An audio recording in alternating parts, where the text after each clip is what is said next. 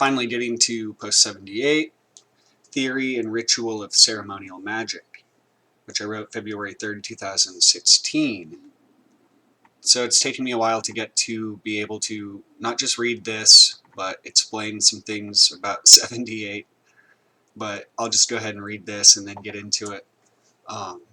And some of the things I want to like kind of talk about, I guess, and tie in with just this opportunity, I guess. Anyway, so I said reading, writing, and then editing and uploading these chapters takes a bit of time amidst many other activities. So excuse the fact that the commentary in these posts may come anywhere from a few hours to a few days after the reading. Much of this material needs to be absorbed over time and thought about deeply anyway.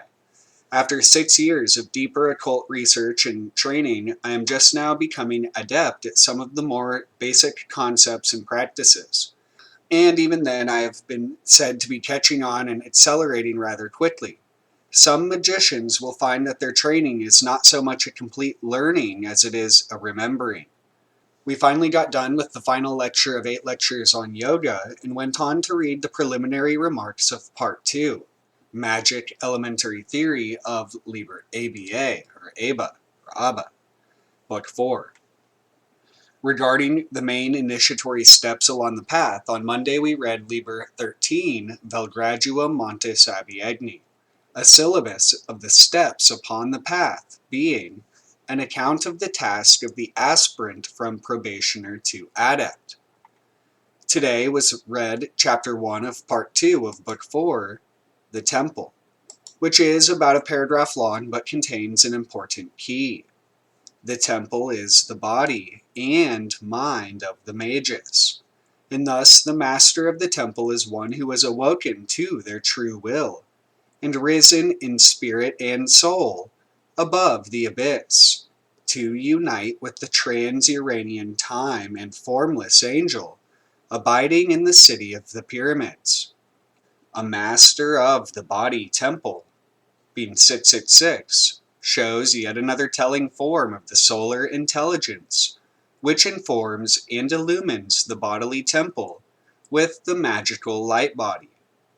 666 is the center of the magical power zones, not only as Tifereth, but as the fractal core of each Sephira, since each Sephira contains the entire tree ad infinitum. Thus, the abhorrence and denial of the true importance of this number can easily be understood as the suppression of the hidden light, the lost magic power key, which I alone have provided for future and present man. Until this inner principle is reawakened, I guess I should have put reawoken. Until this inner principle is reawoken, ceremonial procedures will be of little value. When the lost key or cornerstone is found, the initiate becomes a true and upright microcosm, a demiurge in his or her own right, albeit in a lesser form of the grand macrocosm without. Crowley says to find the center of the locus of consciousness, or if that is not to be found, then the center of locus of the judging factor. This is the Bindu point, which is essentially pointless, ain, and yet engulfs all. The eye opens both ways to what has been termed darkness and light, God and the devil. But this is the magus as Ra-Hur Kuit, child of Nuit and Hadit, born from their eternal communion in ever many, ever-coming O's, or Bindu eyes, i.e. reality tunnels. Or, again, in this book, Asia Mysteriosa, which I'll bring up, cycles of time. If you consider Ra-Hur Kuit, 596, as being the one born in the egg, which you could think of as Aen as well, and being the sun disk incarnate as the all-seeing eye, Aen, then his name plus Aen, or O, 70, enumerates to 666 as well. Not only is 666 the circle in all its infinite ways, but it is a ceremonial circle as well. the zone of magical operations spoken of in the next chapter. The demiurge is the active principle of formation in the universe, which is contained, at least potentially, in the magus, who is the lens of focus for its cosmic power. The general idea is to accumulate more ohas or bala, i.e. stored power, not for siddhis, powers, but for self-preservation, as it becomes increasingly necessary and much more of a priority. Magic, being the art of causing change to occur in conformity with will, is a true art and science. Its mechanics are simple. If you want something, you must go about it the proper way. And if it seems impossible, it is either a confusing of the planes or just bad timing. Just as water flows along the easiest and most clear defined route, your wishes and desires had either better conform to what is expected of you, or you must set matters so that the circumstances conform to your desire.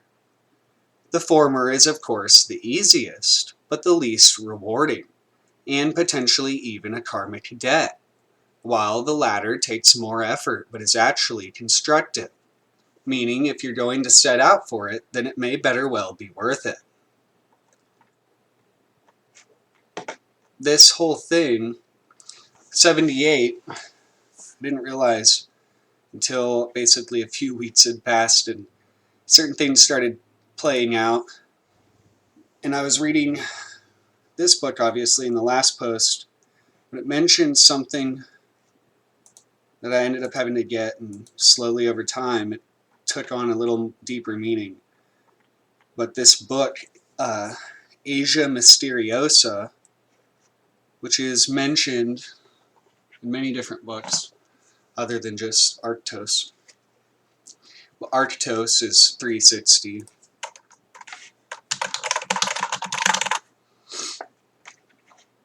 And so this thing about 78, 360 minus 78 is 282. 282 is many things, being 0, but also 4, which seems irrelevant at first, but there's so many things about 282 that it's like seems to do with Buddhism and this teaching of the wheel, essentially, but I don't know, it's weird, because it's Kala Chakra as well. And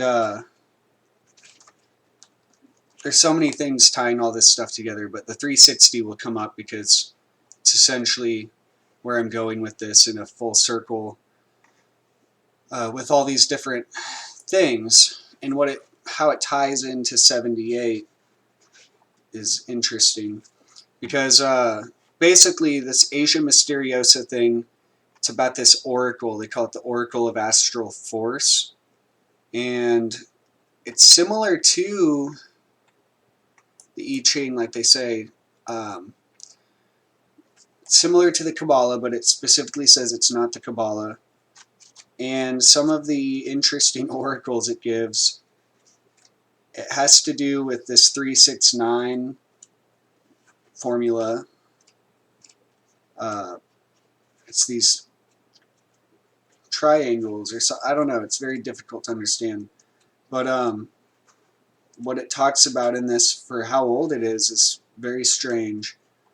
And Rene Guignon mentions it, and they kind of like write it off, but there's something to it. I can't really go into it, but it does mention this thing about Ananda, or no, Hamsa, which again is 107, and then it's in this book, Liber 420. But Asia Mysteriosa, the Oracle of Astral Force, is a means of communication with the little lights of the Orient. And so, I don't know, it's weird, but it came up again in the sense that I was also studying and reading, like looking into all the things this book, Twilight Language, talks about.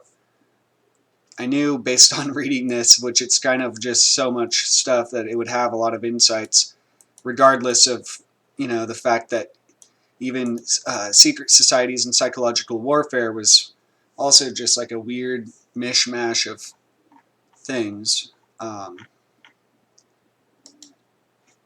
I looked into all the, or not all of it, but a lot of the things like Benjamin Hoskins Paddock and these seemingly staged events.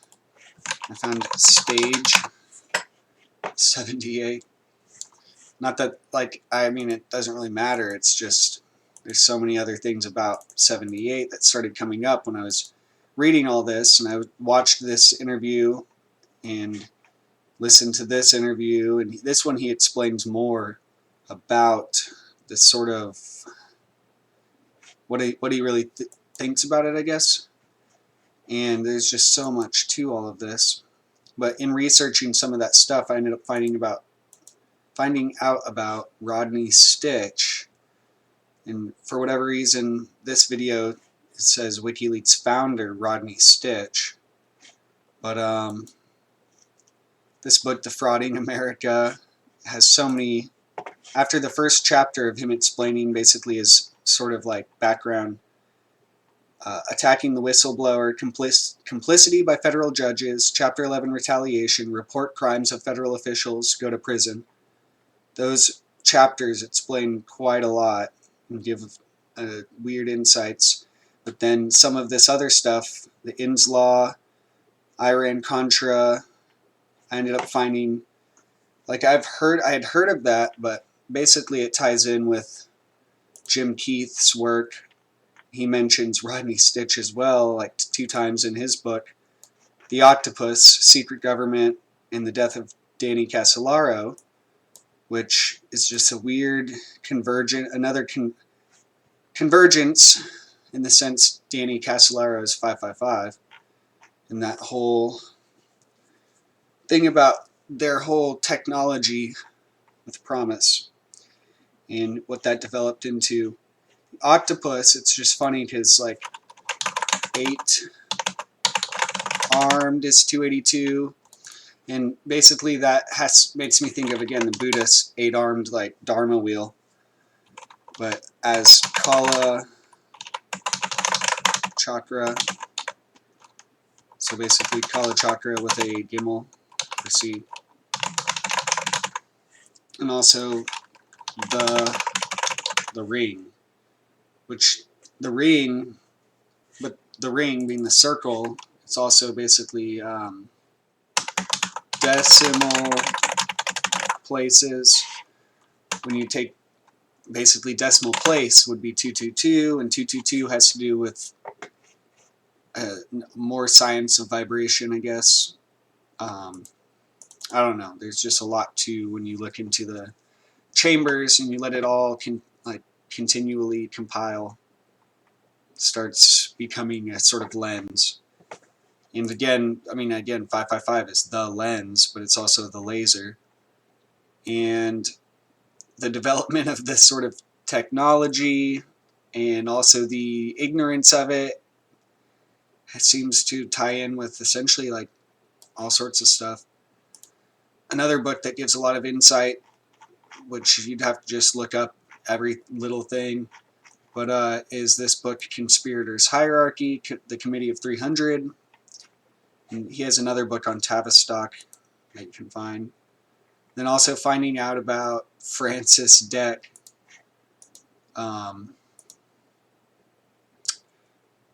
Also, I couldn't remember his name, but Serge Monast is very interesting. Some of the stuff he wrote, but you'd have to translate it, like with Google Translate what you can find. Francis Deck is an interesting person. Can't find where his thing is that explains it. But finding out about some of this, it's like almost like these old conspiracies.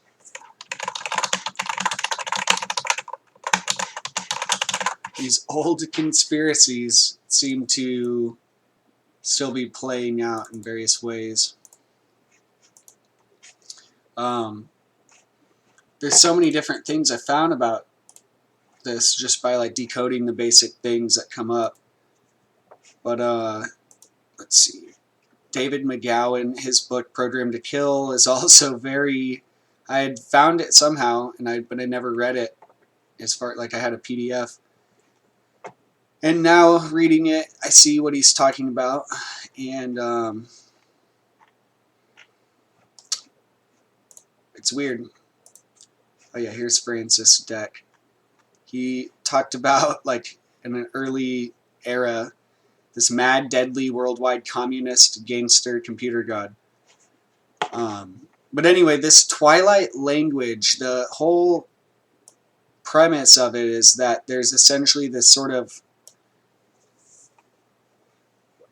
weird situation. I don't know how to explain it. Like, it's not that people are necessarily even in control of all of these events. They're more like tarotic expressions, like they're coming through, like it's like the tarot being so psychogenetically intertwined. And so I found this other book. I can't find a PDF. I'd have to make one, but there's that book. Then there's also the Zapping of America that I need to make a PDF of, apparently, because it's inaccessible. Even though if you read about it, like, people will say, this book's not worth purchasing, it's miserably out of date, that it's worthless, don't buy. I found it for $14, but for whatever reason, they want to keep it super high and then have no PDF. But you'd have to look up there's a lot of information, and yet in some of the reviews, they just say that he's like confusing certain things, and I don't know, it's very typical. But what this guy, Sign and Design, Alfred Collier, who wrote Sign and Design, the Psychogenetic Source of the Alphabet, this book is very important as well, and it essentially shows there's this deep, I want to say almost fractal, but almost holistic or holonic aspect or dimension to the alphabet. And what he says about V, which is interesting because the cover has a V, Sign and Design. In the very beginning, but he even mentions his other books, which are V is the War Aim and The Victory of V from 1944. And it reminds me of how basically I'd always wondered, because in this book, Aleister Crowley and Dion Fortune, The Logos of the Eon and the Shakti of the Age by Alan Richardson, on page 30, he talks about basically how Crowley, this whole thing about Crowley and the V and Winston Churchill. He says, if they were joined together by their passion for magic, they were equally bound by their innate patriotism. And although Crowley had once been branded a traitor 20 years before, it is certain now that, as he had said all along, he had been effectively used as a double agent by British intelligence for many years. See Richard B. Spence, Secret Agent 666. At the very least, he claimed to have provided Winston Churchill, to whom he bore a startling resemblance, with the iconic two-fingered V for victory sign, which he insisted represented Apophis, the ancient spirit of destruction, and Typhon, the storm-bringer. And if they were fighting the Nazis on both outer and inner levels, as we will see, they, Dion in particular, were also fighting wars within their own souls, to try to bring some peace and balance there also. And so I always wondered, like, the deeper dimension, like the whole truth about that. But and then when you read about it in Wikipedia, this book Perturabo by Richard Kaczynski, no relation to Ted supposedly, but let's see what it talks about, the V sign, because it does mention Aleister Crowley. 1939 had a headline V pour victoire, whatever. There's a lot of usage of the V symbol, and it's just funny because then it makes me think of the Vril and that whole connection, and just I don't know, a martial component to V, and I guess it's the fact that it's 5 in Roman numerals. It's also 5, like, it's the 22nd letter, which is also what's kind of interesting to me, because I found this book at the beginning of 2022, but then it's 5 away from the end of the alphabet. But anyway, let's see. Vav also spelled out can either be 12 or with the Aleph 13. And 12, again, 78 is 1 through 12. And then oddly, 2022 minus 78 is 1944, which is when the Sign and Design book mentions like this guy's use of it, which I'll get to. But so anyway, where does it mention Kaczynski? So 41.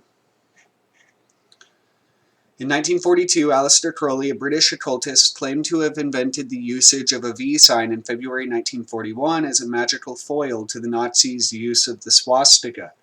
He maintained that he passed this to friends at the BBC and to the British Naval Intelligence Division through his connections in MI5, eventually gaining the approval of Winston Churchill. Crowley published that in his 1913 publication, Magick, Book 4, featured a V sign and a swastika on the same plate. So page 511, this goes a little deeper into that whole thing. He says, around this time, Crowley contributed his expertise in magic to the war effort.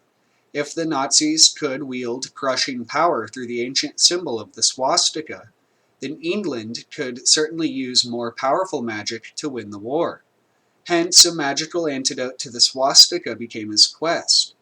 Crowley's first suggestion was the poem Thumbs Up. The corresponding gesture, popular among pilots, was phallic, and Crowley wished to publish the poem with an equally phallic pantacle on the cover. However, he described a more potent symbol. How can I put it over pictorially or graphically, he pondered. I want positive ritual affirmation, like Liber, saying will, and so on. Soon afterward, he found this even more potent formula to bring victory and a way to put it across. Crowley decided on the letter V. In Hebrew, Vav is phallic in both image and meaning. It literally meant nail, and Crowley thought this symbolized the nails in Hitler's coffin. Furthermore, V suggested Aleister Crowley's Magister Templi motto, VVVVV, and according to the Golden Dawn formula of Lux, V also designated the Egyptian deities of Apophis and Typhon. These deities suggested the tarot card the Devil, appropriate since Vav also symbolized a pair of horns, and V is also sometimes used, or Vav is sometimes substituted for Aeon. The Vav for Apophis sign occurred in the Adeptus Minor 5-6 ritual, which is appropriate since V is the number 5 in the Roman numeral system, but 6 in Gematria. It also suggested the famous Veni Vidi Vici. I came, I saw, I conquered. But, most importantly, Crowley recognized V for victory. Seabrook should be thrilled, he wrote, in view of his story about WoW. Although V for Victory has been attributed to BBC broadcasters by Victor de Lavallee or David Ritchie, Crowley maintained he invented the gesture as a magical counterattack to the Nazi swastika. Then, using his MI5 connections, he suggested it to NID and had it accepted by Churchill. As he wrote to York, the V sign, my object is to disclaim connection with my BBC friend. The plate in EQX13 interface, page 374 of Magick, is entitled The Signs of the Grades, captioned to photographs the LVX or Lux signs. Each photo is marked L, Isis morning, the swastika, V, Apophis, the trident, X, Osiris risen, the pentagram. Dates at least from the 80s, Golden Dawn, but I have Squatter's Rite as first to publish it. Since Crowley demonstrates his primacy in publishing the V sign, the second part of his claim, his intelligence connections are of interest. He was on casual and friendly terms with high-ranking naval officers, and the Director of Naval Intelligence had personally requested Crowley to apply to him. Shortly after developing this scheme, AC began meeting with Major Penny of the Air Ministry, presumably about putting it over. In various letters at this time, he refers to anonymously sneaking his idea past the BBC. So, it just goes on and on about all sorts of stuff, but I find this V thing particularly intriguing, and what he kind of says about it, or what this guy, Alfred Collier, says about how this came about for him. I wish this book was like accessible, but this zapping of America makes me think of the Mauve symbolism. But anyway, the 1 through 12 as 78 in Hua, essentially as the flower, the secret of the golden flower, and then how 360 connects to so many of the concepts of Taoism as well. There's definitely something to be said for, again, this fact that time and the repetition, the Kala chakra, I don't know, it's just interesting that people are like sensing it, and it's kind of actually almost documentable now with, you know, even in movies. I see the work of Seal Lion and what they call synchromysticism. But even though some of that is obviously fictional, there's also something taking place in like the course of events. But anyway, in this book, Sign and Design, what he essentially says, to sum it up, is this book is the first coherent psychological analysis of the origin of the alphabet. It consists mainly of a microscopic examination of the first 3 letters, and is thus in the very meaning a treatise on the ABC.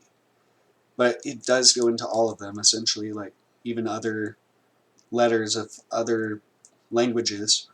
Symbolism and antecedents of the other letters, though, are demonstrated with equal clarity. The author brings to light the hidden links within the whole alphabetic system, and shows how these combine in sequences and patterns of perplexing logic.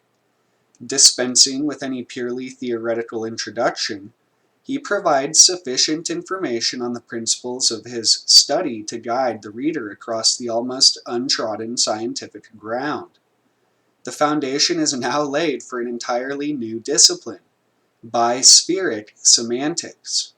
Graphic and phonetic factors correlated with observations in the mythological, historical, linguistic, and psychological fields prove a concurrence in our optic and acoustic sense perceptions. These were joined by emanations from unconscious sources, and their magic was at work in giving shape to our script signs. And so it's pretty actually weird. I actually got this book for $6. With the shipping, it ended up being like 12 something. But for whatever reason, it's like $100 or $200. So there needs to be a PDF made of it, because it's pretty important, especially at this time with the level of interest and all this stuff.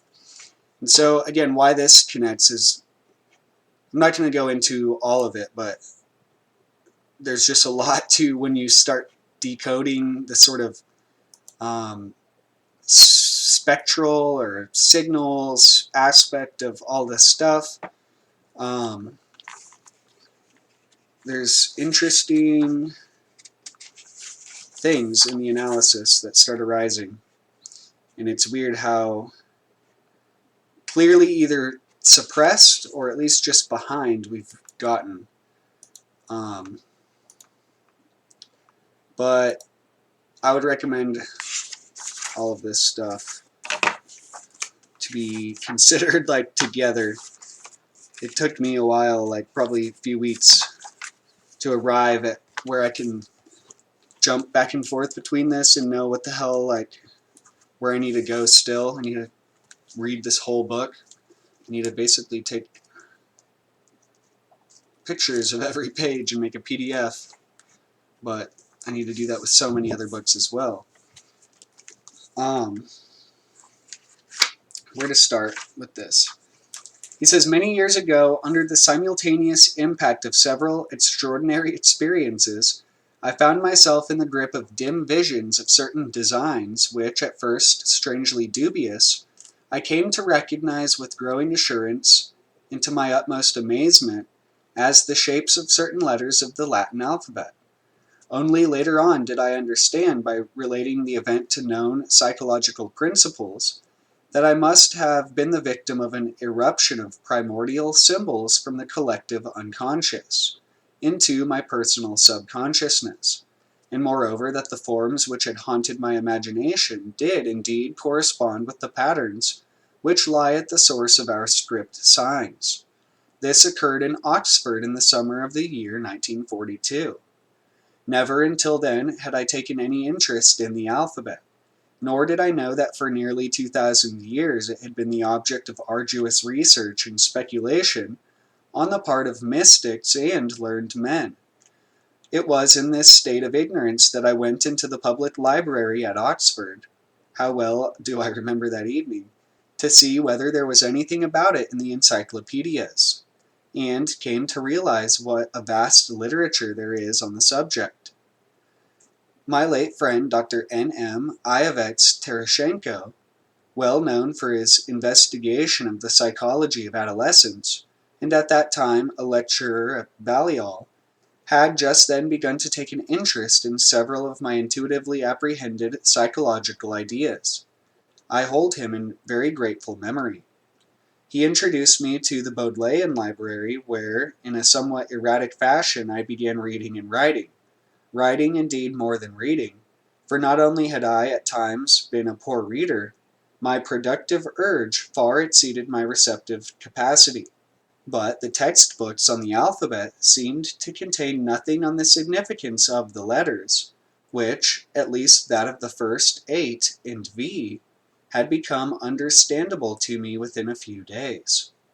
Thus, before the end of the year 1943, a draft essay on the alphabet was completed, and I had begun to circulate it among laymen and scholars, some of the latter men of eminence in various fields of learning, though not expert on the subject as such. The problem of the alphabet, as I once saw it, does not come within the scope of any existing scientific discipline. This, to some extent, may account for the skeptical and non-committal reactions of my first readers, a cause of serious disappointment to me. The discouraging reception of my effort, as well as an abatement of the initial enthusiasm which had inspired it, were perhaps the main causes of my abandoning for a long time any further work, and of the great delay of the present publication. However, upon letter V, which had unloosed the flow of my earliest inspiration, I wrote a pamphlet, privately published at Oxford in 1944. V is the War Aim. As its title suggests, it was more than a mere historical analysis of the character in question. By sheer intuition, I had grasped its deepest meaning, and afterwards succeeded in tracing it back to heretofore undetected roots in ancient scripts. They proved that my inspiration had not deceived me. Startled by the immediate success of the V sign at the crucial turning point of the war, I had suddenly come to apprehend that the letter V must have crystallized from man's praying gesture, that it symbolizes our suppressed spiritual striving and release, of which was the much discussed and searched for aim of the war for all nations. To spread this idea, I felt, was a matter of burning urgency, yet my pamphlet had little sympathetic echo until a short time ago. when certain predictions it contained did come true. How this occurred is briefly summarized in my booklet, The Victory of V, Autumn 1958, which contains a literally exact reprint of my wartime publication on V, though likely to overshadow in importance my main work on the alphabet, which I resumed only in 1950. My early essay came then into the hands of Dr. David Dieringer of Cambridge University, the author of the up-to-date standard books on the history of writing. Dr. Dieringer, as can be seen from his earlier publications, had in the course of a lifetime reached the conclusion that the shapes of the letter defy all explanation. Inundated, so he told me, throughout the years with manuscripts proposing all sorts of theories on their arising, which he had dismissed as imaginary hypotheses, I was pleased to learn that he thought my draft belonged to a quite different category. Until 1957, I was able frequently to confer with Dr. Dieringer, whose encyclopedic knowledge on the subject matter of my quest stood me in good stead. I hereby express to him my sincere gratitude for his active support.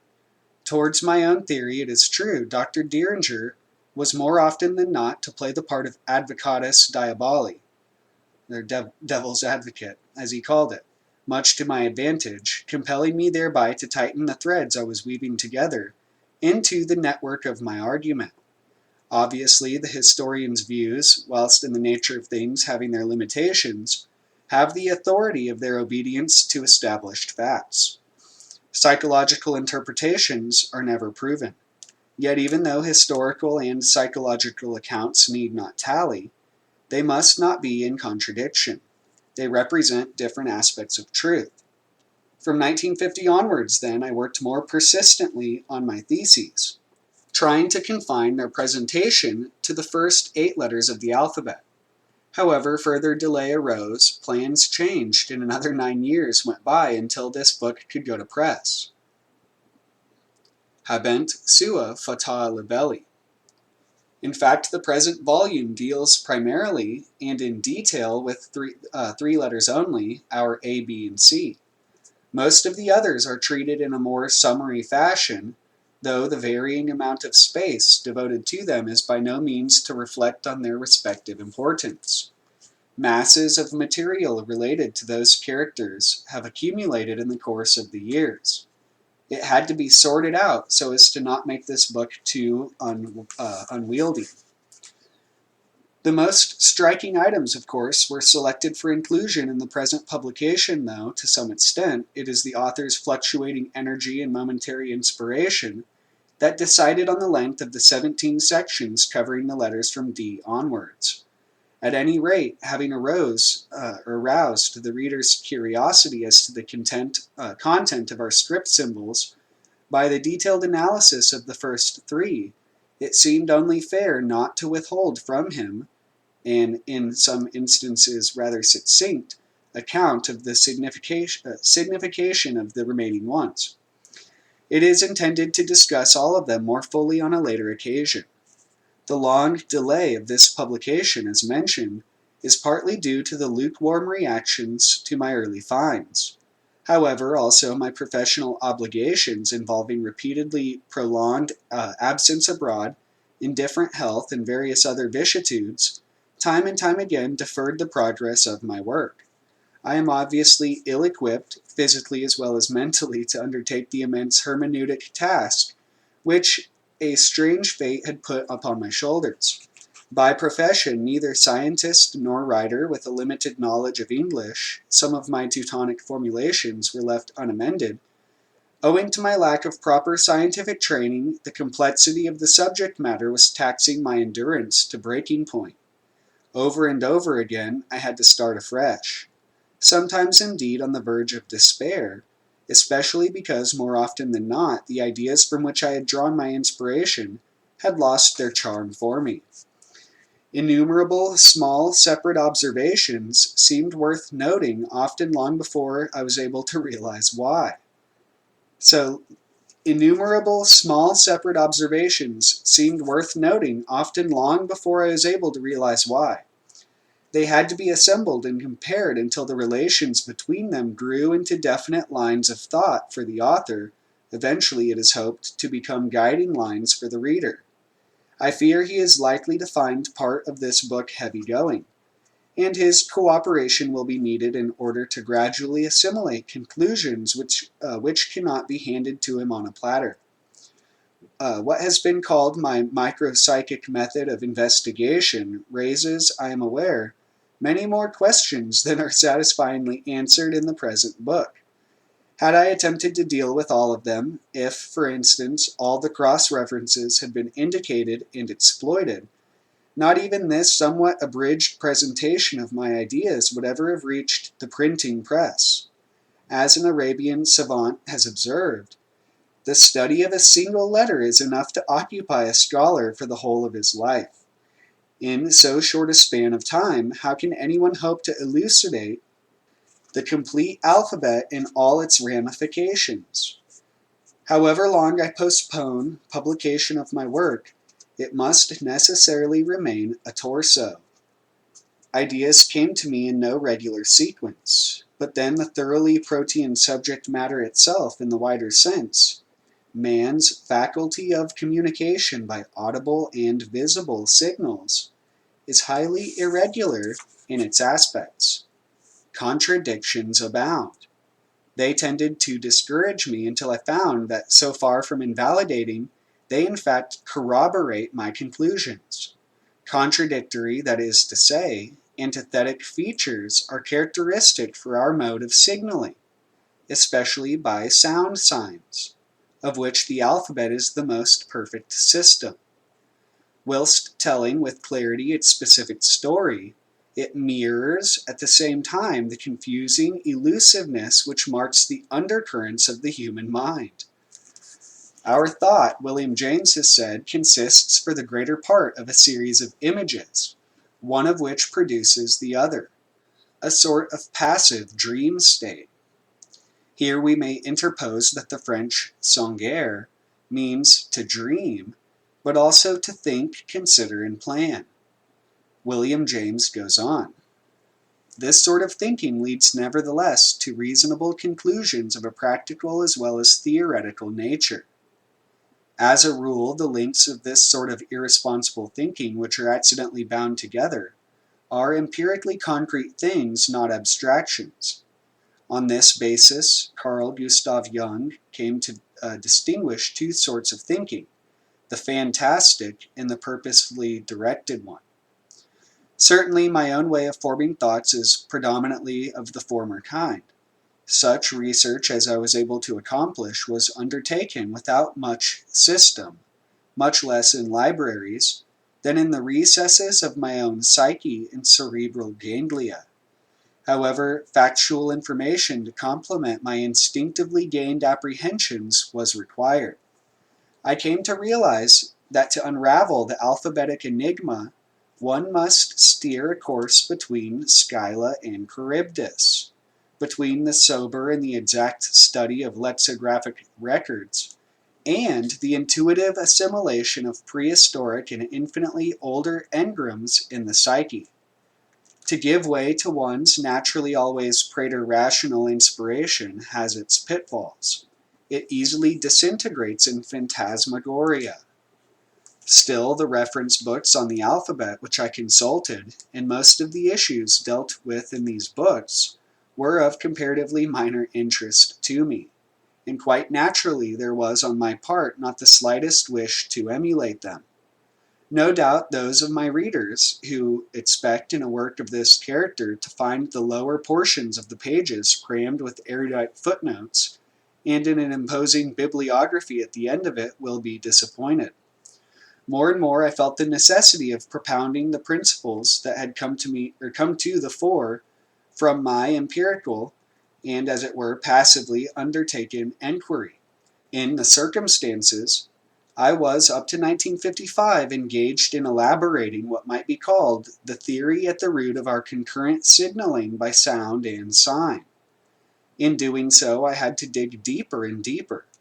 The quest grew more and more exciting until the very origin of writing began to dawn upon me. allowing myself to be led by the natural flow of mental associations, new perceptions multiplied to the bulk of a volume of at least the size of the present one, which, however, ought not to have prevented its publication. In the circumstances, I eventually decided to limit my task to the delineating of the psychogenetic content of the first 3 letters, which constitutes the main part of this book. It was suggested that I provide for its introduction a condensed version of my theory of sound script. I doubted whether, thus compressed, the principles would carry conviction. As the present treatise is not meant to be a manual, I decided to give it not more than a minimum of a theoretical background, introducing the most important principles quemem faisant. Multiple yet joint communication is in fact one of the principal devices of man's technique of signaling.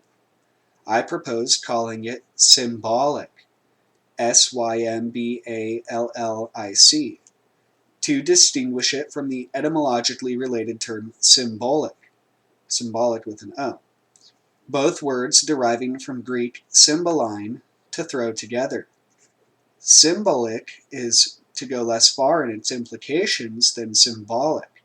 It is merely to refer to the present concurrence of features and characteristics, hints and meanings in one and the same acoustic or phonetic signal. The joint auditory-visual communication, as affected by the alphabetic symbols, being the most superb form of it. It is partly on account of this tendency towards concentration that, to give an insight into the psychical machinery behind the letters, it is important first closely to analyze 3 of them.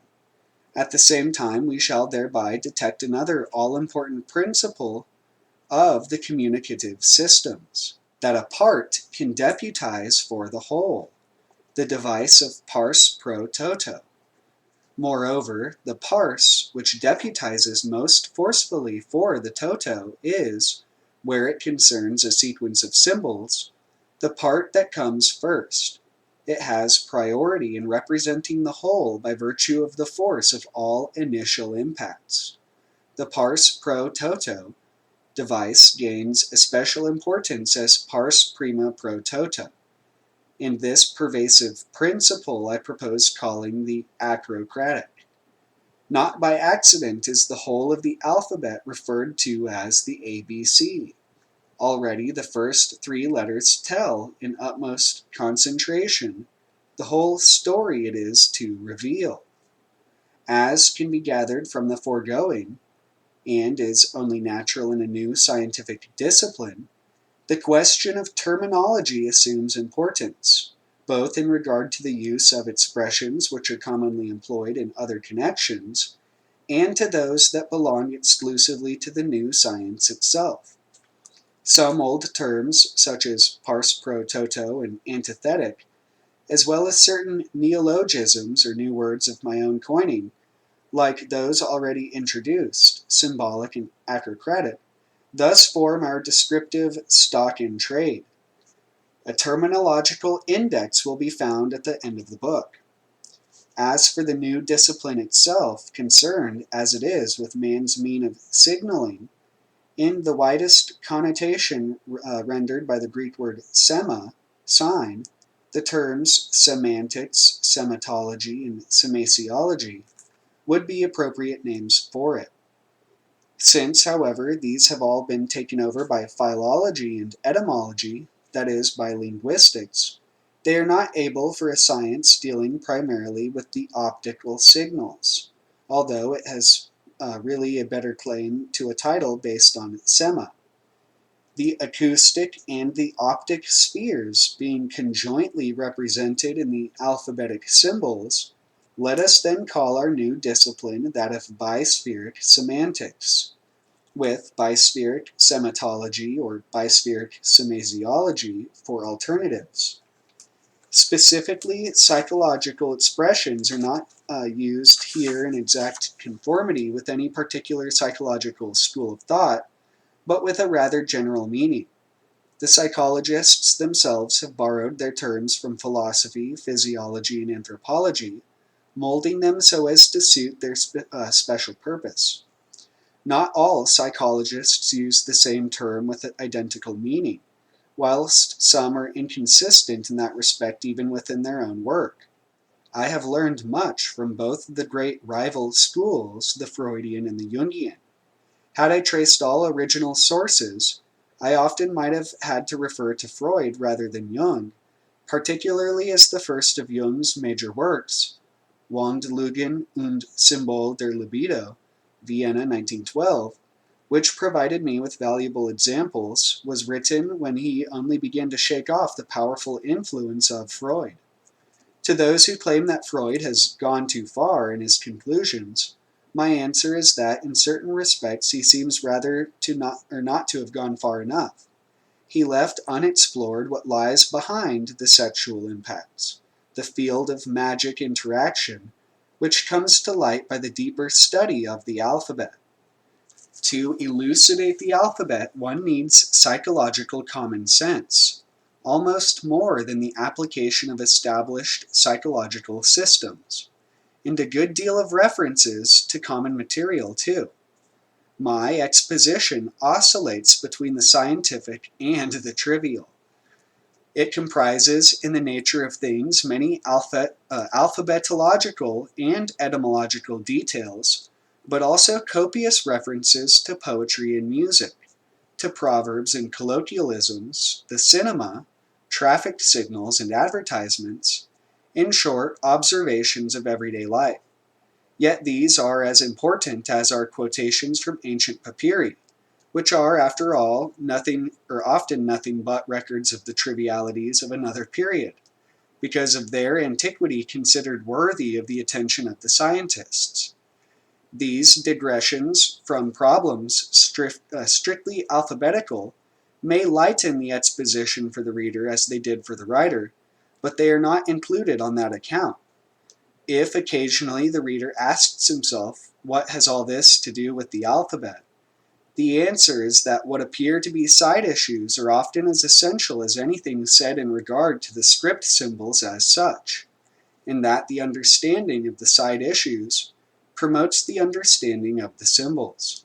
Unless a good deal of such extraneous material is inspected, the student of the alphabet will find his mind turning round and round in a tautological circle. The apparent digressions or improvisations resorted to from time to time effect changes in the point of observation. The method may be likened to that of a trigonometrical survey. Trigonometrical survey. The material is alternatively examined from the graphic, morphological, historical, psychological, phonetic, ontogenetic, linguistic, and other points of view, the linguistic being perhaps the most important. The psychogenetic unity of speech and script is the mainstay of our investigation. I am not, of course, the first to have stressed the close coherence, in fact, the symbolic concurrence of script signs and language, though I may be the first to have demonstrated the persistence of the human instincts in the joint evolution of both. However, speaking of language, the question arises, which language have we in mind? Our subject of investigation is the Latin in the wider meaning, the Greco-Latin alphabet. Yet, though both Greek and Latin provide us with important linguistic evidence in regard to our conclusions, the idioms we have in mind are very much more ancient than either, yet connected with both. I am convinced not only of the interrelation of the Indo-European, Semitic, and Hamitic families of language, apparently still doubted by some, but that they have common roots in one primal tongue, or else, as Geza Revez held, several primal tongues, Ursprachen, which were very much alike one to another. This seems to become apparent in and to account for the astounding similarities of basic expressions within the Indo-European Semitic-Hamitic sphere, and between these and other linguistic formulations in entirely different areas. The analysis of the alphabet lends support to the assumption of a common prehistoric speech of the whole of mankind, of which, however, we have no records. For now we come up against a phenomenon heretofore eschewed by the scholars.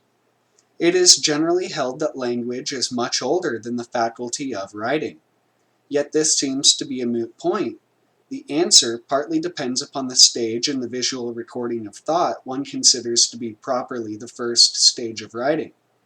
In any case, the so-called geometric designs on pebble stones found along the Mediterranean shores, the cave paintings in Spain and the south of France, certain property marks pervasively recurring in Eastern Europe and Asia, go back to Paleolithic times, whereas the oldest extant records of language, a more elaborate language at that, namely Sumerian, are of the 4th present Christian millennium. Still, the men who produced the animal designs at Lascaux were no doubt able to speak. We do not know how, and that is the crux of the question.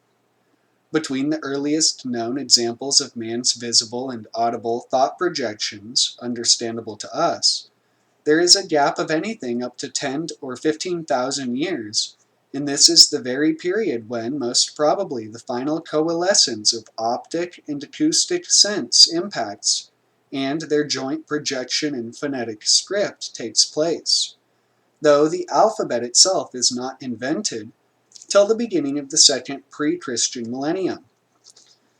We qualify Sumerian language written in cuneiforms as the earliest audible thought fixation legible for us.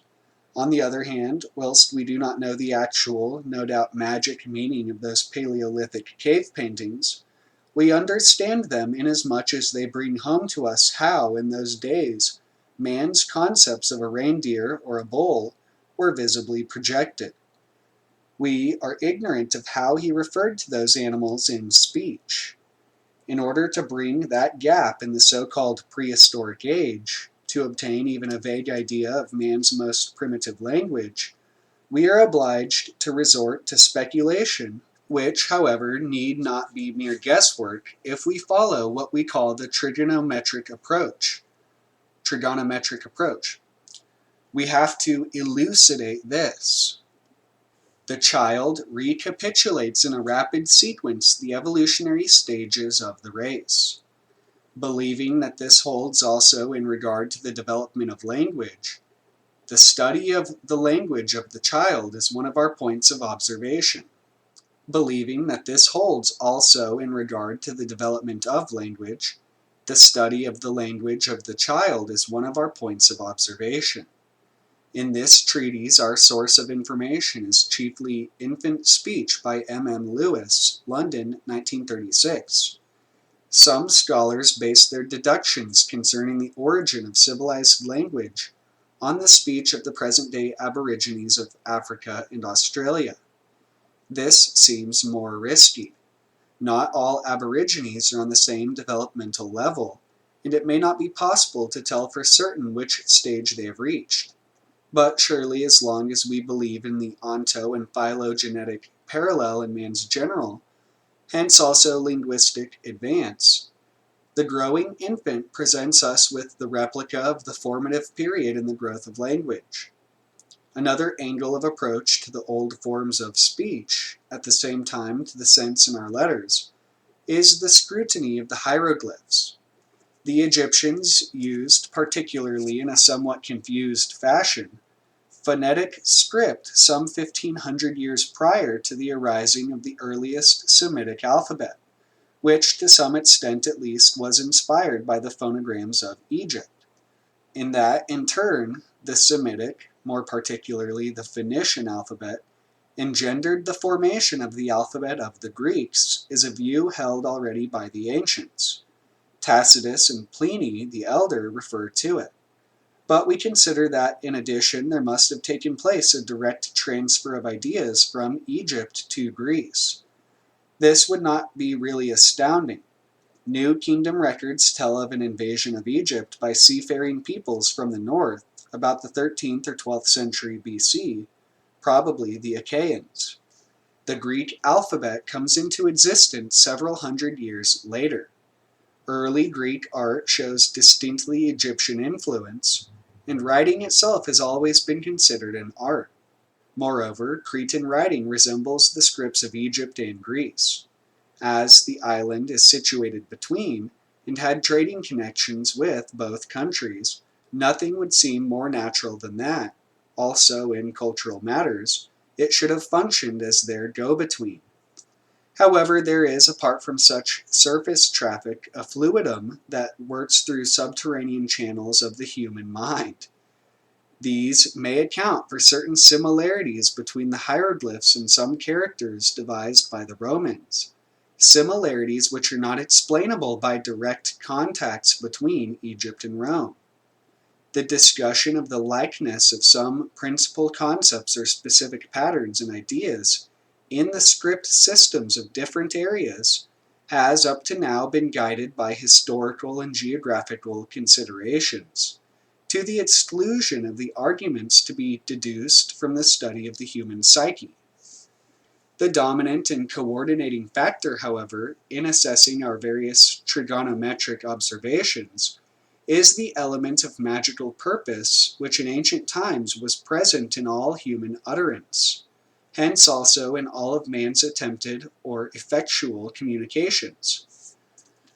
The alphabet cannot be elucidated without some understanding of the nature of magic, and this, in turn, can derive clarification from the study of the alphabet. The latter, it is our contention, tells the story of the creation of individual man as well as of the human species, making at the same time for a magic chain of procreative symbols, destined to safeguard the survival of the race. In both the alphabet and the art of magic, the motive force is the coincidence of characteristic features, the symbolic concurrence, as we call it in bispheric semantics. Living in the age of scientific enlightenment, we are supposed to have outgrown all belief in the superstitions of magic. Nevertheless, our blind acceptance of scientific doctrine is itself only too often nothing but superstition, as has been wittily emphasized by Bernard Shaw in recent years. It is not easy to define either magic or science, but one of the main differences between them can be briefly stated. Our proven science is the accumulation of innumerable, specialized, strictly divided, and in turn subdivided partial disciplines. But even when all of them are added up, they do not yield, as a result, one organic whole. Magic, on the other hand, is rooted in and forever returns towards the apprehension of life experience as one total. The study of the alphabet must not be undertaken with the specialist's blinkers, which prevent any outlook upon the universe. Examined in its native light of magic, it tends towards the recovery of that holistic vision, which, since the days of scholasticism, has faded from the consciousness of the Western world. Scientific knowledge in the present phase is rather like those vast accumulations of art and craftsmanship of past ages, with which our museums are filled to bursting masses of appealing material, yet often incomprehensible and dead until vitalized by an act of creative inspiration. Such an act is needed also to revive the letters, or else these monuments of mankind's struggles in past ages remain lifeless outlines. Our science at the present juncture of history is to retrieve the spiritual dimensions. That is to say, embrace the so-called paranormal element, still looked upon askance, to thereby recapture the experience of life total. Such totality can at present be attained only occasionally, within the human psyche which in our time has been subjected to a probing more profound than any undertaken heretofore. The advance of the 20th century psychology may have consequences not clearly to be foreseen, and in days to come be regarded as an event of no less epochal importance than the humanistic scientific revolution which marks for us the end of the Middle Ages. The totality within the human psyche is at first achieved within one human being, hence an individual totality, though not at once uniting the individual with the group, his fellow men, but pushing him into even deeper isolation. The very meaning of individual, from Latin in, not, and dividere, to divide, implies that it is indivisible. If broken up, it ceases to exist. It lives by virtue of its completeness. It is a total and all semantic formation, a reflex, if not just part and parcel of it. In the circumstances, insight into its mechanism can be gained only by individual experience. And here arises a paradoxicality. The individual's experience leads necessarily to subjective conclusions, and even the physicists now admit that the result of their experiments depend, partly at least, upon the experimenter's personality. By what mysterious process of percolation, then, do those subjective experiences gain universal currency? How does the highly individualistic art of an artist come to be generally accepted or understood by the public? A new epistemological hypothesis eventually to be recognized and established as scientific fact.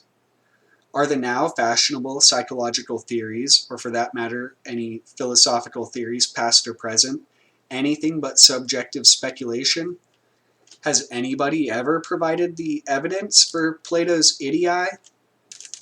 Primarily, established science has a vested interest in incredulity.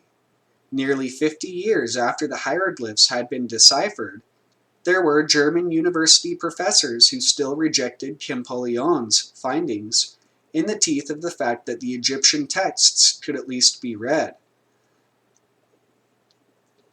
However, the hieroglyphs, or for that matter the Hittite, Cretan, and other ancient systems of writing, were and are accessible only to a limited number of specialized scholars. Millions of people over the past 3,000 years have used the Greek and Latin characters, and their minds have been affected by the archetypal elements in these symbols. Surely there must be more records of those impacts than we so far know of. This thought occurred to me soon after my mind had become invaded by those designs which I recognized as outlines of our letters. Only many years later did I find my intuitive apprehensions to accord, partly at least, and albeit indirectly, with those most important documents of antiquity, the patristic comments on the Hebrew characters, basing on still more ancient Jewish sources which are lost. Apart from these interpretations of Eusebius, St. Jerome, and St. Ambrose, those of some 20th century students of the alphabet are occasionally referred to, though not fully discussed in this treatise, or else it would have become disproportionately long. On a later occasion, they will be subjected to an earnest examination.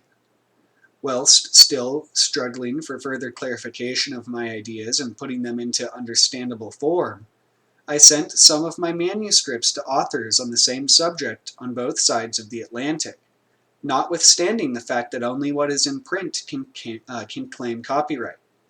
Revealing thereby my method of investigation and the proper way of using the available sources, I offered my finds to the scholars with childlike confidence so that they may derive pleasure from them, as Schopenhauer describes the behavior of people like me. To quote him further, I learned far too late that many scholars are guided by one thought only. Si quelqu'un excelle parmi nous, qu'il aille exceller ailleurs. One could read depreciatory criticism of my basic ideas even before these appeared in print, whilst the circulation of my manuscripts may have expedited one or the other hasty publication of the script signs. I, for one, do not consider the unveiling of their secrets a race to be won, and have certainly taken my time to acquaint the world even with those fundamental concepts which had dawned upon me 18 years ago. I do not cherish the ambition to be hailed as the Champollion of the alphabet. However, the attempts to disclose the symbolism of the letters may eventually be coordinated and their results compared.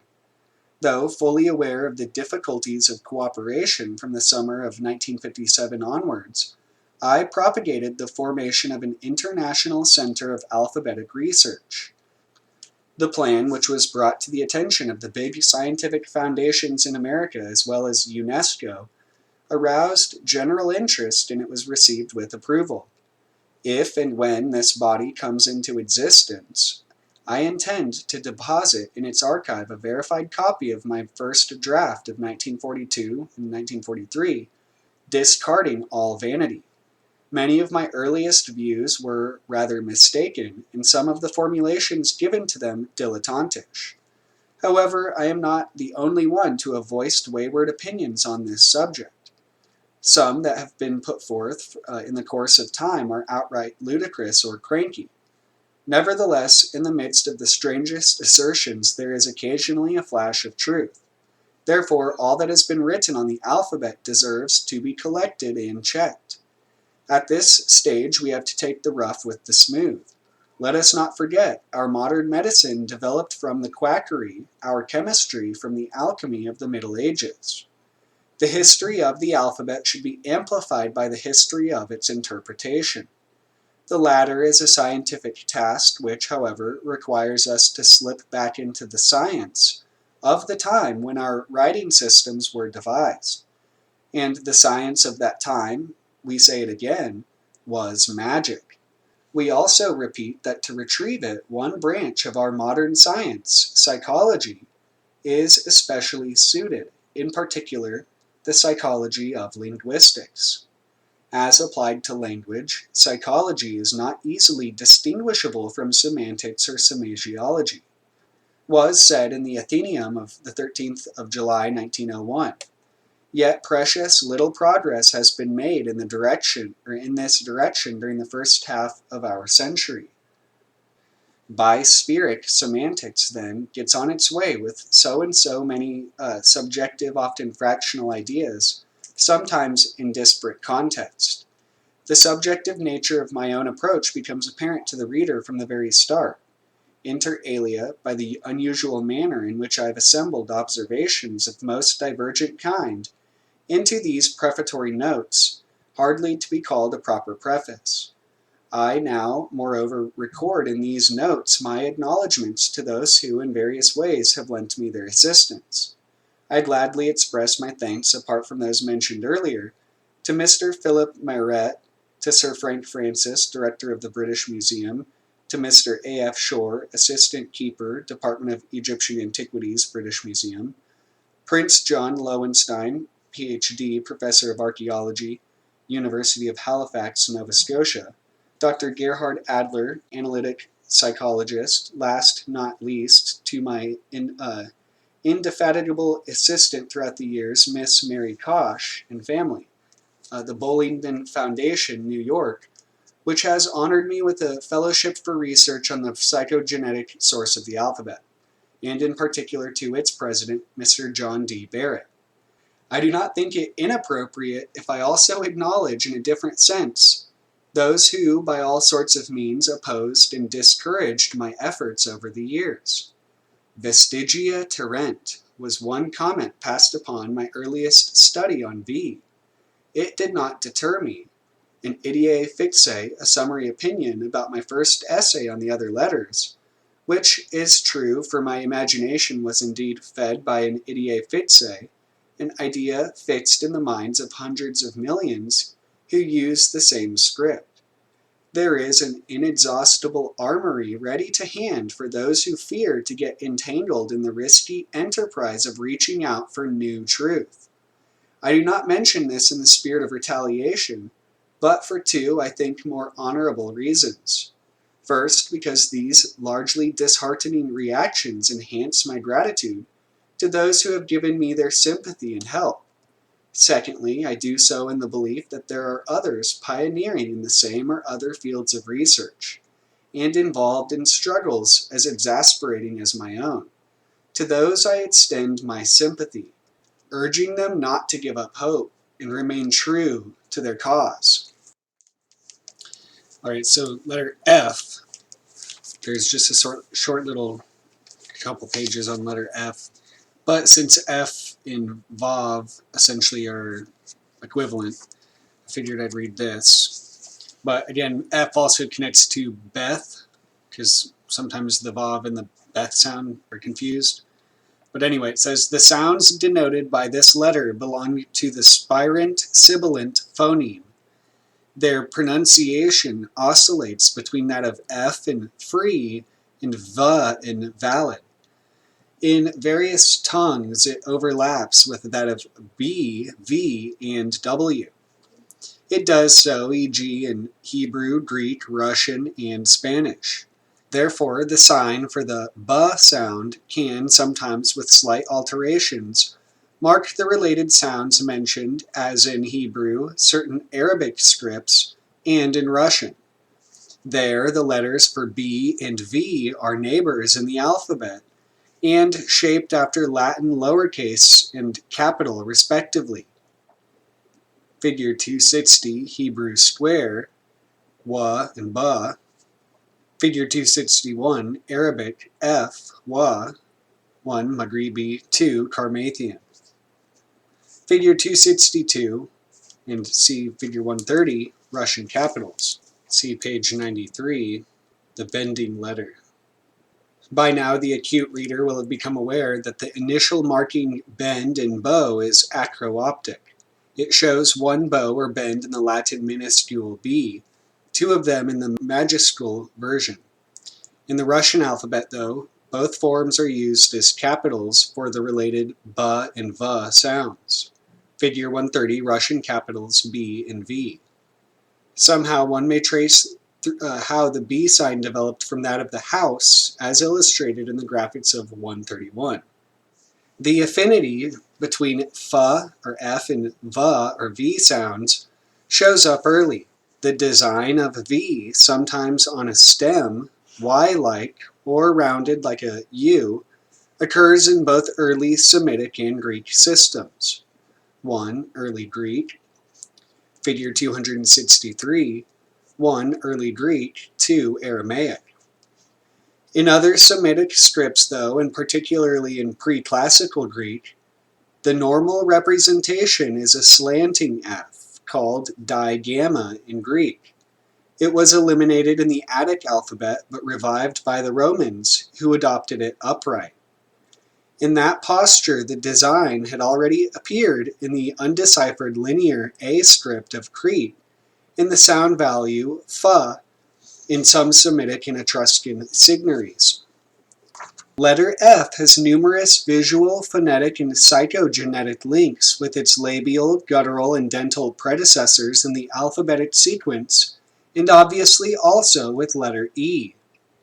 Originally Greek oikos, likelihood, was phycos, oikos, house, phoikos, etc. The Chinese symbol of the house is square-shaped in its name, fang. Figure 265, Chinese, house, luck, fang. In Russian, G is sometimes spoken va, as in savojna. Generally, interchanges of fa, va, and ja sounds are very frequent. Another example is gimel, signifying camel or hump, by way of its abstraction, hook. The Hebrew word for hook, wa or vav, is at the same time the name of the Hebrew letter for the fa or F sound, which in Hebrew square script distinctly shows the hook. The character has acrocratic qualification. Figure 266, Hebrew square wa or vav. All this points towards feminine associations of F. Obviously, if gamma signifies the female, digamma, really two gammas, will do so even more. Logically enough, it stands after simple gamma in the alphabetic sequence, thereby showing up that we allocated to G the right place in the psychogenetic order of the script signs. The duality of digamma and F correspond to that of the two bends of B. Also marks the symbols for the fa sound in Libyan, Lydian, Etruscan, Classical Greek, phi, and Glagolithic, fert. The last two letters consisting of two antithetic D designs. 1. Greek phi, 2. Glagolithic fert, 3. Libyan F, 4. Lydian F, 5. Etruscan F. In the Glagolithic and Russian alphabets, the 6th letters, if we count B and V as one subdivided letter, mark instead of the F the J sound. In Russian, the initial of Jinia, woman. Figure 268, Glagolithic, Jivet, 1. Bulgarian, 2. Croatian. Figure 196, Russian, J. These letters project graphically and in various styles the concept of two-ness. The Russian consists of two antithetic C's, which are at the same time joined and divided. Symbolic reproduction of the maternal stage prior to and following the parturition. Also, the Slavonic name of the letter, Jivet, green, lively, alive, points out that it is a symbol of fertility and procreation. Though the two parts forming F signs are qua-design alike, Greek phycos, they are not always of identical size, as in Roman colonial script and in digamma itself, if taken apart, whilst the corresponding Cretan symbol combines ancient Greek gamma with the small upright dash of Roman colonial. Figure 269, Roman monumental F, 3rd century BC. Figure 270, Cretan F, 1100 to 900 BC. Our F has inherited all the connotations of digamma. It was raised from digamma just as classical Greek gamma was raised from the symbol by which it had been preceded. The following equation illustrates this parallel. Figure 271. Only to us, used to seeing F upright, does digamma appear as a slanting F. In reality, it shows a large gamma containing a smaller one, a visual companion piece to the embryonic arrangement of nouns in the genitive in Greek. The child, marked by the smaller sign, is shown underneath as in the hieroglyph parturition, figure 248. Similarly, in our F, the lower crossbar is often shorter, that is to say, smaller than the upper one. Reverting to the gunu signs in Old Babylonian, the symbol for full is like classical Greek gamma. That for to teem, to burst, like our F, moreover, with the upright stroke doubled. Figure 198, Babylonian gunu signs, 1. To be full, 2. To teem or burst. Reduplication provides strength, phylogenetically speaking, a strengthening of the race. In Sumerian, sun, noted in cuneiforms, shows two parallel lines. Figure 272, Sumerian sun. The fullness of the womb presages that the womb will fulfill her task. We refer again to the similarly constructed bibos, full, or bibos, full. The sense of F as fulfillment follows logically upon division and event. The preposition of, practically a word sign F, indicates origin or separation. It introduces a second subordinate noun in the second, the genitive case. The of intensified as off means away. The breaking away, the offspring, from another word for away, the womb. Continuing our psychogenetic analysis of grammar and its terms, we mentioned St. Jerome's explanation of the Hebrew vav as Latin et, our and the conjunction. The soft replaces the hard dental of et in Italian ed, before words starting with a vowel, and appears also in our and, which echoes and amplifies ad. In Latin, fui, I have been, is cognate with fio, I arise, Greek fuo, I grow, and futurus, also with fuere, to generate, which in turn answers fetus in root de, to suck, Latin filar. Greek thele, the breast, eventually fecundus and felix. The grammatical tenses, cognate to time, are dominated by the concept of the female which links past, present, and future, which, so to say, is time. The F-like hieroglyphs, figure 273, hieroglyphs of time, designate time, the three tenses together representing any, hence all time, time as such. The Latin suffixes for imperfect and future, ba and bo, all inflections, from Latin flectere, to bend, remind us of the German Beugung, literally bending, for conjugation. They derive from Sanskrit bu, root of to be, the verb for the existence, in grammar named copula, suggestive of the copulation, cause of our existence. In botany, conjugation is the fusion of two cells for reproduction. Fusion derives from the root gue. We recall the Slavonic letter Jvet, green.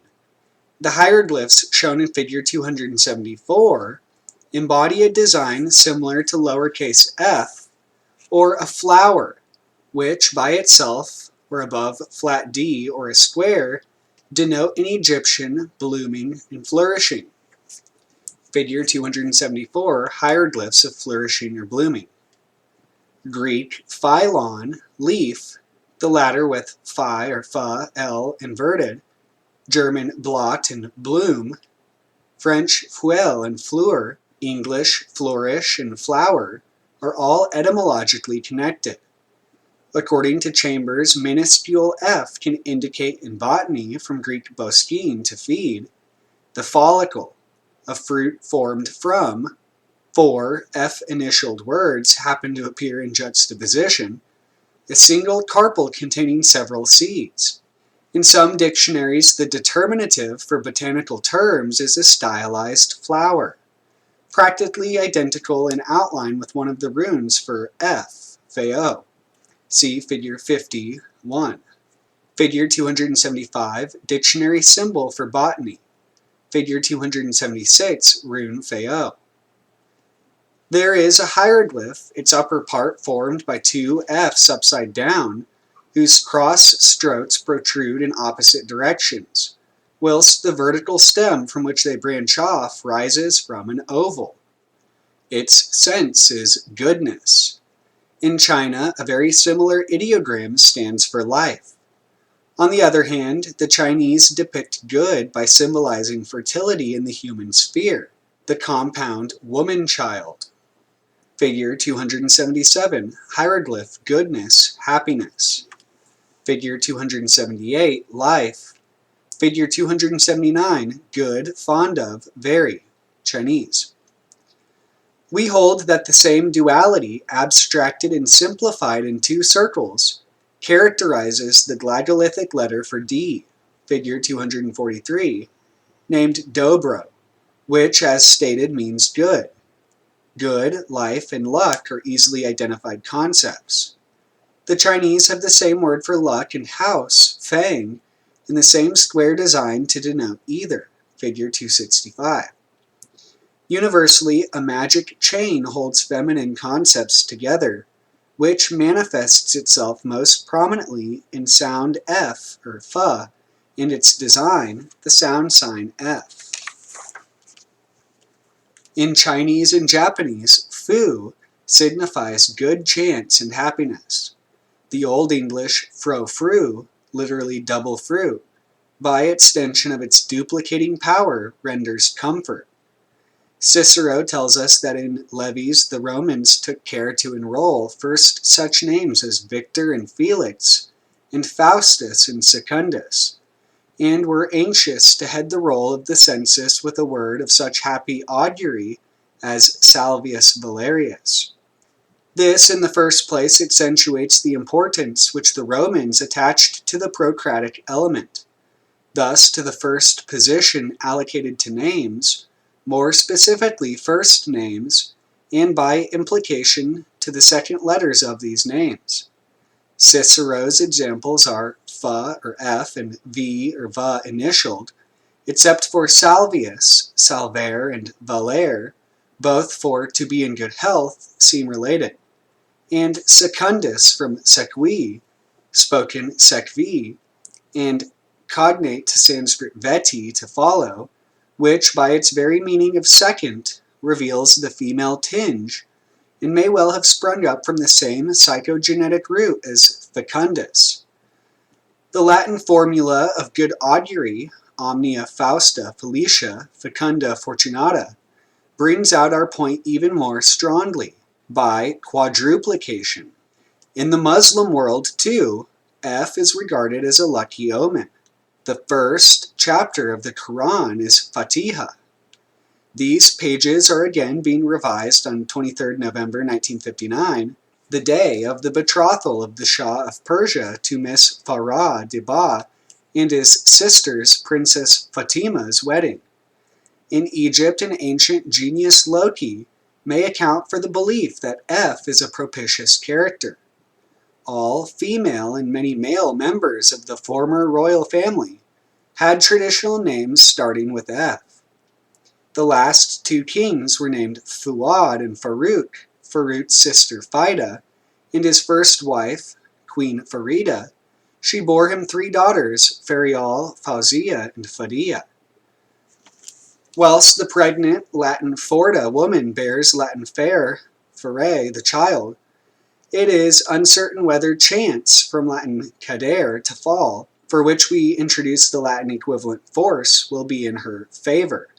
Originally, the sense of Latin force is ambivalent, still noticeable in Italian force for perhaps. Man's inveterate optimism accounts for the mental progression from force to fortuna. The per se good fortune, in Chinese, fu means good chance, and successful outcome of the venture when the mother will fondle her child and be happy. Latin felix, derived from root de, which significantly means to suck. In Greek, phaima means growth, and the Latin for woman is femina, the F man. Its French version, femme, is pronounced on the male e sound. Woman's offspring, French fils and fils, is her family. The word is an Oriental diminutive, femige, of femina, and the Chinese for family is fang, be it pointed out again, also signifying house and luck. The family, say Liddell and Scott, is the house and all belonging to it. In Oscan, fa'amat means he dwells. Again, we see how, in their semantic projection, woman, her habitation, and her offspring are closely associated with each other. Letter F in the first instance signifies mother and child together. In the design of digamma, the larger gamma bends over the smaller one. It can either widen its signification to embrace all the children and also their home, or else restrict it to denote the one child by itself.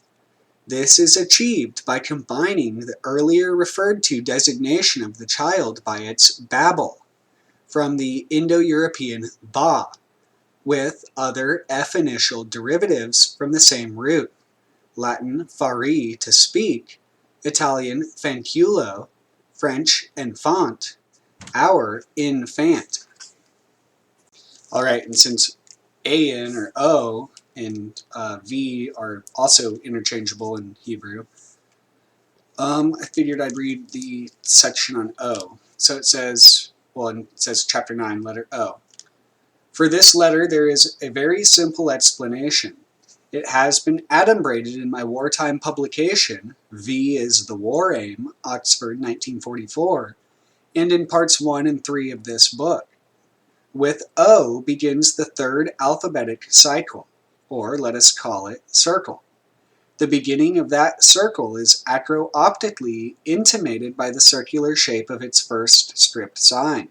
In the Greek pre-classical alphabet letter O, called Omicron, simple O, occupied the 16th place, which in the Semitic alphabet was held by An, the letter for rough breathing. The Greeks introduced characters for vowels, replaced aleph, the Semitic letter for smooth breathing, by a, and similarly put their o in the place of ayin. In fact, early Semitic scripts show ayin in the form of o. Figure 312, early Hebrew ayin. In Hebrew, ayin or ayin means eye. In pictographic writing, the eye is frequently represented with more or less naturalistic details. Ayin or ayin in the form of a circle is a simplification, actually a mesocratic one, for it actually shows the center of the eye, the circular pupil, instead of the whole ocular oval. Figure 313, the eye. The acro-optic impact of the circle as picture of the eye is seen in many words for eyes, e.g. the Greek ops, ophthalmos, and ose, Latin oculus, French oeil, Spanish ojo, Dutch oog, Russian oko and ogon, and in the English words optic, ocular, and ogle. The Fathers explain ayin as fonts, source or well, which indirectly confirms its interpretation as eye once we amplify fons lacrimarum, well of tears. This corresponds with the Christian view of life as the vale of tears. Suffering may find a silent and visible expression by weeping or else through wailing aloud. To cry can refer to either, just as the circle can refer to both sources of crying, eye and mouth. Also, linguistically, there is a link between eye and mouth. Greek ops may designate either organ. Its initial shows a mouth of exactly circular outlines. This, its most perfect, i.e. symmetrical design, the mouth assumes when uttering O, whence the circular design is adopted by the Greeks as their letter to denote the O sound. The same acro-optic hint is given by Latin os, mouth, our own oral, orator, order, option, opinion, all related to os, also by ode, the sung poem. Music begins with vocal music. Greek organon, akin to ergon, work, is an instrument, especially a musical instrument, and as such primarily the mouth as the valve of the human voice. In Chinese, the symbol for mouth begins all notations recording speech. Similarly, in Greek, the mouth shows in ornumi, to arouse, call, and in the word for name, onoma, really name preceded by o, the picture of the tool producing the name. The mouth also becomes visible inside mouth, boca, buch, voice, vox in Latin, and vowel, an intimation, so to say, that O is the vowel. In our section on M, we gave examples of B and M initialed terms for word. Such terms can be headed by O also, e.g. ord in Swedish and Danish, or else O may be an illustrative factor of the whole design of the term, as in Spanish voz and our word. Moreover, the O in tooth, Greek odos or odous, indicates the location of the instrument which produces the dental. Linking up, as usual, agent and recipient in the present instance of sound, we find that the ear, circular also, is in Greek us, French oreille, Italian orecchio, Spanish oir, oir, Danish or, German or, Dutch ur, in Old Irish simply o, a monophonic word sign, whilst to hear is in Spanish war, Spanish or, and so on. The neighborhood of the oral and nasal organs and the roundness of the nostrils make us assume that also in nose and nostril, and in their no to poisonous food, again we see the mouth. There is an optic impact. English O seems particularly apt to lay bare the semantic traces of our organs. The assumption gains strength from the Greek and Latin verbs and nouns for smell, ozo and osme, olere and odor, to which we owe ozone, olfactory, and odor. The content is identified with the container, the more easily in the present instance, where the round organs, eye, mouth, and ear, are all placed within one big round container, the face. Greek ops designates face apart from eye. A similar transition undergoes the English face, which as verb usurps functions of the eye, and opsis, appearance. Turning to the lower part of the body, the foul smell of the excrement, the ordure, may refer to its recipient, the nose, as well as to its source, the hole at the end of the alimentary canal. The anus in the posterior, popo in Vulgar German. The hole in Greek ope is open. The o reveals the hollows of the womb and navel. Greek umbilicos, o added to m and b, as it is in onoma, to name. In the womb, which swells, Greek oidano, and rises, Latin oriri, assumes ball shape, lies the origin of man. The womb is the house, the classical Greek oikos, or oikos. After having shed the not less characteristic digamma of phoikos, the opening, optimo modo. In regard to letter O, we have superb evidence of the fact that the awakening and broadening of the mind of the child mirrors the development of the semantic apparatus of mankind. Lewis, op. citation, page 189, tells of a girl 1 year and 7 months old who, having learned the word mui with reference to the moon, proceeded to apply it to cakes, round marks on the window, writing on the window, writing on paper, round things in books, tooling on books, faces, postmarks, and the letter O. The Dutch word mooi means beautiful. The perfect circle is beautiful by virtue of its graphic perfection. The opening of the house, Latin domus, is the door, Latin porta or ostium. In the first syllable of ostium, we recognize the Latin word for mouth. And reverting to the womb, mention again the mouth of the uterus, Muttermund, mother mouth in German. The contours of the mouth, as we have come to realize, are rendered in script as M, B, or O, mouth, bouche, or os. Topography borrows its generic and specific terms from characteristic shapes of the body. Thus we speak of the mouth of a river, Italian bocca, French embouchure, Latin ostium, and Icelandic simply os, and have geographic denominations such as Sidmouth, Travamund, from German Mund, mouth, Bosche di Cattaro, and Ostia.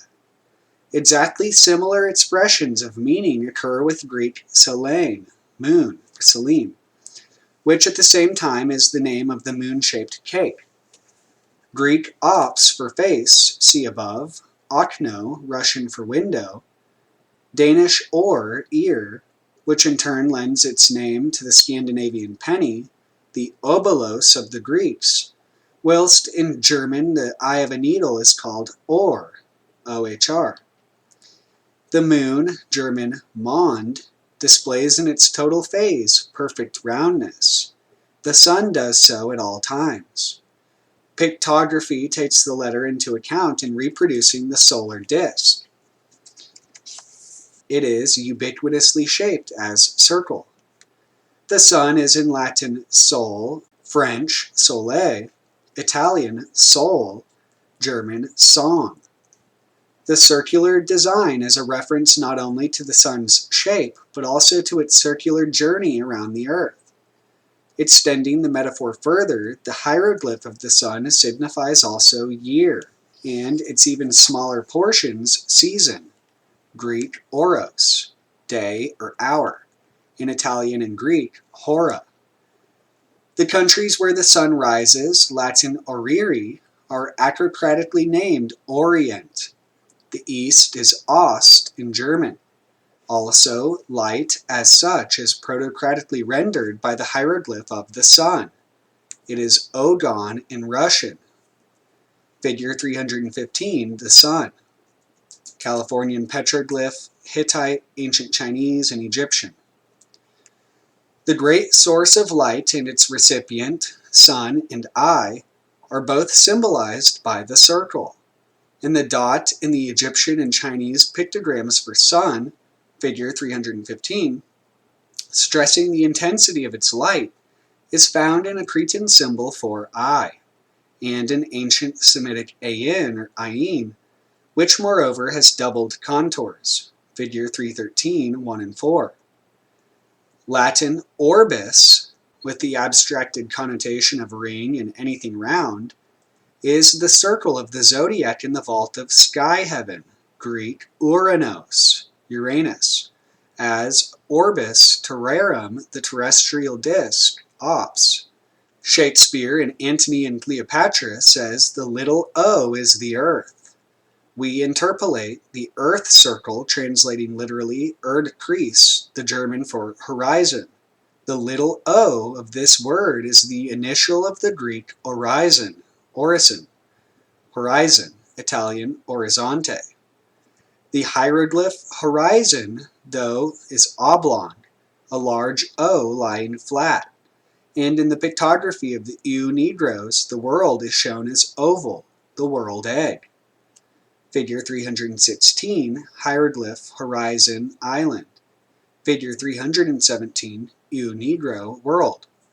The word oval, of course, at first describes, and by its initial pictures, the shape of an egg, Latin ovum, Danish og, also that of the olive, Latin olea or oliva. And the eye, too, is oval. It is quite natural that we use circular as well as oval patterns of letter O. They are variants of one idea. A line rejoining its starting point marks an enclosure. The shape of the design may be square, like the ideogram enclosure in the early cuneiform script, figure 318, or oval, as are the hieroglyphs horizon, figure 316, and the so-called cartouche, which surrounds the names of Egyptian kings, figure 319, truly a royal enclosure, or like our letter O, alternatively circular and oval. Greek horizon and orismos for boundary, Spanish orillo for circumference, announcing their meanings by their initial. The hieroglyph horizon also denotes island. A circle seen from the distance shrinks and becomes a point or dot, in Russian otsko. Figure 318, cuneiform enclosure, figure 319, hieroglyph notation of King Mena. Within the vastness of the sea, an island is no more than a tiny dot or circle. In the Italian isola, the circular aspect of the small piece of land isolated from the surrounding masses of water is rendered by its O and has superseded the aqueous projection of the concept island, which dominated the corresponding Latin insula. In Egyptian, however, both notions of the island had their place. The name of the oblong hieroglyph of the island, figure 316, was Nemai. Also in oasis, the originally Egyptian word for the fertile islets of the desert, there prevails the idea of roundness and seclusion. The picture of the full enclosure evokes visions of completeness in the global total, Latin omnis, or omnis, the whole. In its older form of whole, page 144, the word reveals more clearly its origin from the concept of roundness, and in the related hollow that concept is deepened inasmuch as its concavity is stressed by two O's. By progressive assimilation of meanings, the emptiness, the void of the hollow, gives fresh sense to the design of the circle, which thus seems to convey not only totality, but on antithetic lines, nothing as well. Therefore, the circle is the symbol for null. In no, not, and nothing, the first two letters both convey, through different channels of metaphor, negative completeness. Incidentally, the Greek word for no is nine, a homophone of 9, and the numeral 9 displays the void of the circle. On the other hand, the circular design can mark the enclosure of a specific number of units and summarize them as a higher entity. The O was the figure for 10 in the oldest known system of numerical notation, that of the priests of the Uruk temples of Erech, v. Gordon Child. We, too, use for 10 the O sign preceded by 1, see page 229. And by 2, 3, or 4, we distinguish the second, third, and fourth 10 as second 0, third 0, and fourth 0. In the decimal system, 0 closes one group of 10 and at the same time initiates another. As the circle has neither beginning nor end, it can symbolize either. The same in script. Letter O closes the second and simultaneously opens the third alphabetic cycle. Reverting to whole, and hollow, all three words hail from the Greek word for whole, olos, holos, as in hologram or holonic, with its circular initial. Also, our holy is related to it. The holy man, spiritually and morally perfect, represents the supreme total. Therefore, the head of the saint is encircled by the sun disk, the halo, which, though cognate to Greek halos, the circular-shaped threshing floor, goes back to olos also. The whole of our visible world is covered by sky heaven, Latin coelum, the sea of coelum closing like a lid the open olos. In discussing letter C, page 139, we already noted how the C of cover meaningfully fits over and plays its part in Latin copia, French comble, etc. Also the French standard example ouvrir, couvrir. The phonetic projection of the concept of the circle through the perfect circular opening of the mouth, the O, precedes the vocative of nouns in Greek and Latin declensions. Man's greatest invocation is his prayer, Latin orare, pray, for an oracle or omen, osmen. His outcry, O, like he goes upwards, up is applied to both open and over. In Dutch and Danish, up is op. Without any consonant added, O remains purest, becoming most emphatic with lengthened sound. It will then in script join forces with H and assume the form of O. Both letters O and H bear upward directed implications. Like yod, the hand, they reach out for God, at one time called yod in Hebrew. In fact, the old Hebrew letter for ayin, figure 312, as stated, predecessor of our O, was noted as circle. Its pronunciation may well have been oyin, whilst the two top ends of the square character ayin, figure 320, are nothing but two yods, and by themselves the God sign, figure 320, Hebrew square ayin, and figure 297, Hebrew symbol for God. The two upward slanting lines of square ayin then may be regarded as two arms, and the whole design interpreted as another picture of the Hallelujah man who cries, "Oh," and throws his arms up to Jehovah. H, J, and O, or He, Yod, and Ayin, are, in the spiritual sphere, interrelated. 15. Letters V, U, W, and Y. And now a new sign has been given to us. And, like the cross, it has found its projection in our script signs. V is rapidly captivating the imagination of the world. The event symbolized primarily the upward surge of our spiritual yearning, the breakthrough of man's metaphysical desire, for centuries suppressed by his allegiance to an entirely rationalistic philosophy. However, the striving from below to above is an urge that never ceases, as Alfred Adler, speaking simply as a psychologist, said. Dammed up all too long, the spiritual energies suddenly came to a violent explosion through V. I myself, caught up in the event, revealed it with correspondingly vehement fervor in my booklet V is the War Aim, Oxford 1944.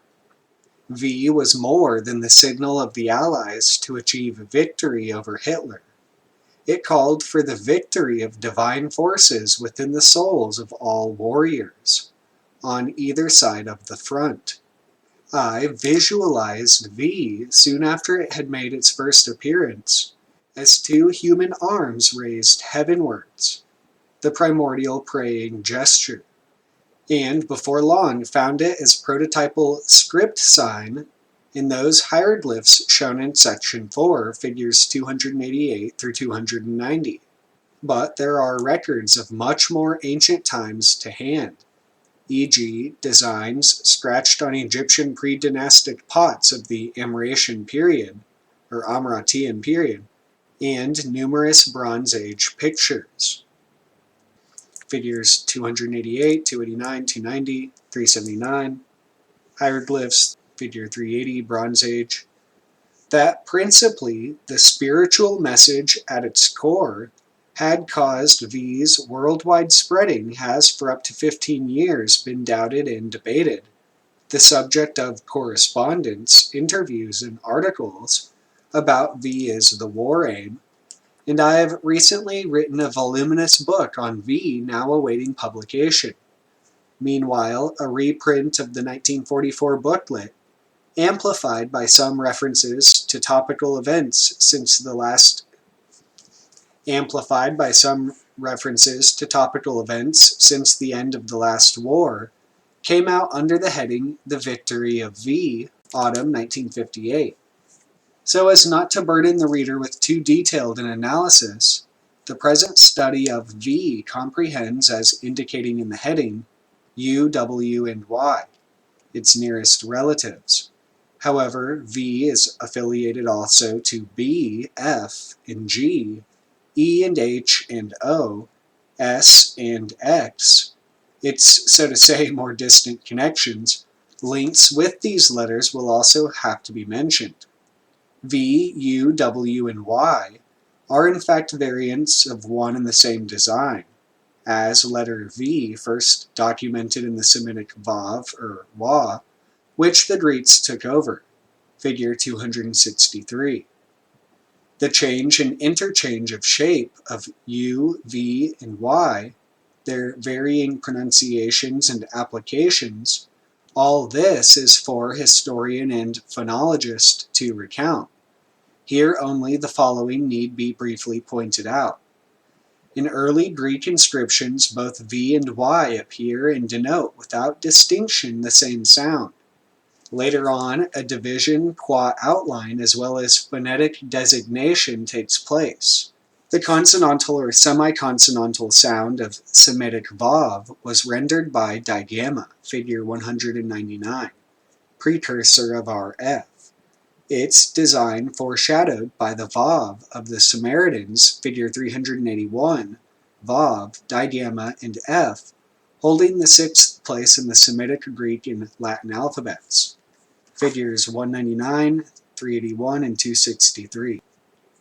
The prevalent Semitic design of the character in question of figure 263-2, on the other hand, was adopted to mark the last Greek vowel, U, and added at the end of the Greek signary. Its capital form is Y in classical Greek writing, whilst the curvilinear U appears as minuscule upsilon, in this book sometimes transliterated U, sometimes Y, an inconsistency which, as can be gathered from the above, is not quite unfounded. The Greeks prolonged the Semitic alphabet by 5 letters: Y, or really upsilon, Phi, Chi, Psi, and Omega. The first of these, upsilon, thus came to stand after T, tau, the last of the Semitic characters. And as we know, juxtapositions are not accidental. They imply that links exist between the respective neighbors. In T, or tau, we ascertained the upward trend as the dominating characteristic. In V, it forcefully impressed me long before I ever analyzed the letter T. If the concomitant interpretation of the two script signs is correct, Y immediately following upon T, or upsilon upon tau, must needs support and intensify the spiritual impact in that originally cruciform script symbol. The cross, though perennial fertility emblem of mankind, has in the past 2,000 years become restricted in its application. It was adopted, we speak psychological language, as the totality totem of the followers of Jesus. But upsilon, or Y, pictures the elementary attitude of piety in all religions. It existed long before any clearly formulated creed. As shown, V on top of the shaft is the immediate Semitic predecessor of Greek upsilon and V, or digamma. Yet the Romans, though early adopting V for vowel upsilon or U, borrowed Y, or upsilon, from the Greeks only shortly before Christ, as if in anticipation of the triumph of the cross. They were to preserve the spiritual potention of upsilon, or Y, more impressive in V than without stem. The Greeks used upsilon as capital. It carried capital importance, schematically depicting the figure of upright man at prayer. V, or Vav, or digamma, conveys the same indirectly, being the pars pro toto upsilon, or Y. The conceptual identity of the prehistoric and historic hieroglyphic designs, shown in figures 379 and 380, and figures 288 through 290, establishes their inner coherence beyond cavil. How our H evolved from the hieroglyph figure 290 is fairly simple to trace. We can understand how in the process of linear simplification, head, hands, and feet were omitted, arms and legs aligned into 2 straight dashes, and this chimes with the gradual phonetic simplification. Egyptian words and exclamations associated with the Hallelujah man correspond with halo and he, or he, eventually the bare aspiration H. The continuity between the hieroglyph in question, Semitic Vav, and our V, lacking the phonetic link, is less obvious. Nevertheless, it is clear, as shown by the following chart reprinted from my 1944 publication, figure 382, Sinaitic symbols in South Semitic, Phoenician, Cyprus 9th century BC, Egyptian papyri 500 through 300 BC, and Hebrew. The history of Vav and Upsilon, or V and Y, in the Near East and Greece, the arising of Upsilon, or Y, in Rome in the century before Christ, are psychological factors which must not be ignored. The latter event is comparable to the collective precognition of Israel, translucent in their cruciform characters, for T, or tau, sounds, and in those Old Testament records quoted. Long before Christ arises, there had been Jehovah, J, or Yod, He, H, O, or Ayin, or Omicron and Omega, and Vav, or F, or digamma, show mutual affiliations.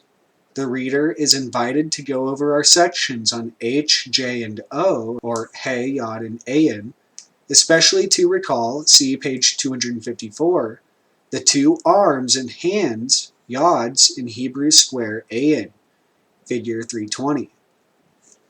The ancient form of it being the forerunner of our letter O, to realize that H, or He, or Cheth, and Vav, or F, or Digamma, are the only semi-vowels or semi-consonants of the alphabet, and that only V and J have vowel variants U and I. However, we find more psychological links between V and the Hallelujah Man. Psychologically, though, the case of V is clear. Among the Church Slavonic letters, there still was the V. It disappeared in the Russian alphabet, but only in words which in the main referred to divine service, Paulowski. Moreover, history does not comprise only long bygone ages and does not stand still. The occurrences of recent years, too, are historical, and of evidential value as regards to the sense of V. For once, we need not dig in ancient papyri and dusty encyclopedias, but simply take a glance at posters and newspaper photographs. In 1944, I urgently proposed that Churchill's victory signal, given with two fingers, minuscule V, should be enlarged to capital V by raising both arms aloft. President Eisenhower was the first to embody it and show himself in this posture, immediately acclaimed as the extension of Churchill's V sign. On second thoughts, though, the Americans preferred to provide their own explanation. The president's gesture represented the typical American hello salute. Hardly could I have asked for anything better to prove the correctness of my theory. On the one hand, hello is the abbreviated hallelujah, pictographically rendered by the Egyptian Hallelujah Man, and on the other, to close all gaps, there was the spontaneous association of Eisenhower's gesture with Churchill's V. Statesmen, politicians, the aces of many sports, soon followed the example of the President of the USA and gave the big V salute to celebrate their successes. Some, like General de Gaulle, exploited the V gesture, numeral, and letter V simultaneously. At the same time, America and Europe were, since the winter of 1957 through 8, flooded with advertisements displaying V, often without the slightest logical justification, or all kinds of articles arranged in V configuration. In the posters on which men, women, and children are seen throwing up their arms in jubilation, overjoyed by the quality of this, that, and the other product. Occasionally, these human figures appear conjointly with the V sign in one and the same advertisement. All this cannot simply be bypassed. Surely the promulgation of my idea could never have had such success, had the mind of the public not been predisposed to accept it. And this predisposition is as much a reality as are the documents of the historian. It is the reality of the collective psyche, more ancient than even our very oldest records of prehistory. Parts of the body deputize for man's whole figure. Among the Minoan pictograms, we see one where the upwards slanting arms, hand and all the fingers distinct, outline a V, whilst the human body is replaced by a triangular fertility symbol. See figure 383. Others with simplified contours and fewer fingers, figure 384, and in further application of the pars pro toto principle, the V formed by one bent elbow, figure 385, the L of figure 188-1 slightly tilted, again with simpler variants, figure 386. A still smaller part of the body outlining a V is the spread hand. Its frame, thumb, and little finger are the exemplar of the Roman numeral 5. And a yet more reduced area delineated by the contours of V is the gap between the stretched index and middle finger, Churchill's V. Other parts of the body also provide us with pictures of a V. The over-rationalization which we decry implies the predominance of cerebral energies to the detriment of the feeling side of man, and the latter is popularly experienced and referred to as the heart. When it now comes to restoring the upset balance within man's psyche, the heart shares in the process of compensation signaled by V. The two diagonals of man's lifted arms, traced to their common root, meet in the human chest, seat of the heart. The C, ardiac or cardiac organ, Latin cor, French coeur, etc., appears in semantic projection either curved, see pages 135 and 145, or in V form. The most common pattern is the one any child will produce when asked to draw a heart, and which we find in the pack of cards, a smaller V set inside a larger one, and the two joined together on top by two bows, figure 387. The chisel used by the Sumerians made them design their heart in angular style. In numerous Chinese script systems, the heart appears in either U or V form because the brush allows for both its curved and hook-shaped representations, figures 388 and 389. V becomes associated with eye and mouth and their dominating tasks in bispirit semantics through voyance and vision, voice and verbal formulation, the word. Profound spiritual inferences may be drawn from this. The first vocative serves the invocation of the Godhead. The vowel, vœu in French, are both monosyllabic cue words. In Sanskrit, vada means to speak or utter. However, what the mouth utters is not always ethereal. In vomiting, it ejects refuse of the stomach. And so, descending to the lower regions of the body, and mindful of the parallelism between low and female, we come to record woman's V-shaped privy parts, already repeatedly mentioned in this book. The hieroglyph of the female pudenda, figure 390, hieroglyph female pudenda pool, is made up of three U's, two small ones gripped by a larger semicircle, together conveying the usual hint at procreation. The half circle of the U is the same, of course, as that of the cave, now lying on its back. The position of the letters we know once established remains mostly changed, whilst linguistic thought fixation in the course of time undergoes many alterations. So we now instance as companion pieces to dome, figure 226, and door, D being delta, the vault and vestibule of the house, which, like the cave, is archetypally female. Linguistically as well as optically, the feminine protocracy of U, V, and Y springs to the eye in Greek hymen, the virginal membrane, in hystera, womb. Hysteria used to be regarded as an exclusively female affliction. The Latin loanwords uterus, vagina, vulva, and venter, in Sanskrit udara, belly or womb. The V turned upside down is the ancient Greek gamma, figure 190, the design which then in classical Greek and Russian denotes lambda, and G and L are both feminine phonemes, or gamma and lambda.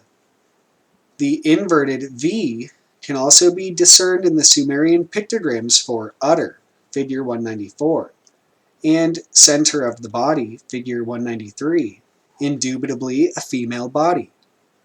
From the center of the body, the waist waxes, cognate to waste, life, vita, Italian for both life and waste.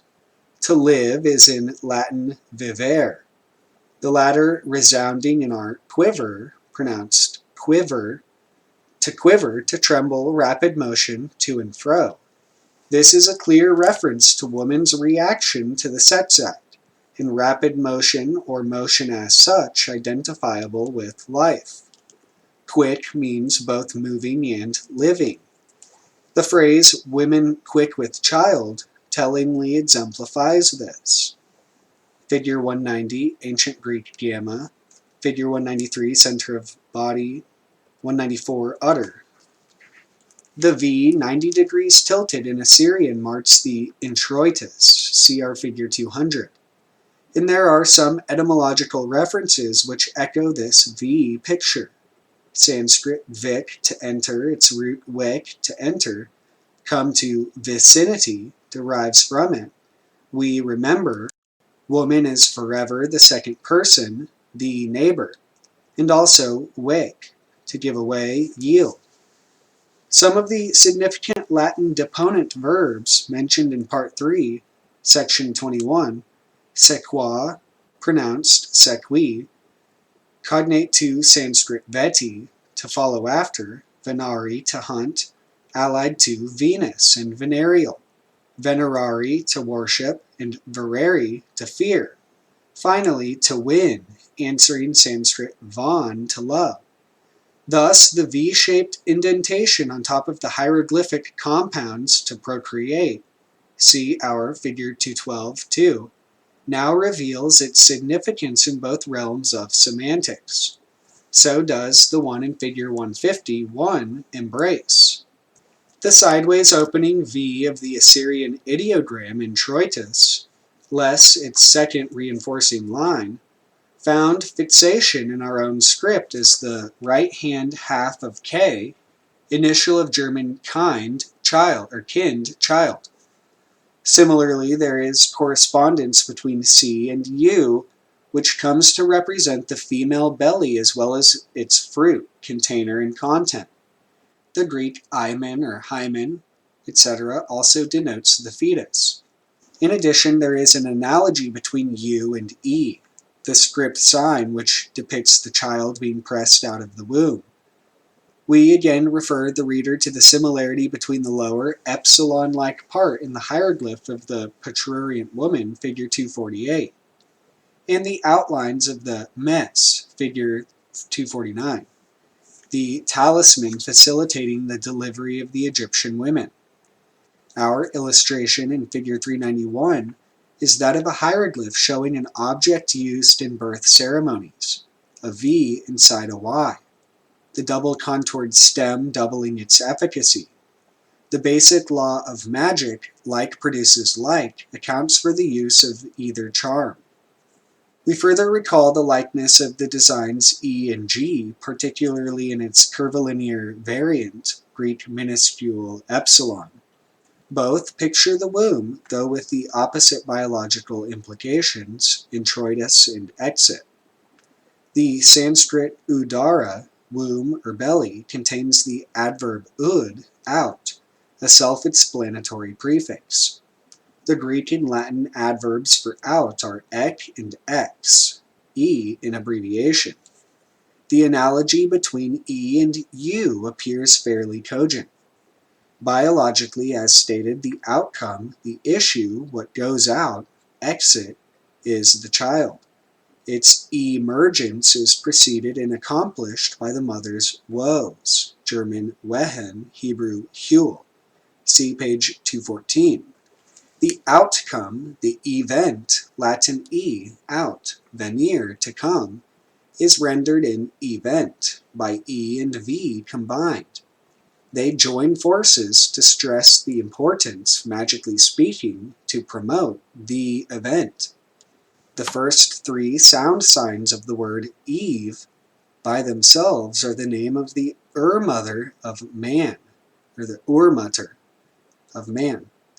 Considering the common origin and proximity of E and H, exemplified in Nu and Wehen and Havel, it cannot be gainsaid that her Hebrew name, Hava, is equally revealing and incidentally equally symmetric, which is symbolic, again, the two balancing halves. We can now add one further item to the list of biological cues to the terms of grammar. Why is the third gender called neuter? Does it really mean neither masculine nor feminine, which would be sexless? By no means. The neuter, the not out, upon probing deeper, appears a reference to the infant in the prenatal stage. The sex of the unborn child is uncertain, not yet known because it is neuterus, or not yet out of the womb.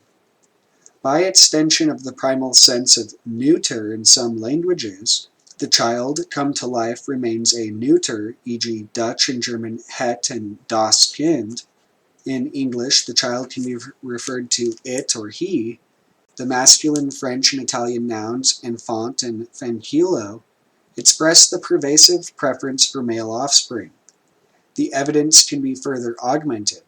Latin has two distinct terms for both, ambo, two together, page 123, and uterque, meaning each of two considered separately, which comprises contrasts and alternatives, the either or.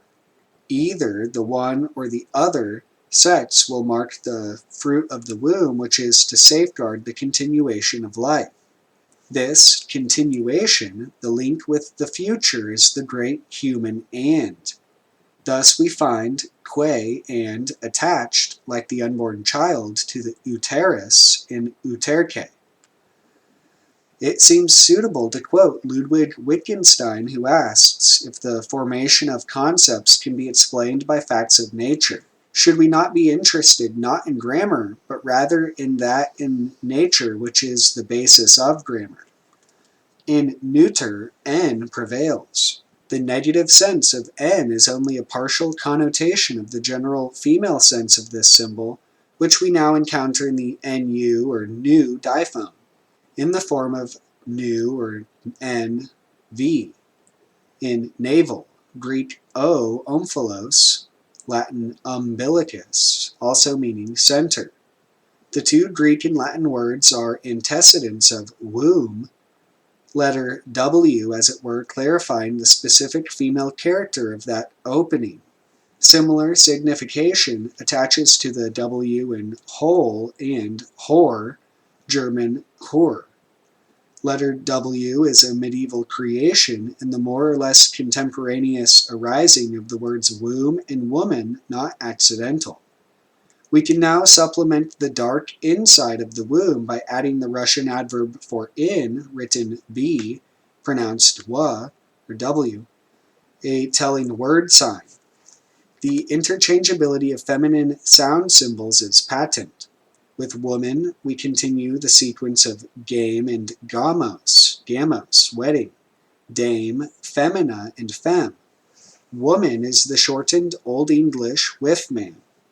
Surely, this fact makes our assertion foolproof that the aforementioned other terms also describe the weaker, root wek, to give way, sex as a variety, a secondary form of the primarily male man, at the same time her association with him. Incidentally, we recall that the forms of the past tense of weak verbs end on d in English, or delta, and on n or none or nu in German. Figure 196 Russian J, figure 268 3 Glagolithic or Croatian Javet. Now we can also follow up that other series of diphonic terms coupling various other typically female sounds with n or nu, thereby to create intensified verbal concepts of femininity, Boeotian bana, woman, and Hebrew ben, woman's male offspring, center and generic, Greek gyne or gyne, Russian genia, Gascon heno, woman, Egyptian hen, procreate, Diana, Luna, and moon, Greek nana, aunt, our nanny and nun, Sanskrit van, to love, finally Venus, win, and ween, used for child in Scotland. As for Russian genia, its initial in the ancient Glagolithic form brings us back to the subject of this section. It displays two equal rectangles on top joined by a transverse bar, and that bar crowned by V, figure 268-3. As we approach soon the end of this book, it is as well here and there to draw the threads together. Once again, then, letters are word signs, and words, projections, or, to be more accurate, audible parts of the psyche, which reflects or comprises the inner but also the outer world, customarily called nature. At the time language coalesced, man did not yet distinguish between animate and inanimate nature. The whole of nature was to him mysteriously alive. Life, however, he polarized into the two sexual forces, which therefore permeate also the linguistic entities, the words, those voiced symbols of the psyche.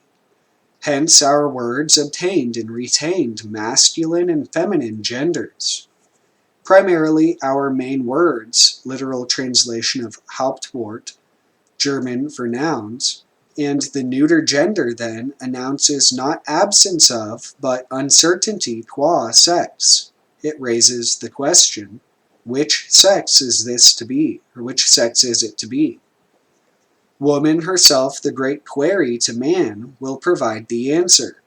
Which, who, what, in German welch, welcher, where, was, are Latin qual or qualis, quis, quid, French quel, qui, que, and so on. Letters being abbreviated for short words, actually word signs, they preserve the sexual impact from their parent words. They too have genders. And those of identical, predominantly feminine gender are innerly connected, hence often interchangeable, following a law of sexually conditioned sound shift. However, letters are of protean nature. Their origin is polygenetic, and due to the psyche's teleological operations, symbolic. Various prototypal configurations are pooled in each of them. Vice versa, one and the same prototype invades more than one script sign. This persistent interplay on several levels leaves us with a most confusing pattern, the crisscross of all semantic channels of the past. It renders the study of the alphabet fascinating. At the same time, though, the task of solving its riddles bewilderingly complex. All the aforesaid is glaringly instanced by the analysis of letter V. That it harbors a multiplicity of meanings I had apprehended already in 1944, and some of my early interpretations are now taken up again in carrying on with this survey. It will chiefly deal with the archetypal bases of, and on the other hand, abstractions derived from, the V graph. Femininity is psychologically equated to low, humble, Latin humilis. To supplement our analysis of letter H, we now stress the fact that the H, or human concept, comprises both sexes. The H higher, divine male, spiritual, or aspirated element joins the female as rendered by you. Latin humus is a noun of feminine gender, though following masculine declension. It is related to homo, man. It signifies earth, archetypally female like the sea which covers most of its surface. Humid is derived from humus. The Italian equivalents of the above words, umano, uomo, umido, by the elimination of the H, obliterated the higher impact, as it were, unwarrantedly enhancing the female ingredient. The LOW, or low, the central ovoid, here undoubtedly a female symbol is framed by two letters of the same gender, as by now we may well call them, whilst ovoid shows a different aspect of the void. The consonantal digraph reverts in love, live, and Latin lavare, to wash.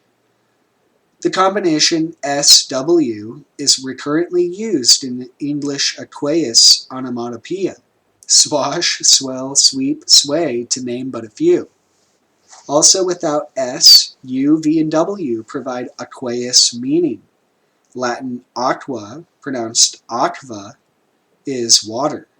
Sanskrit uda, Greek Hydor, Icelandic Vatten, Russian Voda.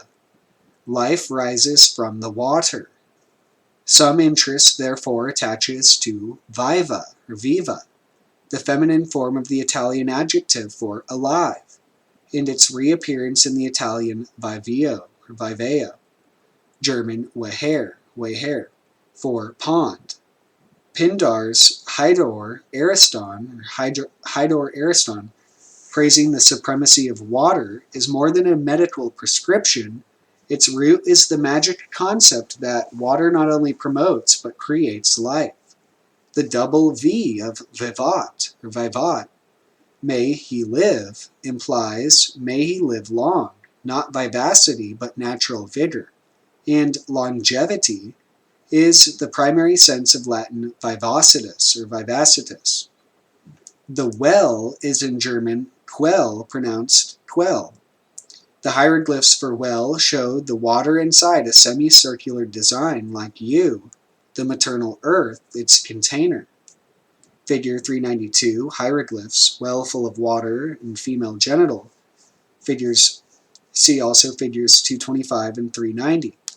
It recurs abstracted in urn and ursea, Latin for pitcher. V-shaped in vase or vase, vessel, and vat or vat. Are the numerous vases of Elamite pictography sporting V-shapes really mere household articles and not rather fertility charms? And that hieroglyphic notation for vases or vases, based upon the generating male-female AB compound, upright blade and leg, do not the three vases that form its third part implicitly point to the desire for the third member of the family? Compare with them those amulets found in the Indus Valley, figures 395, plain U's, U's with several dashes. We by now guess their sense, rising from them. U's ending on top in two F's, the symbols of procreation, see figures 277 and 278, which face in opposite directions back and forth applied to time, past and future. Finally, these same designs again with dashes added. And now we wondered, going back to part 2 in the petroglyph in the Pasida cave, figure 146, are the two exactly similar designs we see there, figure 396, moreover, next to the E with its two protrusions, really footmarks, as it is generally held. They may well be 10,000 years older than those counterparts of theirs in Asia. Yet throughout the ages and up to the Christian era, men everywhere had one thing in common. They were not constrained to hide the functioning of nature. In our civilization, of course, the female genital must be neither depicted nor mentioned as a lucky portent, unless in camouflage, as a horseshoe. The impact of the watermark U reveals itself abundantly. Only two Greek letter names are hinged onto the U sound, mu and nu, M and N, in English that is. In other European tongues, the orthography is my and ni, or me and ni, and the letters are pronounced with French U, mu, and nu. Similarly, Greek upsilon, or Y, is spoken E, or I in English, but in other languages, U, or U, or as in French and modern Greek, E, or I as E. Now, the shapes of the minuscules of these three Greek letters, mu, nu, and upsilon, resemble one another inasmuch as all three are open on top. In fact, nu and upsilon, written cursively, are often confounded. Thus, acoustic and optic characteristics tally, and both with the aqueous symbolism of the three signs. That of N or nu and M or mu, or nun and mem, has already been expounded in the sections dealing with these letters. We now partly repeat, partly supplement our examples by centering our observation on the U or upsilon sign. In Egyptian, mu or mu is water, and humid contains but reversed the diphthong. In the depth of the sea, one can neither see or hear. In Greek, to close one's eyes is muein, and mu, the sound produced with closed lips. We note the parallel, both closed eyes and closed lips are identified by mu, the core of mutter, mumble, murmur, also muffle and muzzle, which in fact convey more, the deadening of sound. Originally, mu signifies no sound whatsoever. Hence, we call those unable to utter understandable sounds mute or dumb. Silence procures secrecy, an essential of the mysteria. Greek mystes, beginning with the mu upsilon, denotes the one initiated or submerged in, and thus reunited with the water. Baptism still retains the symbolic procedure, even though reversed in only pars pro toto. A few drops of water are sprinkled onto the babe.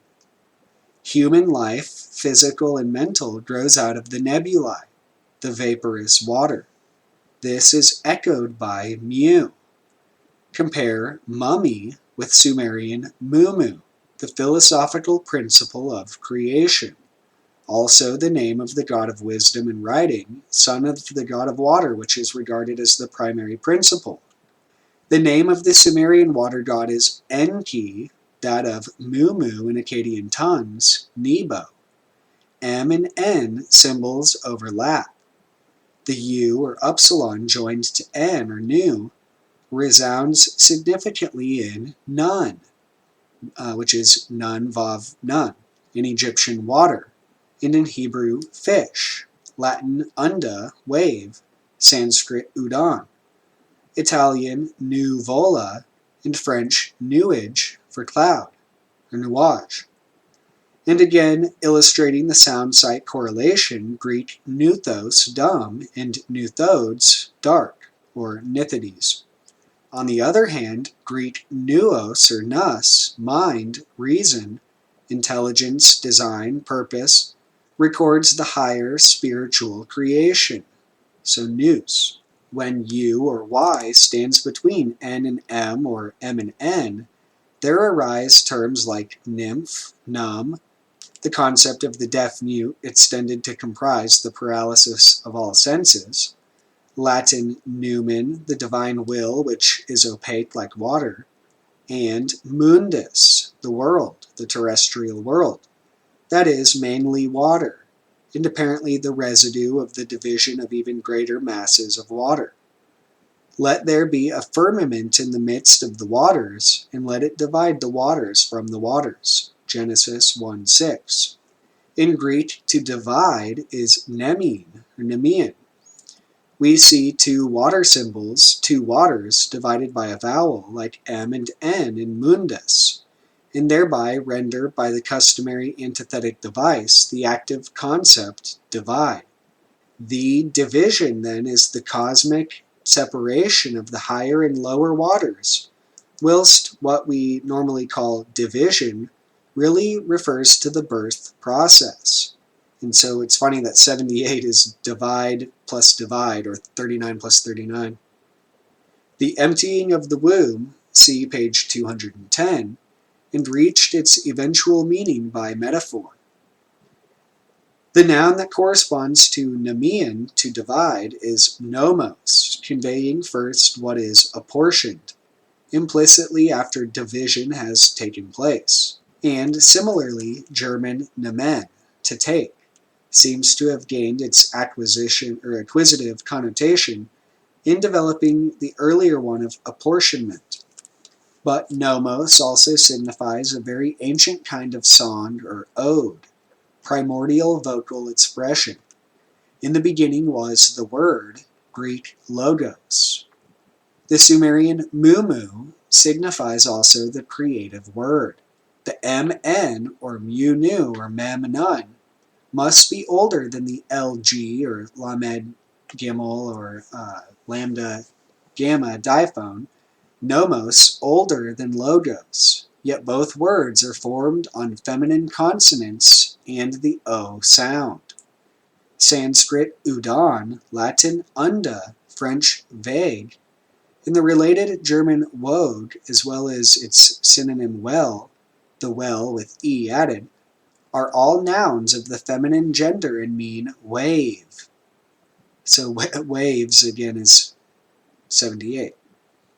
The hieroglyphic phonogram for N or none or nu, figure 301, an abbreviation of none, water, clearly shows the waves.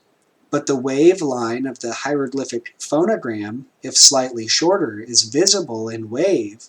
Also, once we leave out the vowels and put the consonantal structure of the word in relief, figure 397, one and the same idea, or thought picture as it were, set to two different tunes.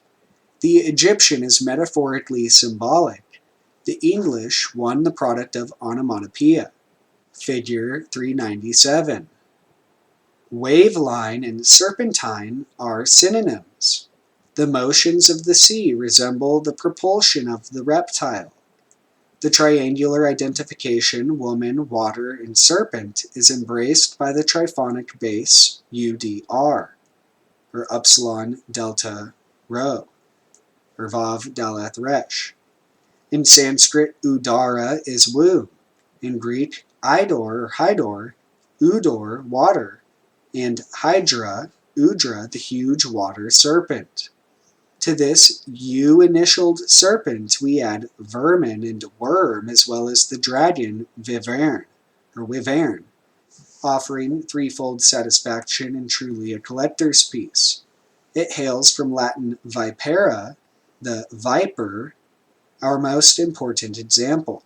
For the Egyptian phonogram, F, which may of course have been pronounced near va or wa, who can tell, was the hieroglyph of the horned viper, and its horns, whilst roping in a male element, the poisonous viper is aggressive, make a V.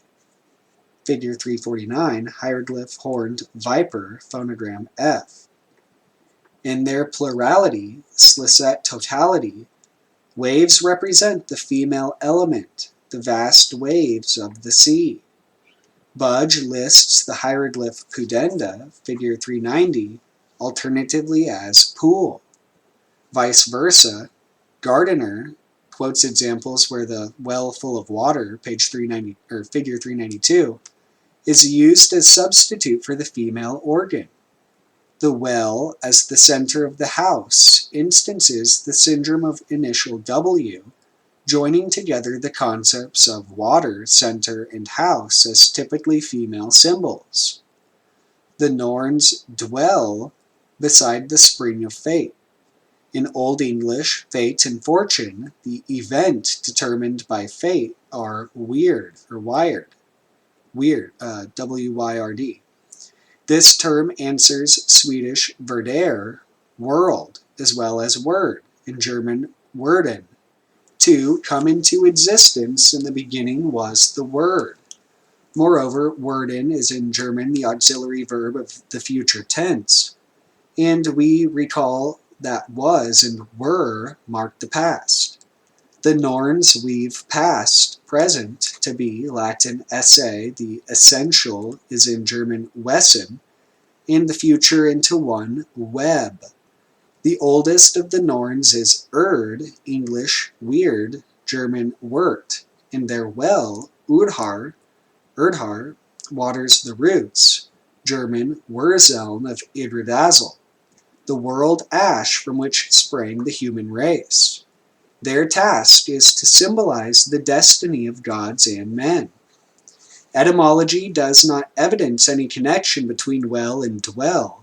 Sanskrit vas, between that word and our vast, and Sanskrit vasta, the hearth, whence Vesta, Roman goddess of the household. Psychologically, the connection is probable as the domestic sphere is always female. The Greek for house is oikos. It was once phoikos. Fashions change but recur. The digamma before the O of oikos faded away. Yet about 15 AD or 1500 AD, W was added to the Ho of Olos, or the H of Olos, yielding whole. with its clear female tinge. Graphically, the whole, with W added, impresses the mind as the circular totality picture. Alternatively, by the nullity, the O of its hollow. Hollowness is vacuity of vagina or vase, the hollow of the hand, Latin vola, and its emptiness in abstraction, any void, Italian vuoto. Reaching out for totality is the attempt to accommodate the opposites. The graph Vy, or digamma upsilon, or Vauvignard, also instances this. Historically, V is the linear simplification of Y, the smaller, i.e. inferior, sign taken out of the greater symbol. Also, in appraising each design on its own, we tend to call V a female and Y, V on an upright stem, a male symbol. In the Danish rune for M, Mater, the shaft pierces V. The name of the rune, Mater, meaning man. We showed several similar designs in the preceding section, figures 364 through 368. They were those of trees. Thus, design and name of the rune, Mater, together exemplify again the identification of man and tree. Figure 398, rune, Mater, M. Tree designs are subjected to gradual simplification. The roots invisible in nature disappear also in script, and to achieve greater expedience in writing, more and more lines, which secured realistic representation, vanish. Eventually Y remains, or upsilon remains on first sight, much more acceptable as replica of the arboreal prototype. Then the symmetrized, cruciform Semitic character of our own letter T, or tau. The tree by synecdoche becomes twig or branch. The Kvistrunir, or twig script, figure 368, comprises some predecessors of Y, or upsilon. Among the Minoan pictograms are various branches. Figure 399, Cretan branch. The script signs were, and developed from, fertility charms. This is the inference arrived at by the author of this book. At one time they must have promoted vegetation. In Latin, vegetus means lively, active, vigorous, and vigere, to stir up, excite to rapid motion, quicken. In Old English, wakan, to come to life. In Sanskrit, vayas, and yuvata, youth. Back then, in the sphere of procreation, we record some of the female ingredients in the arboreal archetype, e.g. in the upsilon of Greek, hyle, or hyle, a noun of feminine gender, like French bois or bois, and English wood, denoting the material of trees and also their agglomeration as forest. Once again, in the tiny shoot, Latin vegrandis, tiny, vegrandis, which grows out of the dark terrestrial womb. Finally, in the hieroglyph flower, a V inside a U on a tiny, visibly feeble and unstable stalk. Figure 400, hieroglyph flower. The tree is a hermaphrodite totality symbol. So, in the circumstances, it is more or less complete picture, upsilon and V, or digamma, or Y and V, in the latter especially a bisexual symbol. The pointed ithyphallic inset in a late variant of Greek A or alpha forms a V, figure 100. Thus the male and female genitals can be represented alike. The V-shaped central part of the letter M may be the design of either, and as the two halves of the alphabet merge in M, the design seems to symbolize, sim means together, that here the two sexes meet, match, and mate. Also, when turned by 90 or 180 degrees, the script signs keep their basic signification. Several such inversions are shown in this section. Giving one further example, we now point out that W is M upside down, that Wednesday is in Italian Mercoledì, because Mercury is the Teutonic Woden. W is the letter that arose latest. It was added to the Latin alphabet about 1100 AD. It consists of two V's, whence it is called VW in Italian and double V in French. The English double U also echoes its origin through duplication.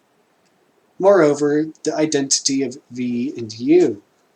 W initialed words therefore render two-ness. In fact, number two being, so to say, woman's own, a very special, typically female, two-ness.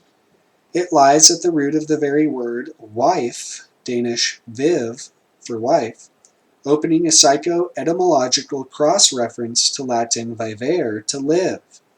That root is wipe or wape, to tremble, shake, vibrate, waver.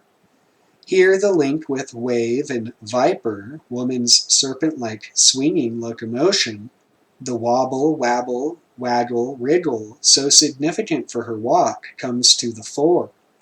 By metaphor, her unstable character, her vagueness and vacillation. We see the serpent in the descender of Q. In the Latin monumental letter Q, figure 329, and in our question mark, and they all match woman's unstable behavior. Wetterwendisch is a German word for changeable and peevish because the weather, German Wetter, is unstable, depending upon how the wind blows, va in Sanskrit. In the questions, whether and which always imply a wavering, eventually the necessity of choosing between two alternatives. English or is French ou or wa, and vel in Latin. V is the fork. It demands the choice of the right way. Connected with the Latin via and the German wage, the weighing scale, the balance. V is the only balancing letter of the alphabet. Duality is its essential, which comes in various ways to the fore. V can be vowel or consonant, or keeping the balance between the two, semi-vowel or semi-consonant. It assumes two angular and curved forms, and in the Middle Ages undergoes that duplication which results in W. However, the balance shown by V is not even. The two symmetric lines of V open up. Up is allied to Greek hypo or hypo, upsilon pi omicron, under, and to hyper, which means up. Polarity is the hallmark of perfect semantics and shows plastically in the hybrid heterogeneous symbol V. The Latin validus is strong, valitudo, health. However, strength and health are vulnerable, from Greek oile, or ule, the open wound. They are open to the attack of the venomous, vicious, vile, and vulgar. The devil, his fork always to hand, is a field to throw the world asunder, split it into two. Devil stems from the Greek diabolain, to throw apart. It is the opposite of symbolain, to throw together. The devil is the arch foe of the symbol, and the symbol the means to keep him out. However, V itself is split, in fact the split letter, thereby confronting us with a great paradoxicality. It demands of us the impossible, but then the impossible is quintessentially the demand made by higher religion. And if V is a religious symbol, it cryptically presents the totality as the great antithesis, in denouncing the remedy of the evil of the period, that collective schizophrenia, on homeopathic lines. We are invited to give the devil of his own medicine. And if Satan also be divided against himself, how shall his kingdom stand? Luke 11:18. Even though the kernel of a symbol remains stable, whether as script sign it points up, sideways, or down, there is significance in the eventual positions of the letters. In the sprawling of ancient Greek gamma and classical lambda, V upside down, and on the other hand in the fact of U, V, W, and Y open up. This is V's call to our time. Release the upward surging forces, restore the vertical component in the psyche, thereby the vertical balance between heaven and earth, and thus eventually the horizontal balance between the wrangling neighbors. Those upward pressing energies in V raise hopes and project desires to the vertex, the summit. By now, the customary abbreviation of the summit conference in Italian, called vertice or vetta. The initial of the words engraves upon the mind the design of the vertex inverted. V is the symbol of victor and vanquished. V for victory already presaged this.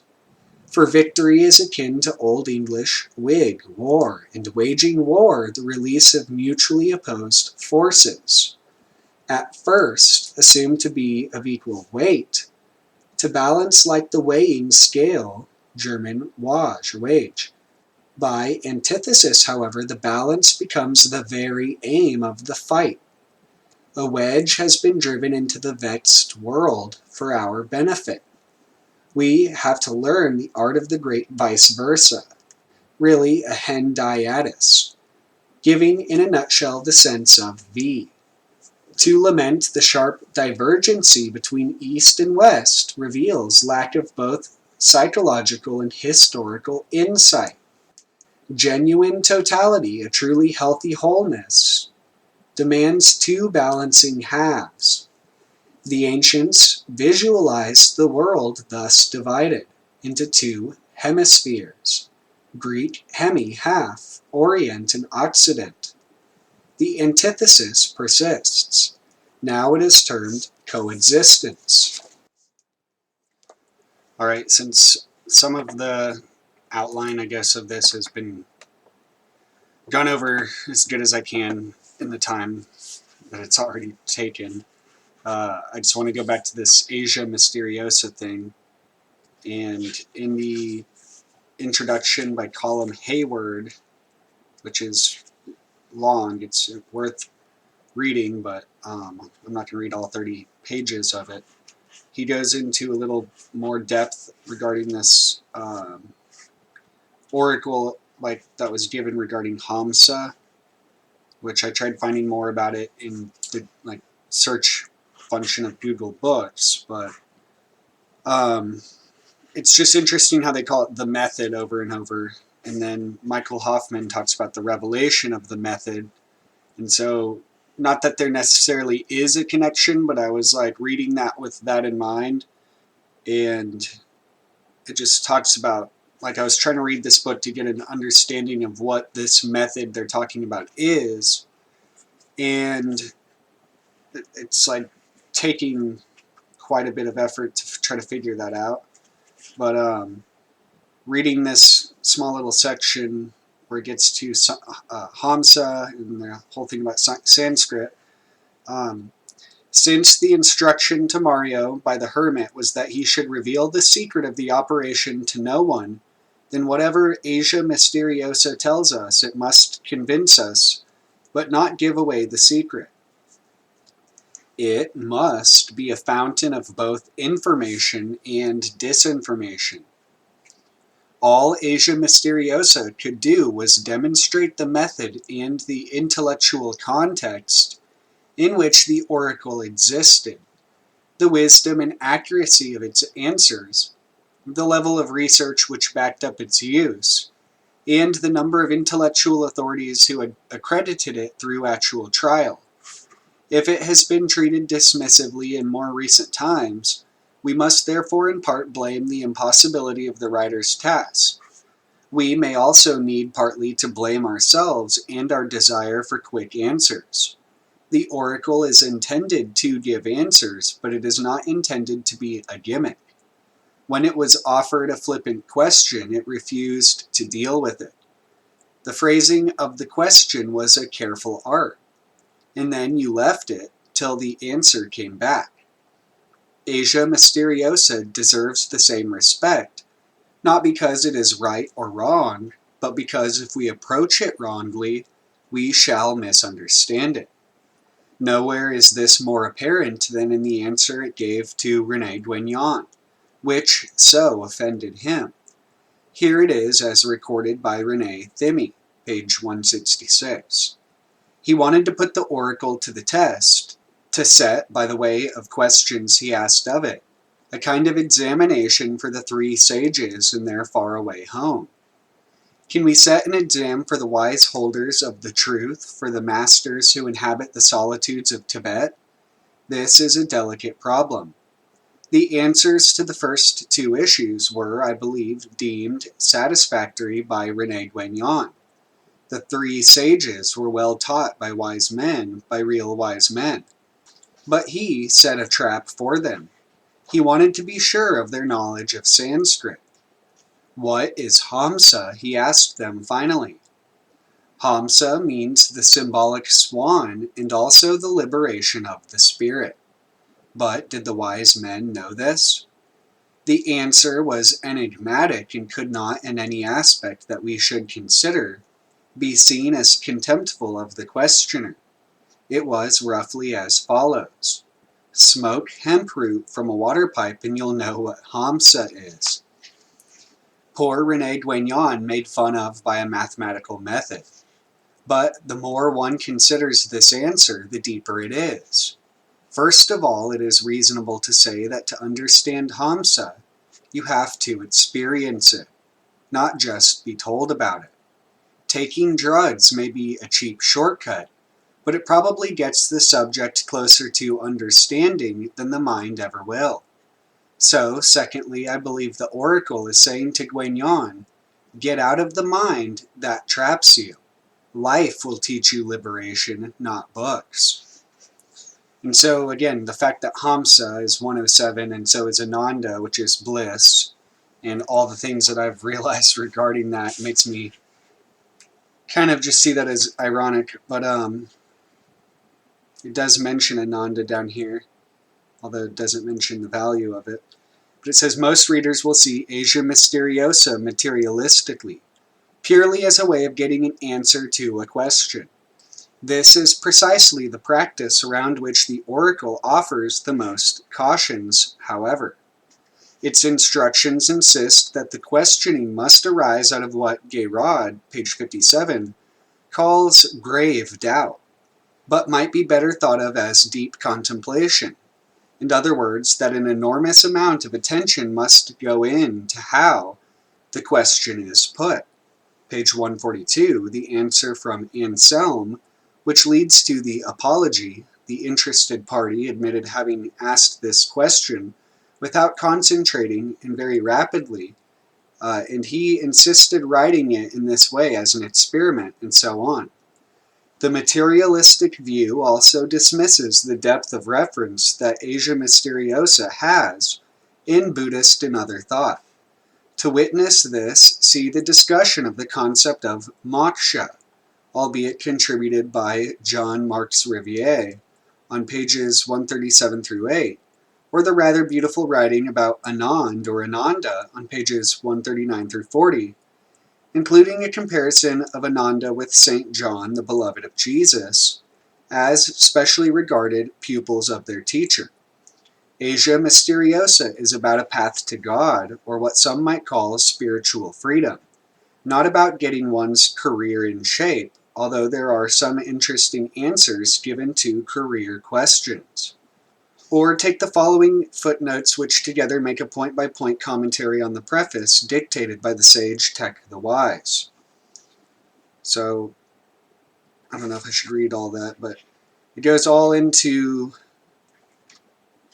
a lot, really, for how small this book is. In the preface, it talks about this method. And it says, it was perhaps by chance that one day I came to meet the promoter of this method. We talked, bound by a common curiosity and by common concerns. It had not occurred to me to disbelieve the story of Father Julian any more than I disbelieve fairy tales. All that is necessary is to understand. Then, with this promoter, I met the one who holds the precious manuscript and asked questions. I kept up these questions, and the answers were at once coherent, revelatory, and obscure. Clearly obscure, so to speak. After various experiments, some of which were conducted in private, I came to certain preliminary conclusions as follows. 1. The method exists. 2. The method was not invented by its current keeper. 3. The keeper is honest and impartial. 4. The keeper is a man without any spiritual prejudice, and who, consequently, has no philosophical interest in falsifying or imposing a reply. 5. The answers obtained by the method are in no way clairvoyant prophecies, but, on the contrary, general views, intelligent words, and wise, affectionate advice. 6. The method seems rigorously mathematical, and the keeper seems to content himself with applying mathematic rules exactly as a calculating machine would. I can go no further than the word seem, for the extraordinary dovetailing of certain answers to certain questions remains for me mysterious. The calculator consciously contents himself with counting without intervening in any way in his operations or in their results. What I do not know is if unconsciously he does not receive a sort of strange dictation, if some intelligence outside himself does not intervene in his calculations. I do not affirm, I do not know, and I see full well that the method is purely arithmetical. But I still come away from it with a sense of mystery. Fernand Devoir. A means of communication with the masters. That's another added essay. The mystery of spiritual life. Or not added, but I think it was in the original publication. Tech the Wise. So this chapter right before this, the Oracle of Astral Force, kind of explains somewhat more about the method. This other section, He Who Waits, which is mentioned or cited somewhere else in the beginning, it says, about 4 years ago we noticed for the first time in a communication of a prophetic character a fairly precise reference to the instructor, awaited by certain esoteric circles. Living in this period of general chaos, you must follow the destiny of the whole of humanity, which struggles in spasms of madness. Another O, and another O. So 4 circles or O's. And it says each circle must correspond to 1 year. Until the coming of the man sent by the inconceivable to give back to the human race the purpose of its existence and the true feeling of that for which one comes into the world. This communication was followed shortly afterwards by another ending thus. Work with determination and tenacity until you are acquainted with He Who Waits. Question: who is He Who Waits? Reply: today he is unknown and afar, but tomorrow he will be a great one by the will of the Most High. There could be no doubt the man sent by the inconceivable and He Who Waits were 2 definitions of the same entity. Question: when will we meet He Who Waits? Reply: many, many moons will pass before you meet He Who Waits. Reply obtained in November 1925. The communications concerning He Who Waits continued for a year, till 1926, interspersed with replies to other questions. Everything will come to you from He Who Waits. You will meet him when the time is right. You will do that when you meet He Who Waits. The following is the penultimate communication concerning the man sent by the inconceivable. The last communication about He Who Waits dates from July 1929. It confirms the coming of this master who will be the supreme spiritual commander of the Polaires. See Appendix, page 159. The interrogation was carried out by an esoteric scholar, and the commentaries which follow are his own. Question: is He Who Waits the last avatar or the future Manu? Reply: it can be neither one nor the other. the little light, Unam, will perhaps sense it for you. The last avatar is the manifestation of the word at the end of the present cycle or Manvantara, a manifestation represented under the symbolic figure of the white horse in the Puranas and in the Apocalypse. It could be supposed that he who waits designated, in an enigmatic way, this avatar. Or perhaps, following another equally possible hypothesis, he is the future Manu. That is to say, the intelligence which must rule over the next human cycle and give it its law. However, some previous replies concerning he who waits makes one think that it was, in reality, something much less important, a non-defined manifestation playing only a secondary role. But it was interesting to have confirmation of it, and it is this confirmation which the present reply brings most clearly and most positively. Unam is the reversal of Manu, indicating that it is a reflection of Manu. There exist other known examples of this process, such as the name Roma, considered the reversal of Amor. This case seems to have been interpreted in the same way in certain esoteric traditions. Unam is qualified as piccola luz, little light, which places it, in a way, at the same level as the three wise ones. But its name indicates a more direct communication with the center of the world.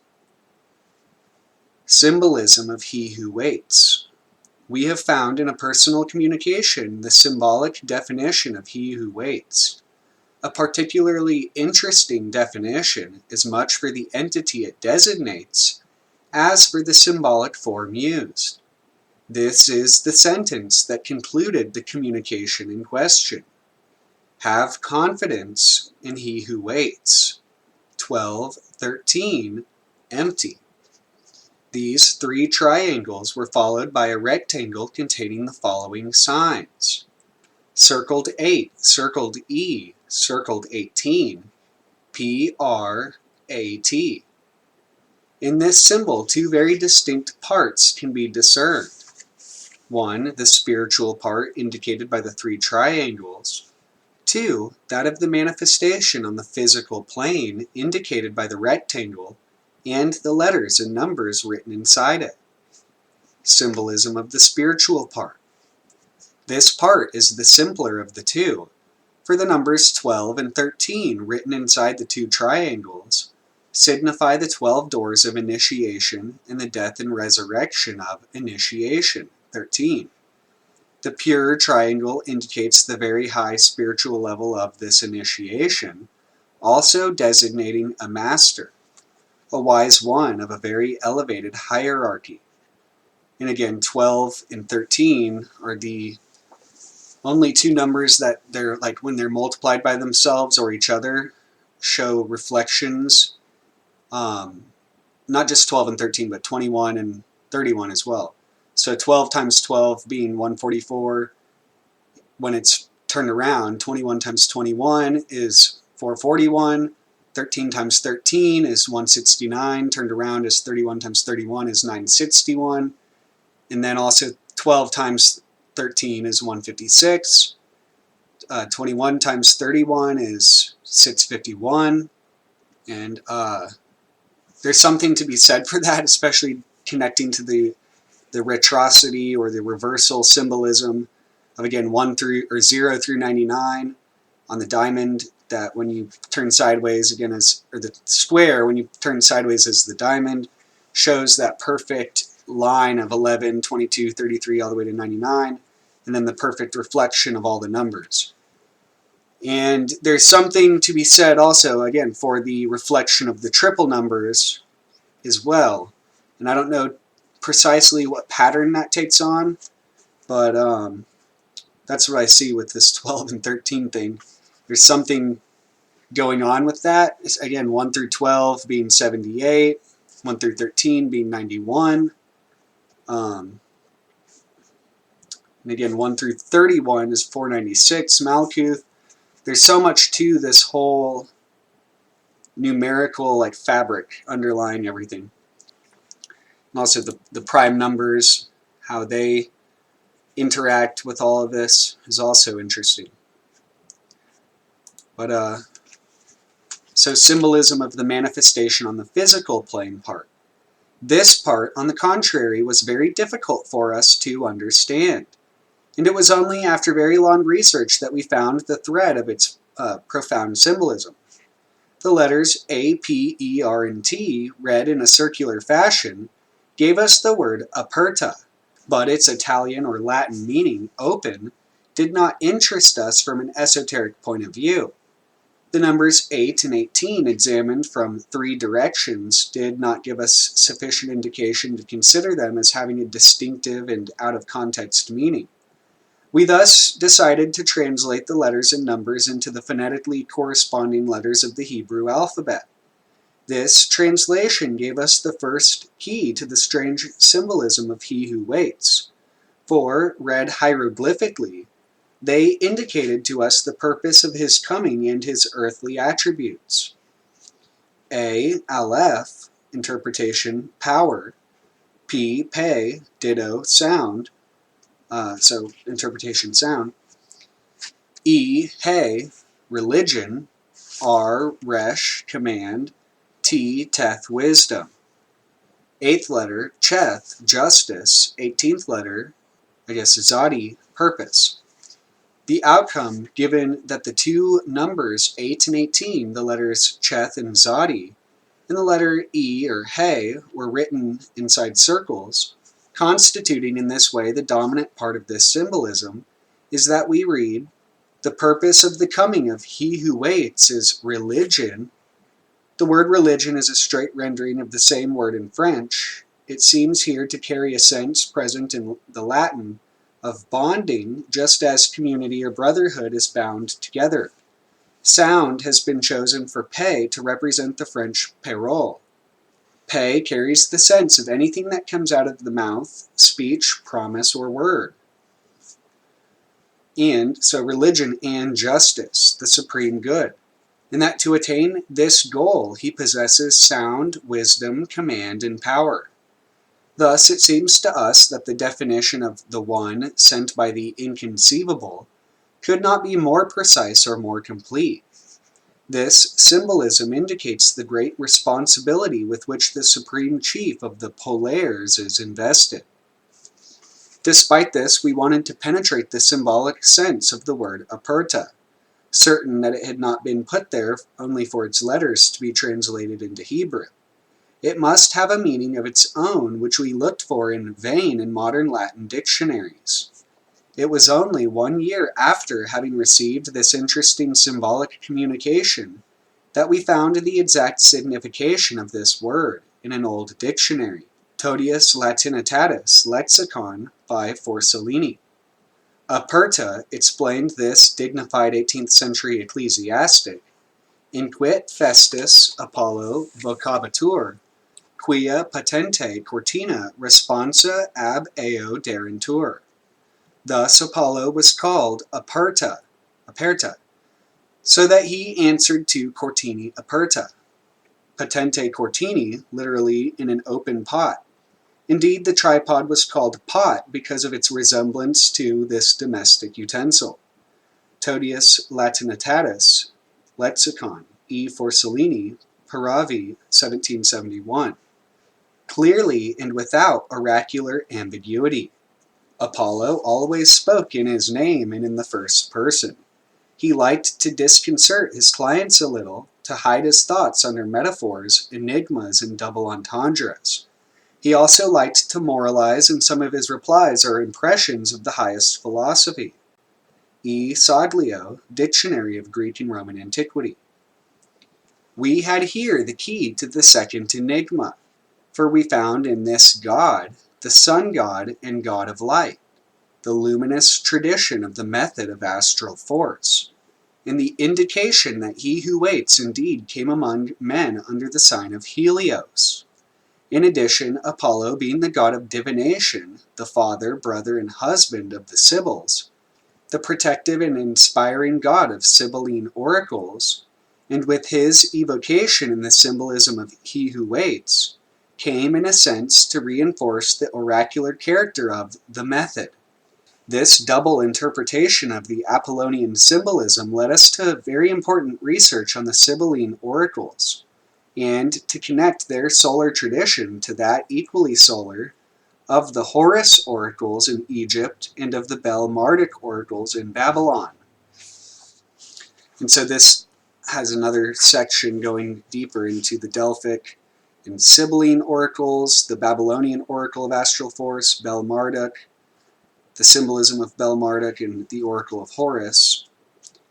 There's just a lot to this, again, for its age, that seems to be needing to be like absorbed. And so I'm trying to understand that. Again, this Twilight language, to summarize it, I mean, there's so much to it, but it makes me think of how outside of what people call conspiracies, they think that there's, I mean, not just the fact there are real, you know, deals and just all this stuff, secret agendas, and but there's also this sort of deeper thing, like my friend has called it hyperdimensional, and there's other terms you could like label it, but what it has to do with is essentially this sort of like I don't want to say unscripted, it's just no one person or group is aware of or even really scripting the staging of some of these events. It's more like I start thinking about genetics, and it could be that there are genetic human relations, like Tavistock sort of tests and cults and who knows what. But I think that what this book itself is tapping into, and what that other book, Sign and Design, kind of taps into, is this deeper sort of like situation, I guess, of things playing out in time and in events and in the psychology. And he even mentions in Sign and Design this sort of like fluidum. I guess the Jungians would call it the collective unconscious. But yeah, there's definitely a sort of algorithm to it. But I'll leave that to be dealt with. But then there again, this Rites of the Mummy, and again, Sign and Design, he ends up talking about in the symbolism of V. He mentions the whole symbolism of the mummy, and it's just interesting. Again, he mentions all this weird background that he had, and the one review that there already is about it. It's like there's no Necronomicon. And it's not even really about the Necronomicon. It's about how even underlying or within the Book of the Law, or the Book of the Law acts as a sort of vessel, if you will, a seed. There's different ways you could look at it, but to a sort of deeper geometrical language, a universal language in a way that ties in so many different other things. Again, the Eastern paradigms. So there's just a lot to be gleaned, and there's just a lot in this book in particular. It's divided into sections, like 4 different books, or 5, I guess. This is really all really interesting because it gets into, it's more of like their documents and their work that they acquired or whatever. This is the background, and this is some deeper stuff to it. But this whole thing, one of the things I've noticed, I looked and I didn't see any mention to it, but phi, the letter phi being 500, when you subtract that from 666, which is this sort of like golden, I see it as this golden apple in a way, or like a fruit. There's, I mean, all the chamber numbers are kind of like supremely fruitful in a way, but when you subtract 500 or phi, you get 166, which happens to be the number of the Greek analogia. Analogia or analogia, like analog. Phi analogia is the golden ratio. So phi analogia. And it's just interesting because it's like one of those blaring things that if you just knew the code and had a database, like you could see that. But for how much like they mention all these numbers and the recurrence of them, they must have some form of database other than just Kenneth Grant's references. Kenneth Grant must have had some sort of access to a Hebrew database other than just Sefer Sephiroth, and not just Hebrew but Greek as well. And those all started like, you know, being compiled. I don't know, like the Hebrew is pretty old, but I know that the internet access to them is relatively recent.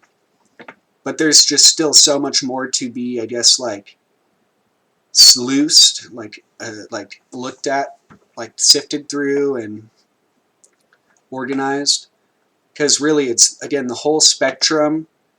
The prime numbers stand out when you look at the like gematrias of them and how they figure into some of these recurrent patterns. Figure-it numbers, the shaping of numbers basically, and then they're like how they could come together, and there's definitely something to all that, but it's not just being suppressed, it's just that people for whatever reason put up these like these sort of walls, I guess. But so yeah, it's got a lot of Twilight Language has a lot of good reviews, and there's like the one bad review. Threw it in the trash can. To me, that's like absurd that people talk about throwing books in trash cans. It's like, I don't know. But that's just what I see with all of this. There's a lot to this book. I'm not going to get too overly like in depth with it, but what they end up saying is that yeah, there's symbolism basically in the Book of the Law that when applied and in context with all of these different traditions. Another chapter is basically this, it's about Tantra and the Sri Yantra essentially. But I think the geometry of this, what we call the stars, the points, like the numbers of the angles in like the pentagram, the angle numbers in the hexagram, the heptagram, etc., when considered along with also the what they call the irrational numbers or the fractional values of things regarding the circle, which again I've tried to mention about how like all the numbers evenly, 360 can be divided evenly by all the numbers other than 7, and that particular recurrent formula comes up in a lot of ways, like, and so just by keeping track of all of that, like, and then looking at things in the Gematria database to sort of like cross-analyze, it definitely starts showing what I see them talking about in this Rites of the Mummy regarding the throne, the like, which comes up in so many different ways, but this seat, like the seat of Isis, the seat of Ra-Hoor-Khuit, it makes me think also of this, they call it the seat perilous, the seat perilous in the Ancient Secret. And again, 555 being that recurrent symbolism regarding both the ancient Hindu concepts of like Brahma, the Brahma Sutras have 555 verses, but there's also the Brahma Rupa or the Brahma Pura. So many things dealing with Brahma and Bhasajiya, Guru, the medicine Buddha, and even though again Buddhism is separate from Hinduism, there's a lot of crossover in the sort of teachings. The Shikantaza, silence/listen being 555, all of that to me I see all together. And again, the fact Necronomicon is 555 in Greek, it's like this hidden book in a sense, or this what Kenneth Grant called the primal grimoire, this underlying embedded script, Twilight language in a sense, interpenetrating everything, I guess. And that's why it's all superimposable with the mathematical field. But what I was saying about that seat, it's like tied in with the phi, or the golden ratio, the spiral, and has to do with being this underlying thread, obviously, of life and consciousness. And I think that's why there's this strange loop effect when we try to point it out. It wraps around. Yeah, and so 555 is also the recursive field, so the strange loop has everything to do with just reflection. I mean, the word unlimited, and so that's very central to the philosophy regarding like Brahma, is his unlimited nature. And even though 555 is a limited sort of number, again, it makes me think of had in full being 555, but then hey, which can also be spelled out as 15, HHH or HEH for hey, and 15 is also 1 through 5. So this hadith in full, so 560 with the extra 5, but then it veils basically hadith in full being 999, which again is a fuller representation of the Kabbalah of 9 chambers, the sort of decimal point fulfilled, the decimal field fulfilled.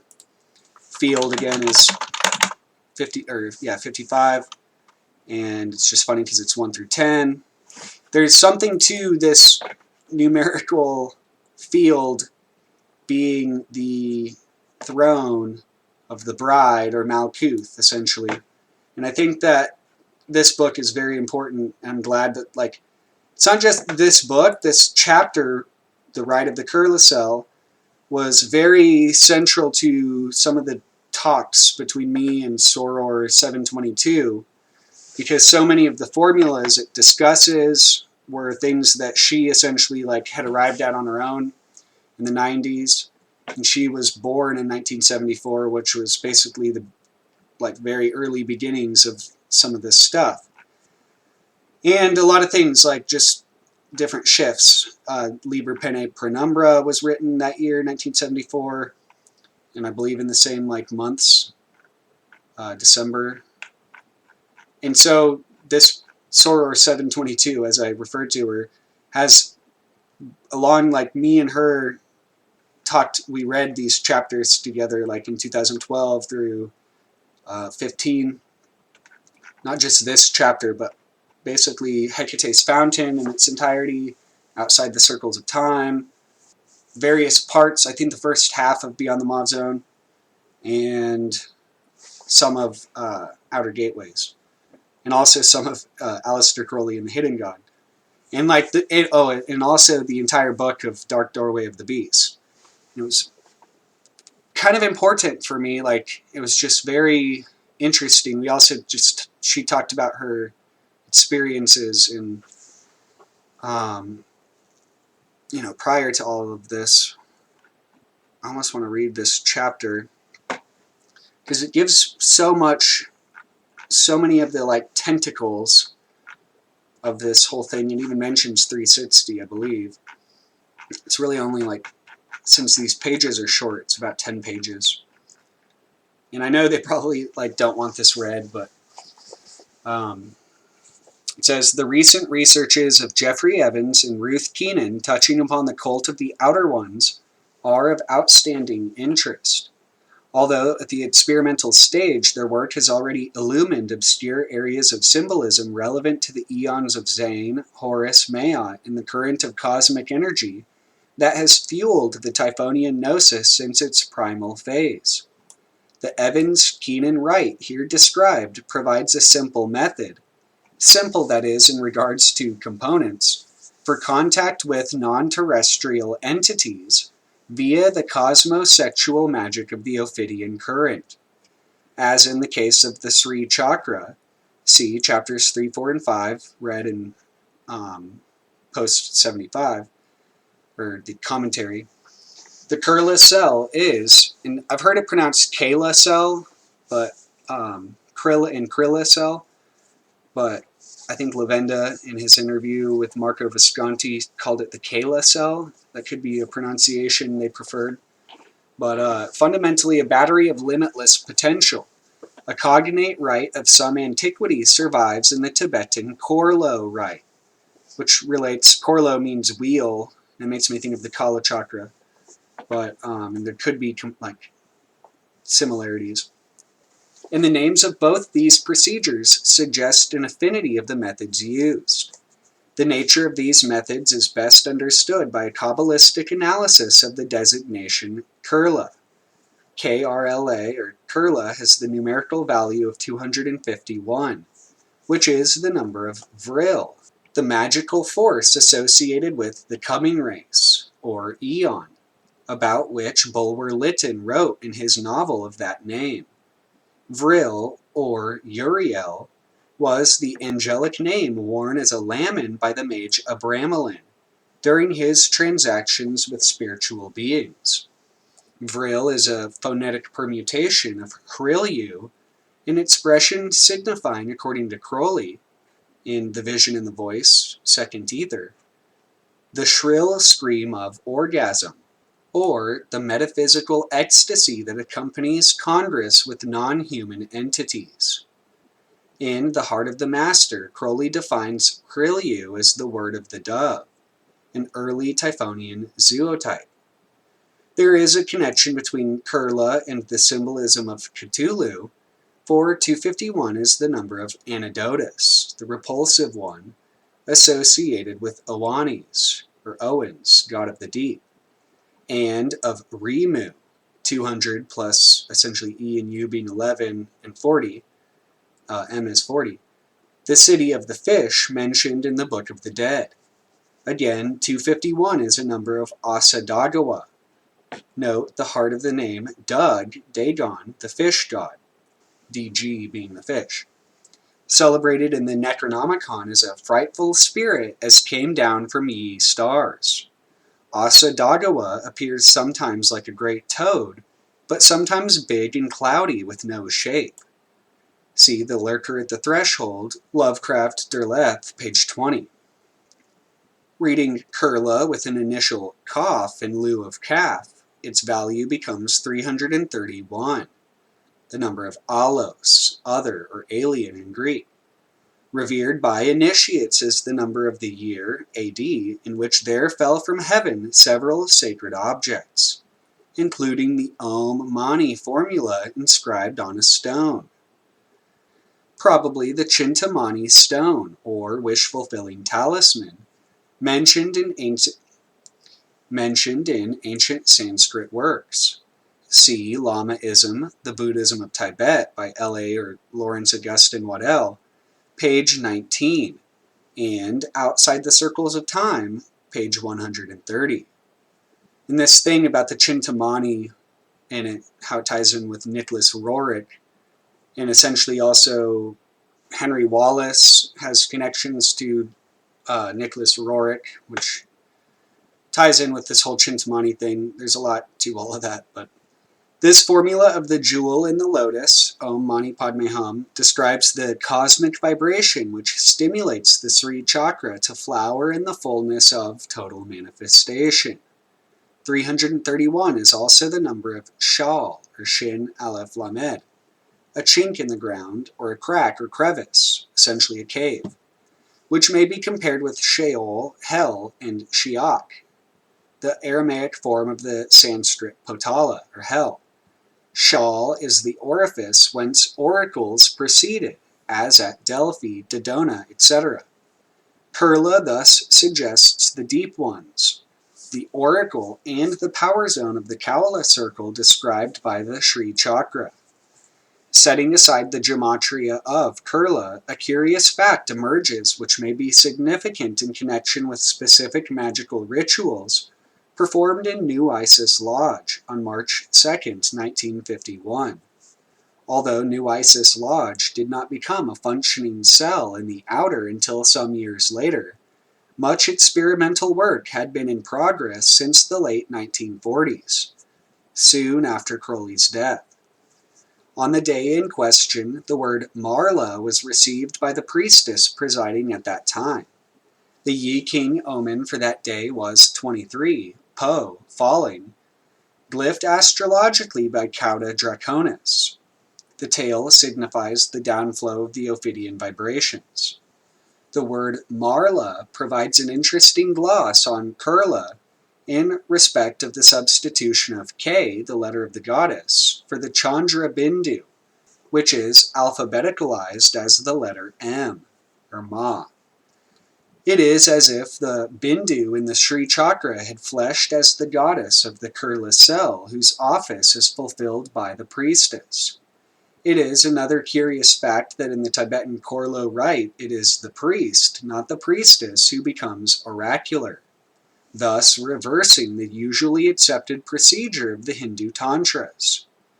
And so that's interesting regarding the whole aspect of basically Evans doing sort of like cross-dressing / drag / a trans persona, which Kenneth Grant sort of advised him to keep to like a ritual, theatrical sort of thing.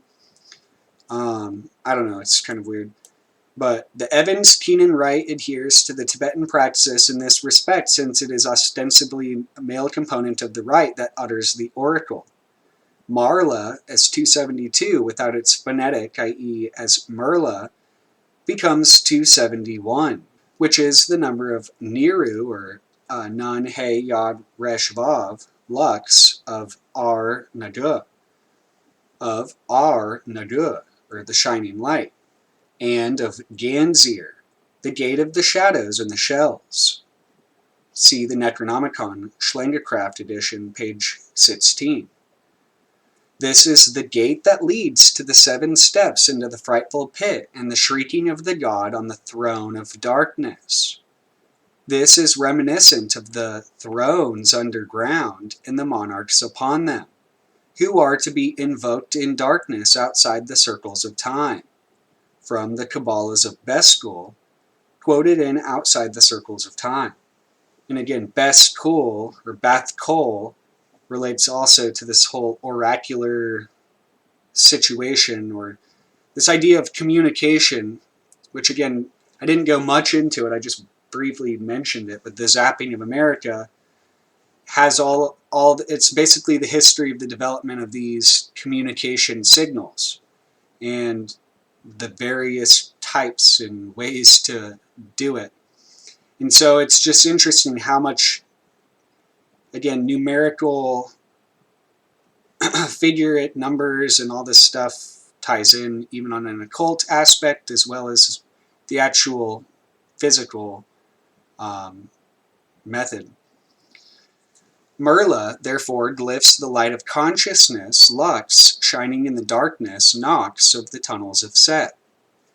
In the course of this analysis, it will become evident that Kurla was adumbrated in the workings of New Isis Lodge, and even earlier, for in 1943 were received by Aosic, or Kenneth Grant, the Chronicles of Kural Nia. An intricate interrelatedness becomes apparent between these events and the author's involvement with Jeffrey Evans and Ruth Keenan several decades later. It is further to be noted that 272, Marla, is the number of Aspion, or Aspiaon, a governor of the 7th heir. This heir featured prominently in the magical workings performed by John W. Parsons in the 1940s with intent to evoke a familiar spirit. The workings led to important results which caused Parsons to announce the transmission of a 4th chapter to A.L. See The Babylon Working by Michael Staley, Starfire Volume 1, Number 3, London, 1989. In the change from Chandra Bindu, represented by the letter M, to the letter K, the glyph of the goddess, may be seen the flowering of supreme potential into full manifestation. Frater Achad suggested that the first and last verses of Nuit's chapter in A.L. point directly at Ma Ion, the lesser cycle of the Aeon of Perfection ushered in 1948. See Cults of the Shadow, Chapter 8. Likewise, one end of Kurla is Kr, or Kur, the other La, whereas previously it had been Mur and La. The end is constant only when it is not La. It is plain, therefore, how the new Isis and Kurla cell workings have produced an operational formula for the manifestation at the end of an eon of the full Shri Chakra, represented by the goddess whose bija mantra or seed mantra is Cream, i.e. Kali. The Evans-Keenan cell workings in the tunnel of Niantiel, or the Qlifa of Nun, the death card, established contact with the old ones in the specific form of Kur-Lam-Kur. This formula has the numerical index of 511, or 93 plus 418, or 418, thereby revealing at its heart the 93 current, I was. 511 is the number of the Cyclopean and many-columned Yon Thale, layer of the deep ones. See The Shadow over Innsmouth, Lovecraft, page 185. It is also the number of Hekat, a form of Hecate.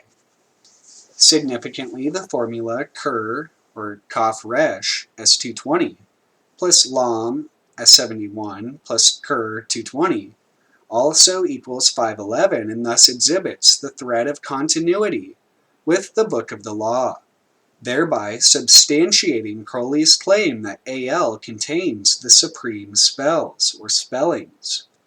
And this it does for the four letters O, A, U, and M, i.e. the Pranava, add up to 511, the number of Kurlamkur.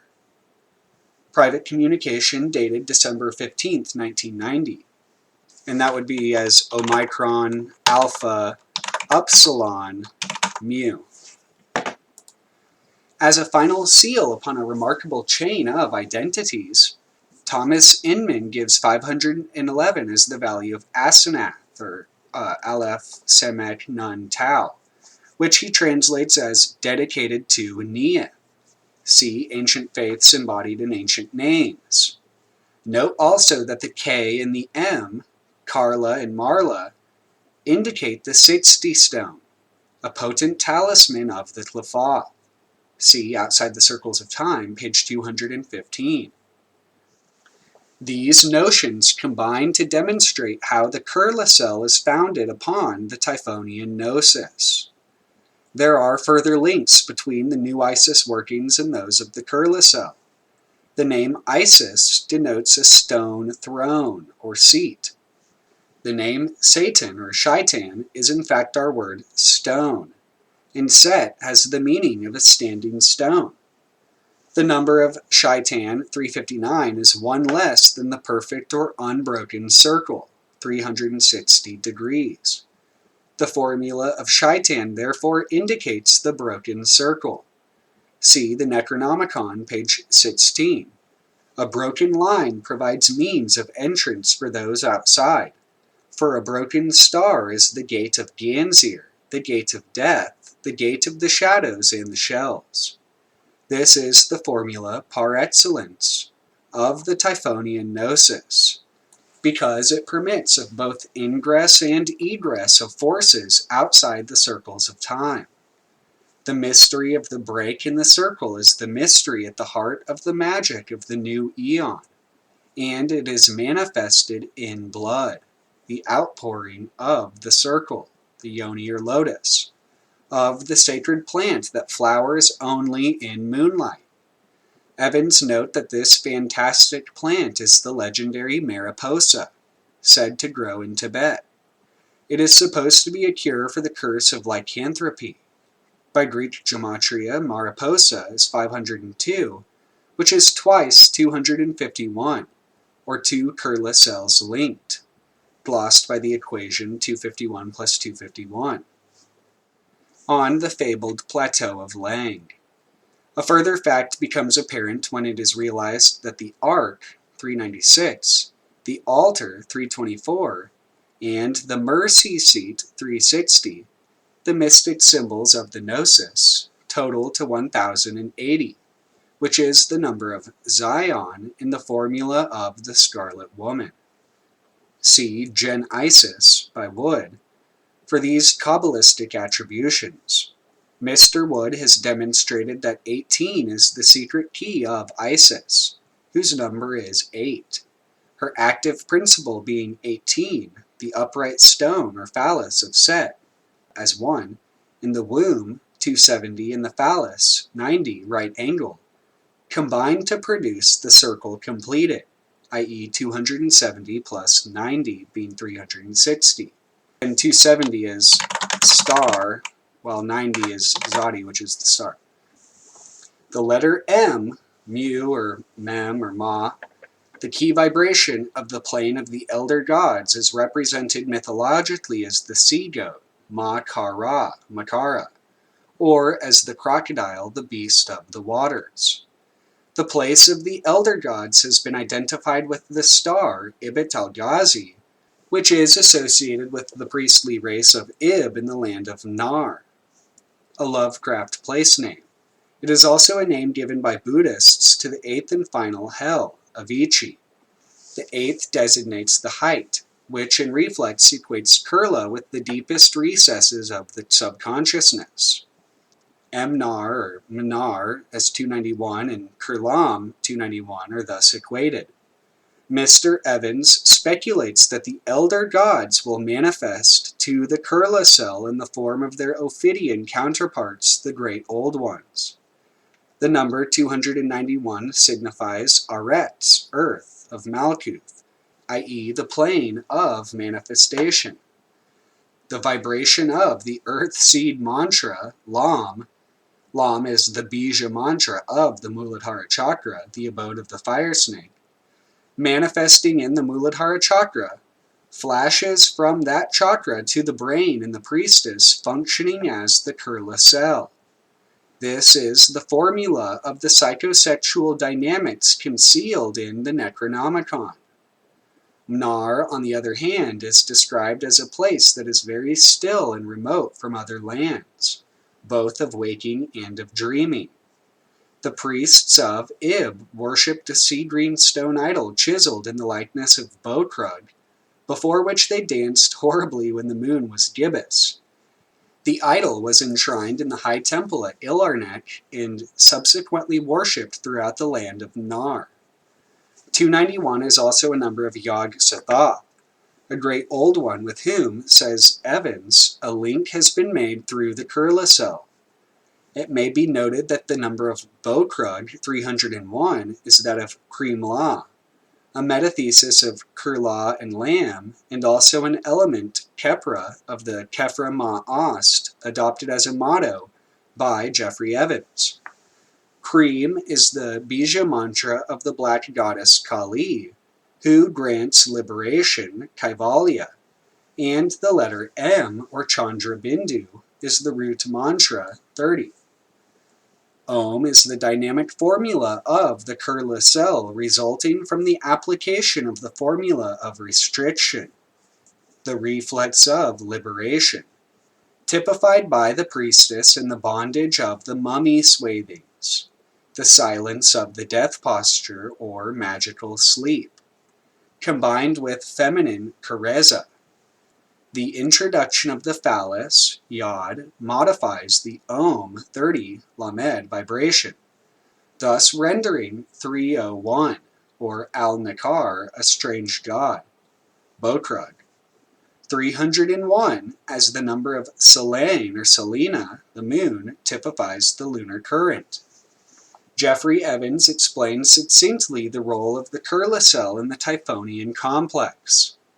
It seems to me that, in some mysterious way, 666, or Crowley, H.P.L., or Howard Phillips Lovecraft, Frater Akkad, or Charles Stansfeld Jones, 718, i.e. Eosik Iwas, or Kenneth Grant, and now 481, Kefra Ma'ast, Jeffrey Evans. These are, in order of appearance, Aleister Crowley, H.P. Lovecraft, Charles Stansfeld Jones, Kenneth Grant, and Jeffrey Evans. and certain others, notably the Dogon of Africa, see The Serious Mystery by Robert K.G. Temple, London 1976, have tuned into a current which is emanating from that region of the celestial sphere.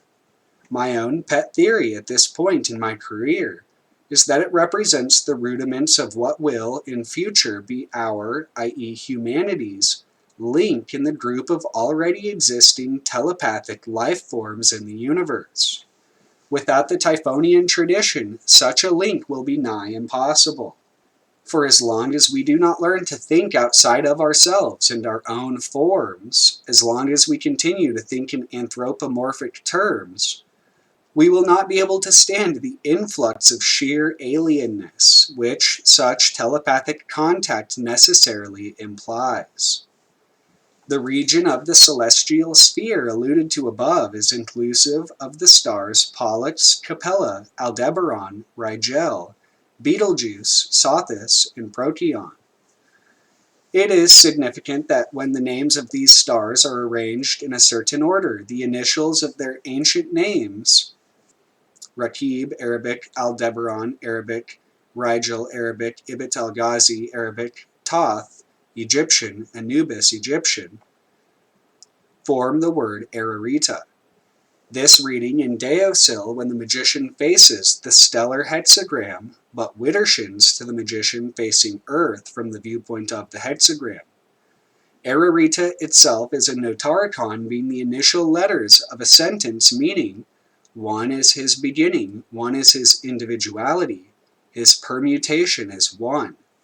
Its number, 813, is that of Lamashata, a name from the Necronomicon which contains a secret formula of Lam, Ma, and Set. Concerning humanity's link with the non-terrestrial entity, Evans claims that this link has already been made through the Kurlasel with Yog-Sothoth and Azathoth, and now with the priest race of Ib in the land of Nar. Yet another number of vital importance in the Krulanosis is 88. This is the value of Ibn Ghazi, a form of the Kala Ibit al-Ghazi, the ashes of which, when ignited, enables the old ones to manifest in Universe A, i.e. on the hither side, denoting waking consciousness, of the Tree of Life. Sacred Ash, and again Ash, as Aleph Shin 301 comes to mind, plays an important part in the rites of the Shakta Tantra Shastra of the Tamil Siddhas. 301 is also the Sri Vidya, the Kala Rite itself, mantra, etc. Astral. Astral being stars or starry, stellar. The ash with which the Hindu god Shiva is smeared supplies the prototype of a highly esoteric process, which is revealed by the Bhairavas only to select chelas. See chapters 3, 4, and 5. The relevant diksha, or initiation, may have its analog in chemical formulae involving the black egg and the fire-breathing dragon, the Ophidian current, at the region of the Svadhisthana chakra. The ash is the end product of the perfume, subject only to the element fire. Such sacred incense in powder form was used by the Suvasinis to enhance their magnetism. And it makes me think of DMT powder, or crystals. In everyday life, Oriental women yet apply to their eyelids the black coal, powder their faces, and smear their sexual organs with perfumes calculated to arouse the earthly symbol of the beast, that his image may appear adorably upon the earth forever. Crowley and Liber Samek, Magick Appendix 4, Rutledge Keegan Paul edition. The Kala of Ibit al-Ghazi manifests directly the vibration symbolized by the letter M, Mem, or Mu, or Ma, which is the root vibration of the plane of the elder gods located in that star. It is therefore possible to understand how Jeffrey Evans has unveiled the inner meaning of AL chapter 8 and 9. The cobs is in the coup, not the coup in the cobs. Worship then the cobs, and behold my light shed over you. The number of this verse, 8, is that of Isis. It is her star, Cobs, Sirius, which is indicated. The great old ones, the Ophidian counterparts of the elder gods, will manifest through the Kurlasel. The Ku, or magical will, is the product, not the producer, of the sacred ash. This reveals an entirely new mode of magic, which is in precise alignment with New Isis, and with the doctrine of Ma'at, or Ma'at. It also makes me think of the ash in the urn, and the fact how the urn is 6 at 6, but being 73, again, Ha Chakma is 78, and it's just that cycle of time, and Mesla, essentially. Alongside these insights, Jeffrey Evans has demonstrated mathematically a projection of the tree of life from the star of Nuit, thereby confirming Crowley's claim that Liber AL contains the keys to a higher mathematics. And that's essentially, again, what that throne symbolism and phi, analogia, all this stuff kind of, to me, hints at, is just this underlying, undeniable code that it just simply gives a sort of like lens into. The functioning of the Kurlasel chimes with Dali's sensation of wearing his own skeleton outside him. Evans writes, I have had the distinct impression that in order truly to function as the Kurlasel, the old ones need to transform her, i.e. the cell, from anthropomorphousness to a mere mass of quivering protoplasm trapped within a human-like shell. Thus, the casing of insulation of the Kurlasel suggests the cocoon of the insect, the house of transformation. According to Howard Phillips Lovecraft, Betelgeuse, or Ibet-el-Ghazi, is the home of the elder gods. And according to Evans, that star has decidedly been the focus of the Kurlasel. He adds that the notion that there is a Kurlasel emanating from the region of Ibet-el-Ghazi is not so far-fetched. This stellar complex is opposite a supposed black hole in Sagittarius, near the center of the galaxy. And Evans speculates that if Betelgeuse is the home of the elder gods, may not the black hole be the home of the old ones? In regards to a black hole near the galactic center, see Black Holes by John Taylor, Avon Books, 1973, page 84. The magical numbers of the agents which denote the terrestrial operators of the Kurlasel are Freighter 481, Jeffrey Evans, and Soror 352, Ruth Keenan. Their magical names being Kefra Ma'ast, 481, and Mayat, or Mayat, 352, respectively. 481 as Ibet-el-Ghazi, or Betelgeuse, and 352 as Al-Halda, Sagittarius.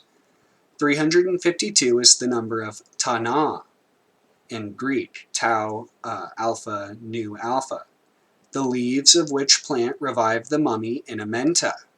The mummy, or Kurlasel, is thereby equated with the black hole, or in Kamite terms with Amenta.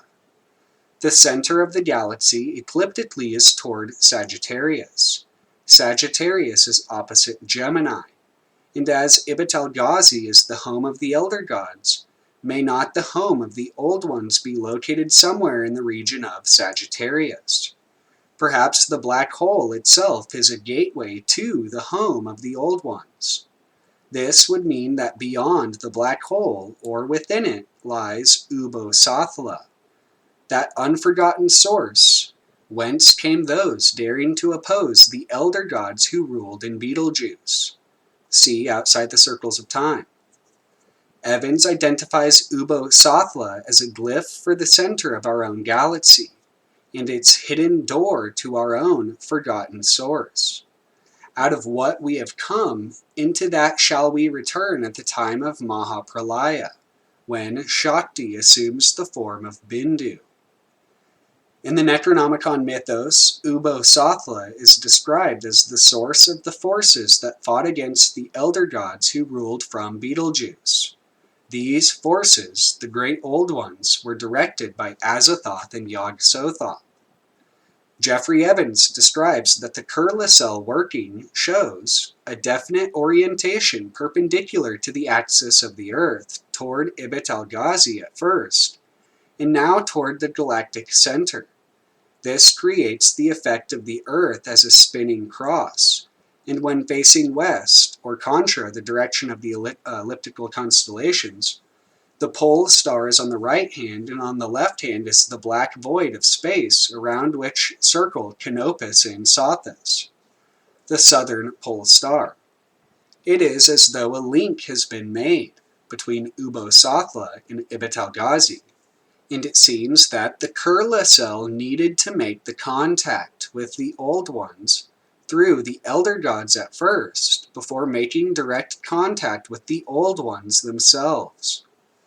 Evans states categorically that the formula of the Kurla, the function of which is to serve as a vehicle of communion between worlds, takes the form of Kurlamkur. The operation of the cell by the Old Ones and their agents comports a sexual formula for the entifying of Lamb, or the embodiment of Lamb in the Aeon of Zain. See Outside the Circles of Time. In order to explain this formula, it is necessary to place on record that an agent of the Great Old Ones, known as Kral Nia-Z, an avatar of Aosic, initiated the current of Zain in 1939, when the present author adopted the magical name Kral Nia-Z, or Kral Nia-Zain. This name was taken spontaneously as a nom de plume in connection with a novel he was writing in his teens.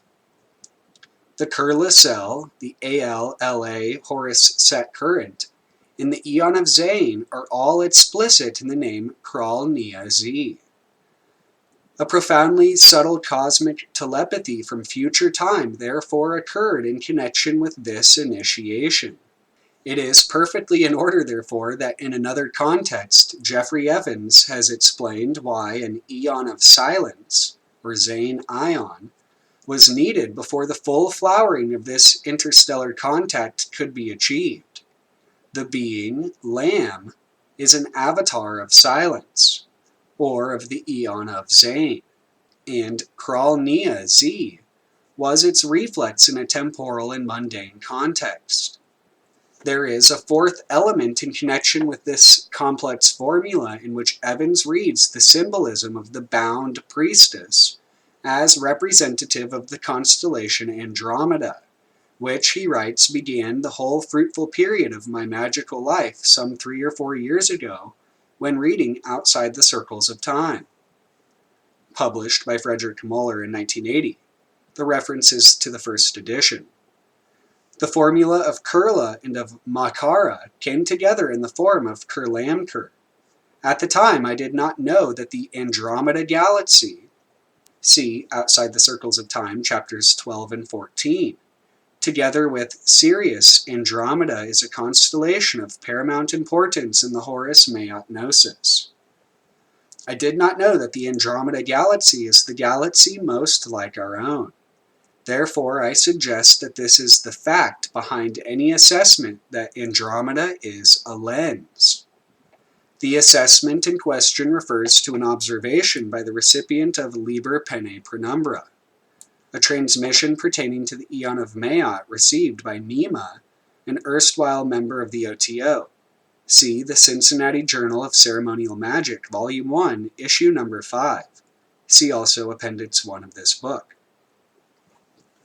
Evans suggests the possibility of the galaxy known as M31, itself being the lens. M is also the Ma-Kara, and M40, or Mem40, plus 31 is 71, the number of Lam, or Lamb. To recapitulate these diverse concepts, Kur, Lam, Kral, Nia, Ma-Arla, Ka-Arla, this series of letters has the total value of 1,127, which is 7 cubed, or 49 times 23. It is significant that 7 cubed, or 49 plus 23, is 72, Lama, or Bindu. The formula therefore may read, the energy of Lam in the feminine cell, i.e. soul, is the soul of the daughter of Arla, or Rilia. The Tantric would read into this sequence of letters the Mantrodhara of Kali. For the Pandit or academic interested in the technicalities of Sri Vidya, the letters indicate unequivocally the Kadi as distinct from the Hadi Mata. This implies that the petals of the 8-petaled lotus in the Sri Yantra retain the matrikas or letters ascribed to them by the Kaulas of the Vama Marg. See chapter on Sri Chakra. This in itself is proof, if such were needed, that the Sri Yantra is the primal battery attracting to its Mahayoni the cosmic rays around or beyond the spectrum of manifestation, thereby identifying the Mahayoni as the producer of all space and time-bound concepts. The function of the Kurla cell can be described as that of powering a transmitter-receiver setup which is operated by terrestrial agents of the old ones, and her, the cell's orientation, is described as along the east-west axis of the Grand Cross, which links Ubosathla, or the galactic center, and Ibit al-Ghazi, Betelgeuse, to the cycle of the comet. The reference is to Halley or Halley's comet. Evans notes further that the number of Merla 271 is also the value of the English word axis by Greek Kabbalah, 1, 60, 10, and 200. It is reasonable to assume that the Kurla cell may be equated with the innermost circle of the Sri Yantra, where, in the fivefold trikona of the goddess 15, the 3 angles of the 5 trikonas total 15, the supreme Bindu, or Kamakala, is secreted as the jewel in the lotus, Om Mani Padme Hum, O, the jewel in the lotus. Om, as Omicron Alpha Upsilon Mu, is 511, the number of Kurlamkur, 220 plus 71 plus 220. We are here dealing with the reflex of the cosmic vibration in the mandala of the priestess as a mummy, embalmed in the secretions of the cerebrospinal fluid, charged with the Ophidian energies of the fire snake. The fact should not be overlooked that the prefix Kur denotes the Kurast that anoints. The Kurast or Christ is the anointed, i.e. anointed by the chrism of the holy oil or secretion or kala, magically charged by the fire snake. With the halo of divinity the head of the dragon, for it is the fire snake, crowned and conquering, that is typified by the cursed child, Christ's child. For Sebek Ra is the solar child or manifestation of the mother goddess, symbolized in Kem by the dragon crocodile emerging from the Nilotic mud swamp. Evans reminds us that the swamp mangrove is, of all trees, the most typical of the old ones. The swamp also suggests the deep ones in their cult center, Rilia, which is onomatopoeically suggestive of Kurla as Kurle, Karle, or the soul of Rilia. This equates Kurla with Cthulhu in the deep ones, rather than with the outer ones evoked by Silba in the new Isis workings. See Wisdom of Silba in the tentative comment presented in Outer Gateways, Chapter 13. A curious connection exists between the chronologies of the Kurla cell workings and the inception of the Aeon of Maat in its lesser or daughter cycle, as announced by Frater Achad on April 2nd of 1948. The date which Evans gives for his magical impregnation by influences from outside is April 2nd, 1984. This also dates his focusing on Halley's Comet. He later realized that in the year 1948, that comet reversed its direction, just as Achad had reversed the direction of the paths. See Cults of the Shadow, Chapter 8.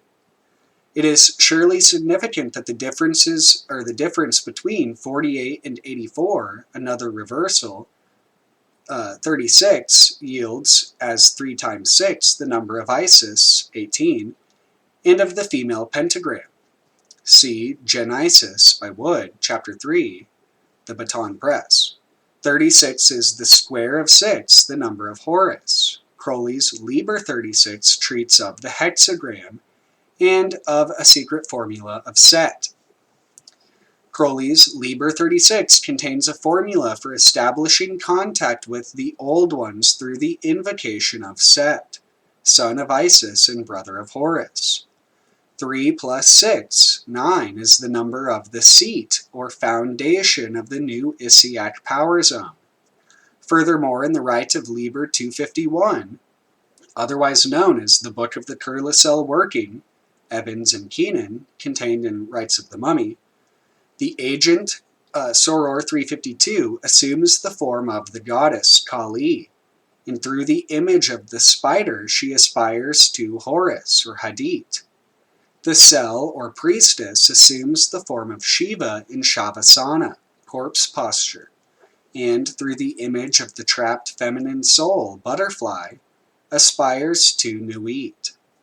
The working involves the formula known as the death posture. See the Magical Revival, Chapter 12. The butterfly supplies the image of the soul by day, and its counterpart the moth, Muth, that feeds by night upon the souls of the dead. The dead are those who abide outside the circles of time, vis, the souls in Amenta.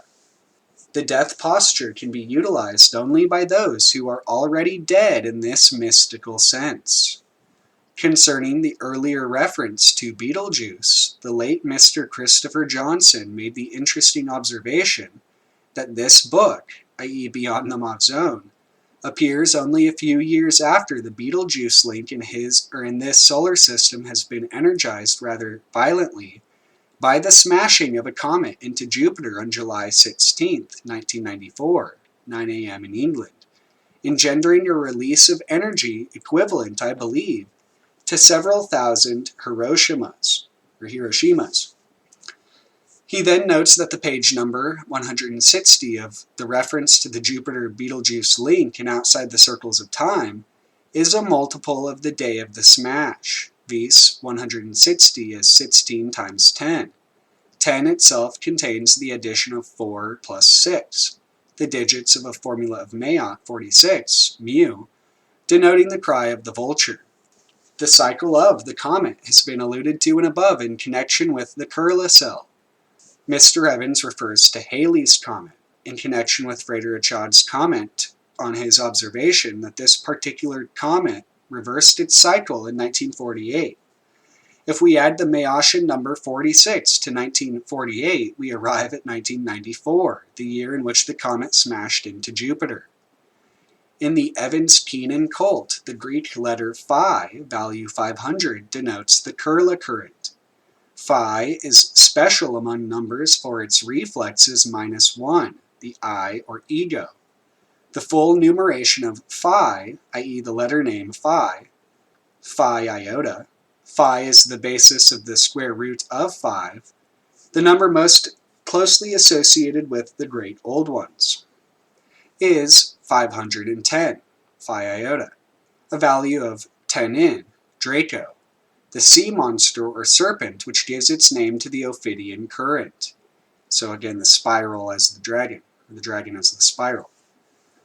It is also, and therefore, the dragon relating to Rahur Kuit, because the phi spiral is essentially the ever-coming one and the throne of Rahur Kuit. It is also the number of Kronos, the alchemical Elus, or primal slime, which forms the basis of the great work. It is the chaos out of which arises the astral shadow of Horus, the shadow twin Set, whose name is one with the seat or foundation, Yesod, of the Tree of Life. Set is identical with Isis, of whom he is the child or manifestation in the realm of Amenta. A.L. chapter 3, verse 74 declares, "The son of midnight is ever the sun." And the midnight sun is Kefra. Evans, whose motto is Kefra Ma'ast, i.e. that which comes into being out of Ost, or Aset, Isis, and who copulates with his own shadow in order to create, writes, "Like Kefra, I have produced an astral shade with which to unite for creation." He thus assumes the god form of the beetle that is recurrently born of Isis to create another day. Hence the beetles found in vast abundance in the mummy swathings of the buried dead. The formula of the death posture is implicit in the rite of Kurla. As 251, Kurla denotes the bound or captive goddess, viz. The mummy. 251 is also the number of Vril, the magical force. Its affinity with Hrilyu has been noted, or elsewhere noted. Crowley describes Hrilyu as the word or voice of the dove. See The Heart of the Master, Crowley, OTO, London, 1938, page 14. An early zootype of the Typhonian genetrix. Timothy Leary, quoted in Cosmic Trigger, suggests that Vril is a new kind of orgasm which he calls the polyphase orgasm. Cosmic Trigger, The Final Secret of the Illuminati by Robert Anton Wilson, page 58. In the Bathylic or Bathybic language, the term Hrilyu is seen to be cognate with this notion. See The Song of the Sirens, Ether 2, in The Vision and the Voice by Crowley, and The Equinox. The language of the Sirens, Bathylic, is the language of the deep ones.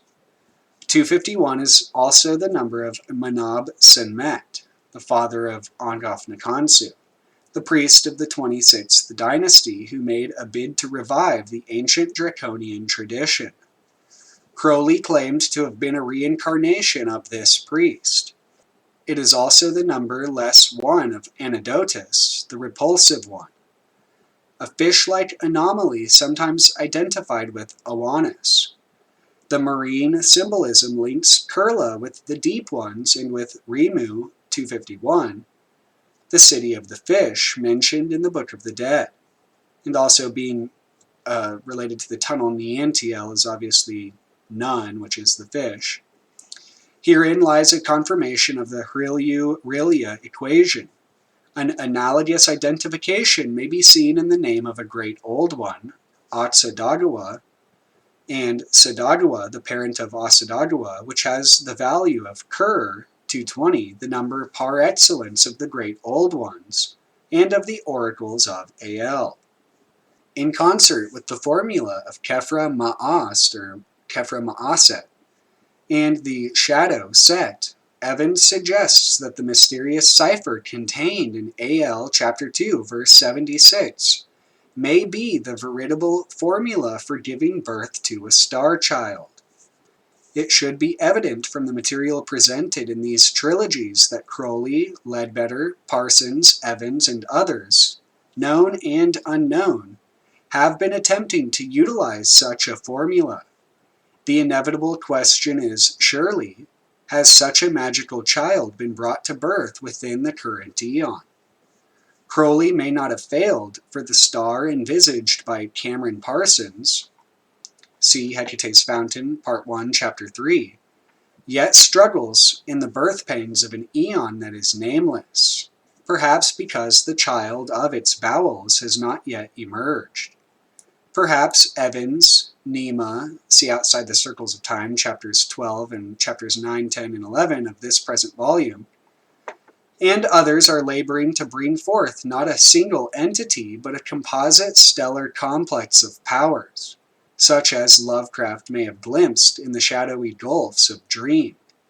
The great old ones, the deep ones, the outer ones, may they not be entities or gods such as those described by Crowley as certain vast stars, or aggregates of experience? See the Introduction to the Book of the Law, Crowley, OTO, London, 1938. He claims that one of these is in charge of the destinies of this planet for periods of 2,000 years. In a lecture delivered before the Theosophical Society in 1894, C.W., or Charles Webster Leadbetter, declared of similarly strange entities.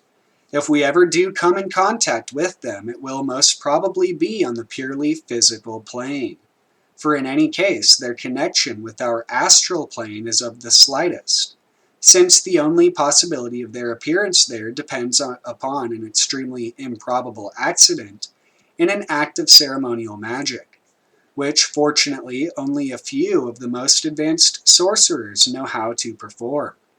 Nevertheless, that improbable accident has happened at least once, and may happen again. As I have remarked in Cults of the Shadow, no one with whom I have discussed this quotation has been able to offer any clue as to the nature of this particular magical ceremony. Hence, one thing is certain: the strange phenomena recorded in the annals of New Isis Lodge between the years 1955 and 1962 have demonstrated beyond the shadow of a doubt that such accidents as Leadbetter mentioned are not as improbable as he supposed. See Hecate's Fountain. And so, yeah, this chapter, though short and condensed as it is, was very interesting to me when I first read it and discussed it with Soror 722.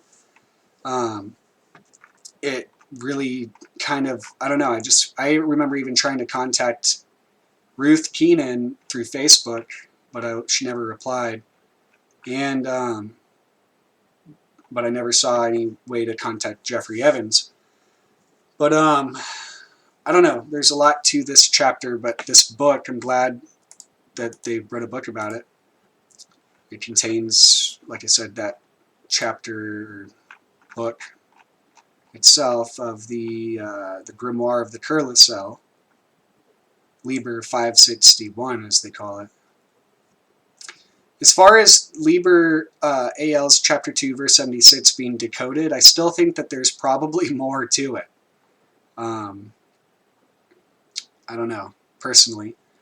And I think there's a lot to be said for their theories and how it ties in with Phi and what that unlocks, but I think there's still more to be unlocked and applied. But again, Phi Analogia, being just that obvious 6 golden ratio, Phi ratio essentially.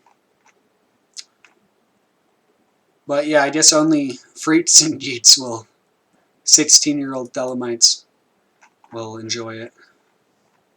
But yeah, there is this interview with Levenda with Marco Visconti. He mentions Michael Hoffman as well. But again, they kind of like discount Michael Hoffman as just like, they think it's like ideological, subjective, but really nothing that I've heard him talk about is really like his own opinion. He's really just tying things together that exist from a perspective that I think is uncommon these days, because again, he just has a perspective like in terms of history and the past and the present. To try to basically do justice to what I see from all this is very difficult. It takes a long time, but that's why I just wanted to read that Sign and Design book, mention all this stuff, and show how, yeah, it is still like actively playing out whatever it is. And someone recommended this, or they mentioned it and asked if I knew about it, and I didn't. And since it's relatively short, I think 62 verses, I'll read it. But this thing about the Gokula, or Gokola, Goloka, actually. Gokula and Goloka are terms I've heard for it. But it's this abode of Krishna, essentially. But it describes it as being hexagonal, and tying in with my theories about just space and time and the fourth dimension and 666 and the hexagonal blueprint. I want to read this. It says, Krishna, who is known as Govinda, is the supreme Godhead. He has an eternal, blissful, spiritual body. He is the origin of all. He has no other origin, and he is the prime cause of all causes. The spiritual place of transcendental pastimes of Krishna is portrayed in the second verse. The super excellent station of Krishna, which is known as Gokula, has thousands of petals and a corolla like that of a lotus sprouted from a part of his infinitary aspect, the whorl of the leaves being the actual abode of Krishna. So the whorl of the leaves, again, that makes me think of the phi ratio being the throne. The whorl of that transcendental lotus is the realm wherein dwells Krishna. It is a hexagonal figure, the abode of the indwelling, predominated and predominating aspect of the Absolute. Like a diamond, the central supporting figure of self-luminous Krishna stands as the transcendental source of all potencies. The holy name, consisting of 18 transcendental letters, is manifested in a hexagonal figure with sixfold divisions. The whorl of that eternal realm, Gokula, is the hexagonal abode of Krishna. Its petals are the abodes of gopis, who are part and parcel to Krishna, to whom they are most lovingly devoted and are similar in essence. The petals shine beautifully like so many walls. The extended leaves of that lotus are the garden-like Dhamma, i.e. spiritual abode of Sri Radhika, the most beloved of Krishna. The surrounding external plane of Gokula is described in this verse. There is a mysterious quadrangular place named Svetadvipa surrounding the outskirts of Gokula. Svetadvipa is divided into 4 parts on all sides. The abode of Vasudeva, Sankarshana, Pradyumna, and Aniruddha are separately located in each of these 4 parts. These 4 divided abodes are enveloped by the fourfold human requirements such as piety, wealth, passion, and liberation, and also by the 4 Vedas, viz. The Urd, Sama, Yajur, and Atharva, which deal with the mantra and which are the bases of achievements of the fourfold mundane requirements. 10 tridents are fixed in the 10 directions, including the zenith and nadir. The 8 directions are decorated with the 8 jewels of Mahapadma, Padma, Sankha, Makara, Kachapa, Makunda, Kunda, and Nila. There are 10 protectors, Dikpalas, of the 10 directions in the form of mantra. The associates of the hues of blue, yellow, red, and white, and the extraordinary potencies bearing the names of Vimala, etc., shine on all sides. The Lord of Gokula is the transcendental supreme Godhead, the own self of eternal ecstasies. He is the superior of all superiors, and is busily engaged in the enjoyments of the transcendental realm, and has no association with his mundane potency. Krishna never consorts with his illusory energy. Still, her connection is not entirely cut off from the absolute truth. When he intends to create the material world, the amorous pastime, in which he engages by consorting with his own spiritual chit potency, Rama, by casting his glance at the diluting energy in the shape of his sending his time energy, is an auxiliary activity.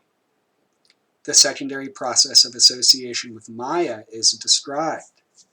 Rama Devi, the spiritual chit potency, beloved consort of the Supreme Lord, is the regulatrix of all entities. The divine plenary portion of Krishna creates the mundane world. At creation there appears a divine halo of the nature of his own subjective portion, Svamsa.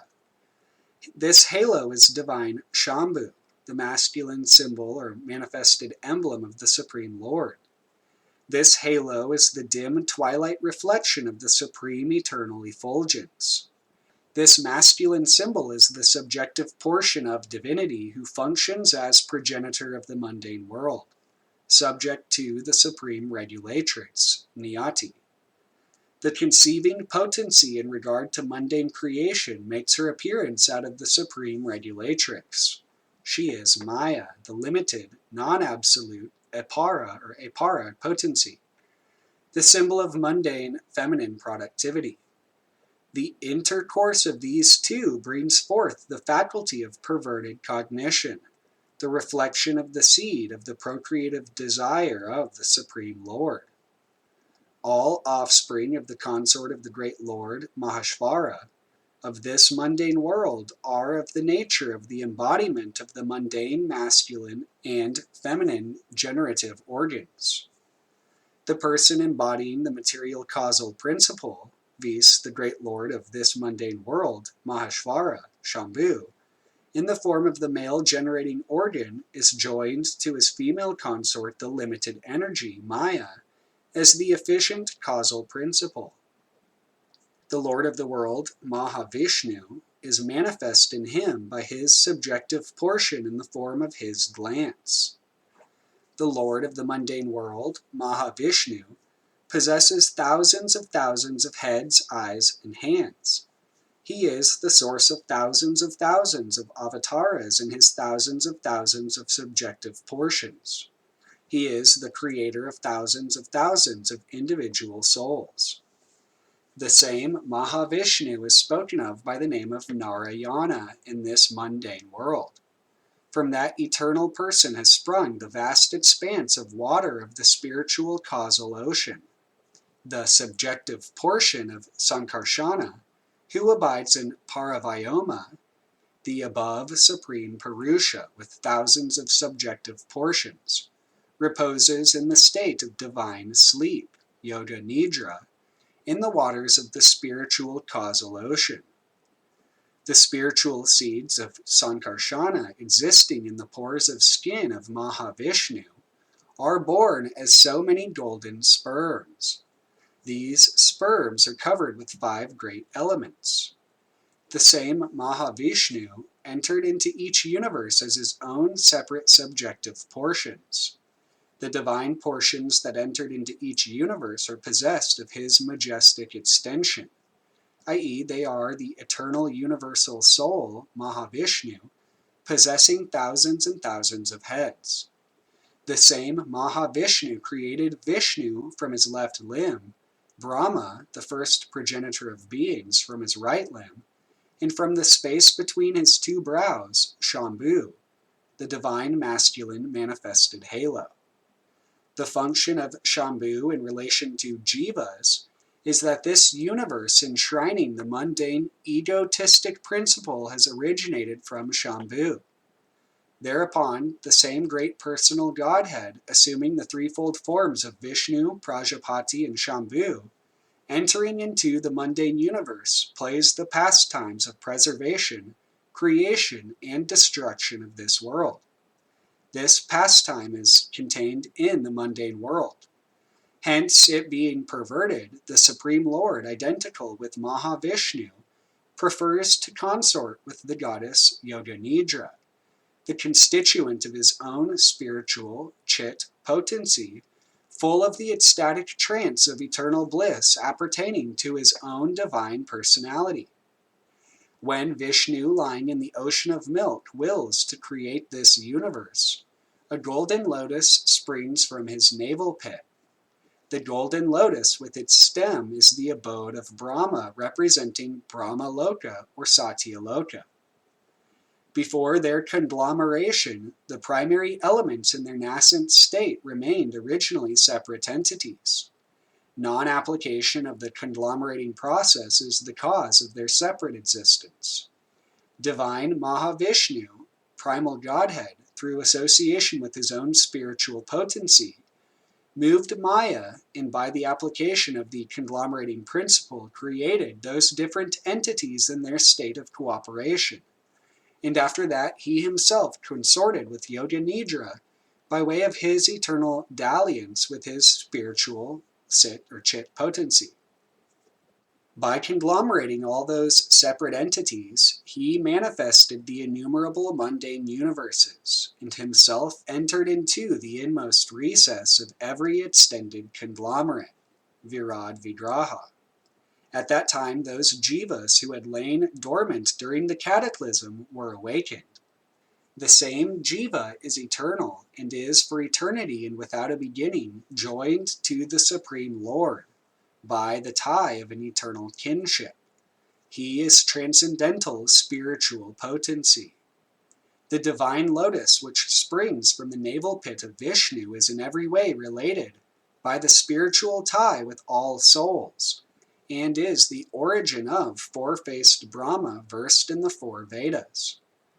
On coming out of the lotus, Brahma, being guided by the divine potency, tuned his mind to the act of creation under the impulse of previous impressions.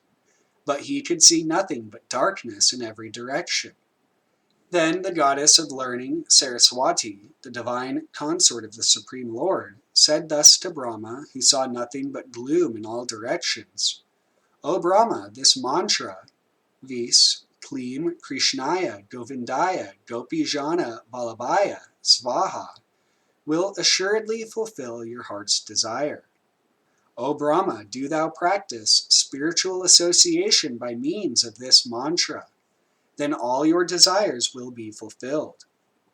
Brahma, being desirous of satisfying Govinda, practiced the cultural acts for Krishna in Goloka, Lord of Svetadvipa, for a long time. His meditation ran thus. There exists a divine lotus of 1,000 petals, augmented by millions of filaments, in the transcendental land of Goloka. On its whirl there exists a great divine throne, on which is seated Sri Krishna, the form of eternal effulgence of transcendental bliss, playing on his divine flute, resonant with the divine sound, with his lotus mouth. He is worshipped by his amorous milkmaids with their respective subjective portions and extensions, and also by his external energy, who stays outside, embodying all mundane qualities. Then Gayatri, mother of the Vedas, being made manifest, i.e. imparted, by the divine sound of the flute of Sri Krishna, entered into the lotus mouth of Brahma, born from himself, through his 8 ear holes.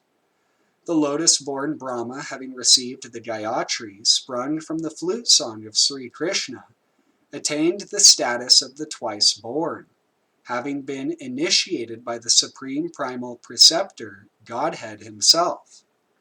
Enlightened by the recollection of that Gayatri embodying the 3 Vedas, Brahma became acquainted with the expanse of the ocean of truth.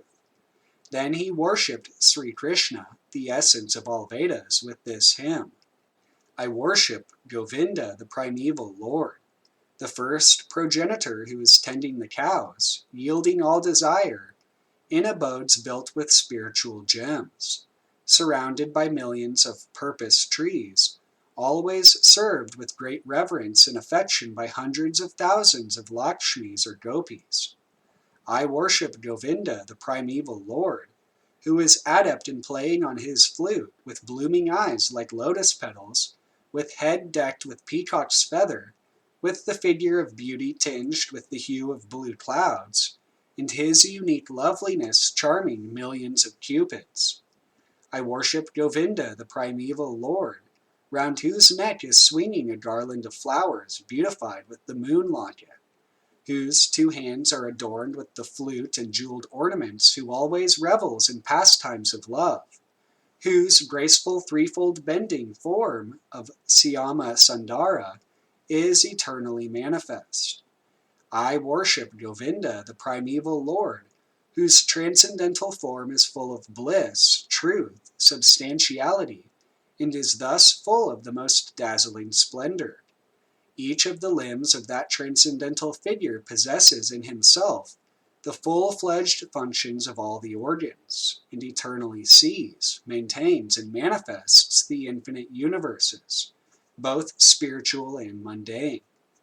I worship Govinda, the primeval Lord, who is inaccessible to the Vedas, but obtainable by pure unalloyed devotion of the soul, who is without a second, who is not subject to decay, is without a beginning, whose form is endless, who is the beginning and the eternal Purusha. Yet he is a person possessing the beauty of blooming youth. I worship Govinda, the primeval lord, only the tip of the toe of whose lotus feet is approached by the yogis, who aspire after the transcendental and betake themselves to pranayama by drilling the respiration, or by the jnanis, who try to find out the non-differentiated Brahman by the process of elimination of the mundane, extending over thousands of millions of years. He is an undifferentiated entity, as there is no distinction between potency and the possessor thereof. In his work of creation of millions of worlds, his potency remains inseparable.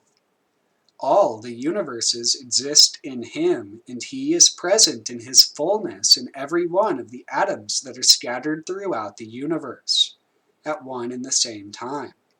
Such is the primeval Lord whom I adore. I adore the same Govinda, the primeval Lord, in whose praise men who are imbued with devotion sing the mantra suktas told by the Vedas, by gaining their appropriate beauty, greatness, thrones, conveyances, and ornaments. I worship Govinda, the primeval Lord, residing in his own realm, Goloka, with Radha, resembling his own spiritual figure, the embodiment of the ecstatic potency possessed of the 64 artistic activities, in the company of her confidants, Sakis, embodiments of the extensions of her bodily form, permeated and vitalized by his ever-blissful spiritual rasa. I worship Govinda, the primeval Lord, who is Syama Sundara, Krishna himself with inconceivable, innumerable attributes, whom the pure devotees see in their heart of hearts with the eye of devotion tinged with the salve of love. I worship Govinda, the primeval Lord, who manifested himself personally as Krishna and the different avatars in the world in the forms of Nama, Narsimha, Vamana, etc., and his subjective portions.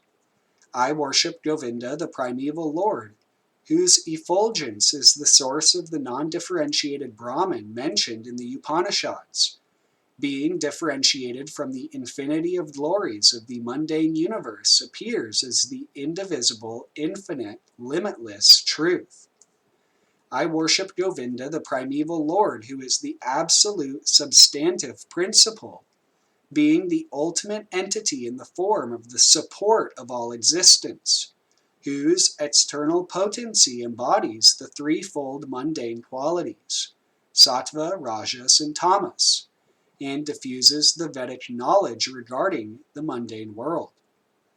I worship Govinda, the primeval Lord, whose glory ever triumphantly dominates the mundane world by the activity of his own pastimes, being reflected in the mind of recollecting souls as the transcendental entity of ever blissful cognitive rasa.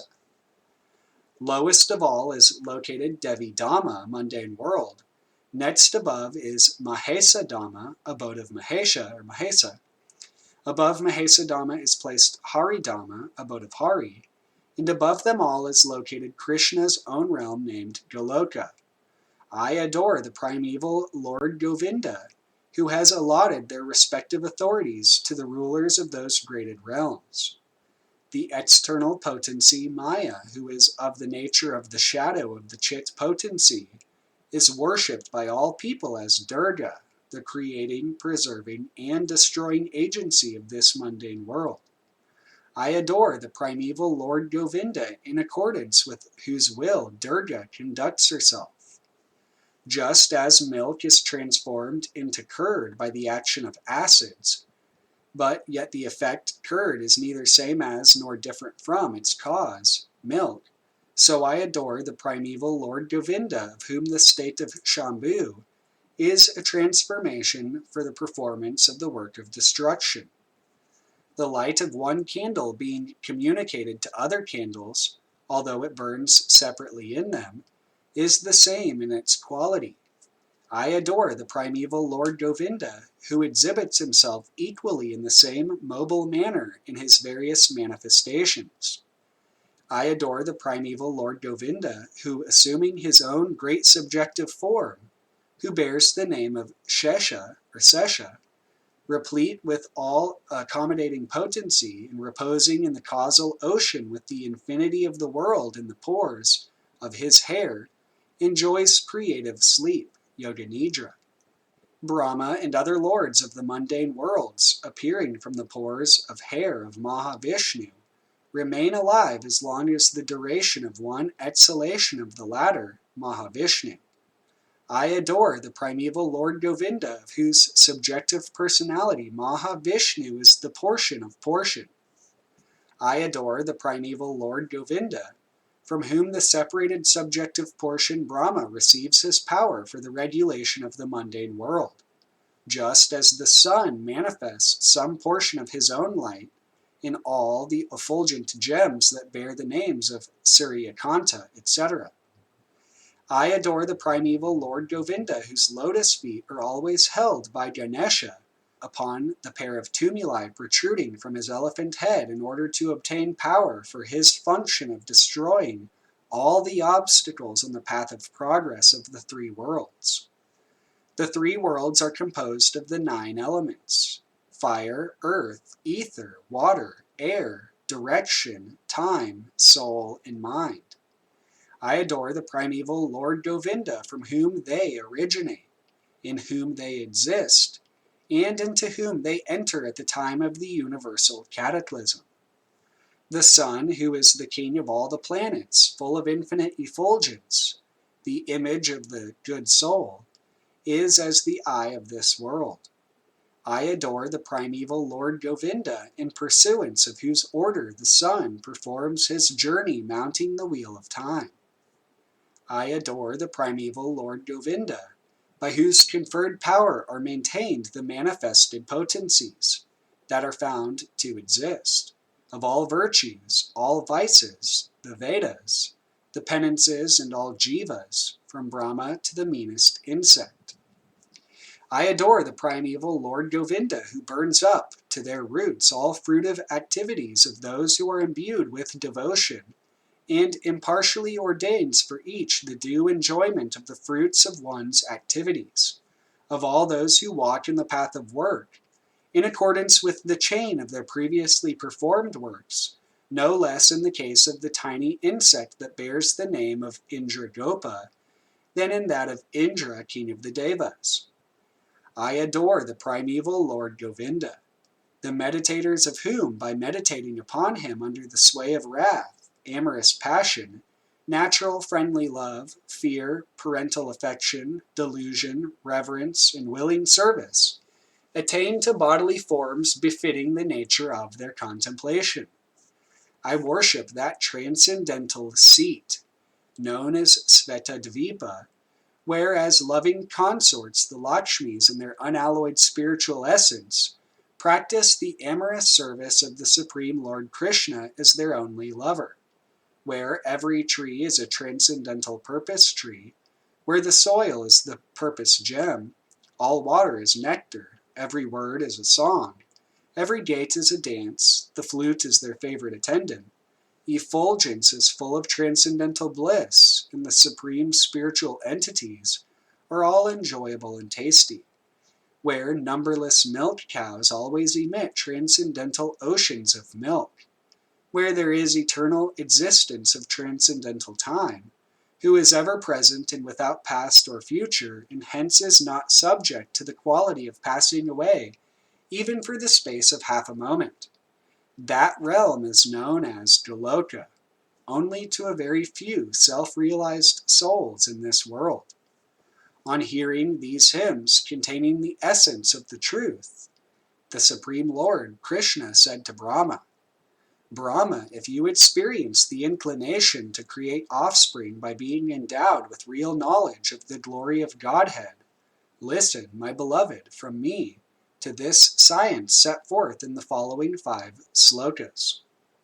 When the pure spiritual experience is excited by means of cognition and service, bhakti, super excellent unalloyed devotion, characterized by love for Godhead, is awakened towards Krishna, the beloved of all souls.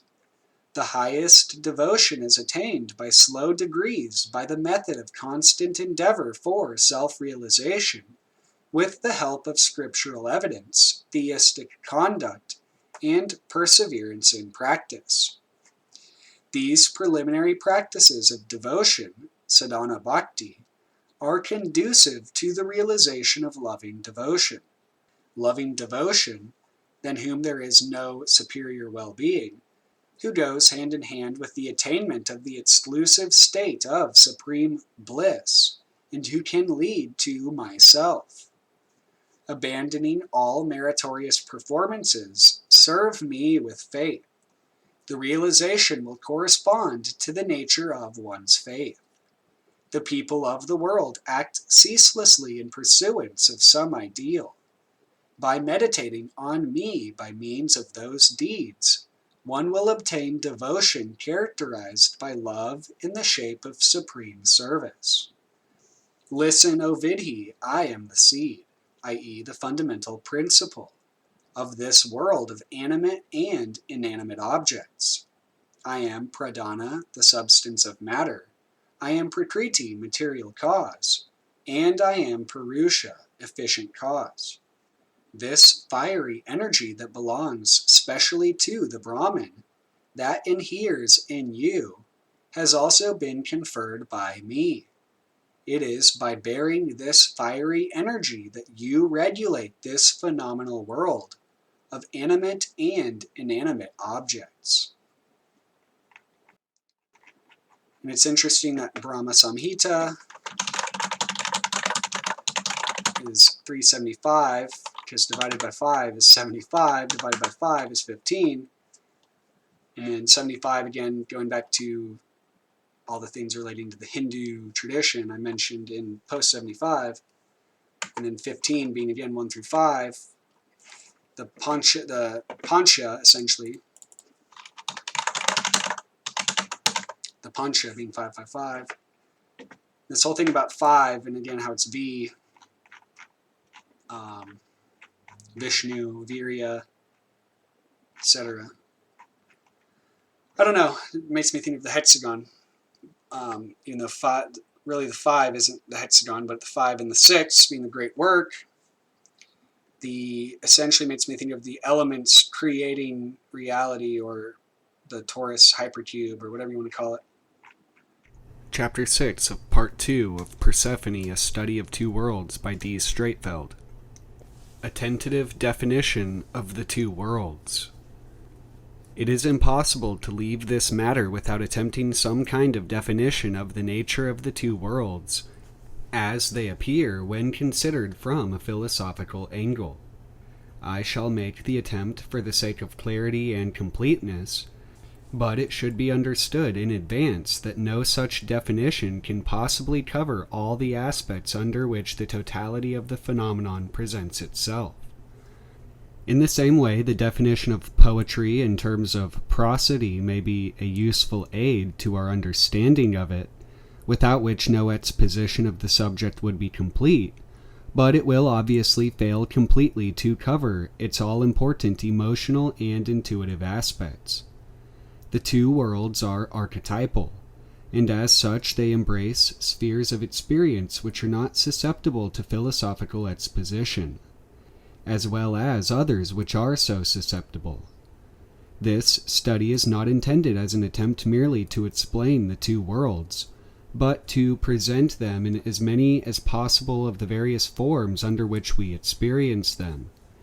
It would be incomplete and unsatisfactory without some suggestion of a possible logical basis for the discrimination in question, but the discrimination is not confined to its logical elements, nor even built upon them. It is something which evidently exists in its own right. As such, it may be partially susceptible of explanation by logical analysis, but no such analysis can exhaust its potentialities.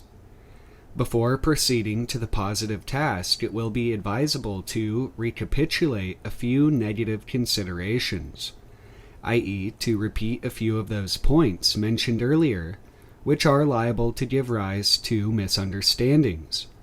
The prevalent system of thought is so pervasive and deeply ingrained that it is inevitable that the reader should tend to interpret what he reads in its terms, unless the different intention of the writer is explicitly and insistently kept before him. 1. The two worlds are not to be visualized as two separate areas, divided one from the other like the sea and the atmosphere above it.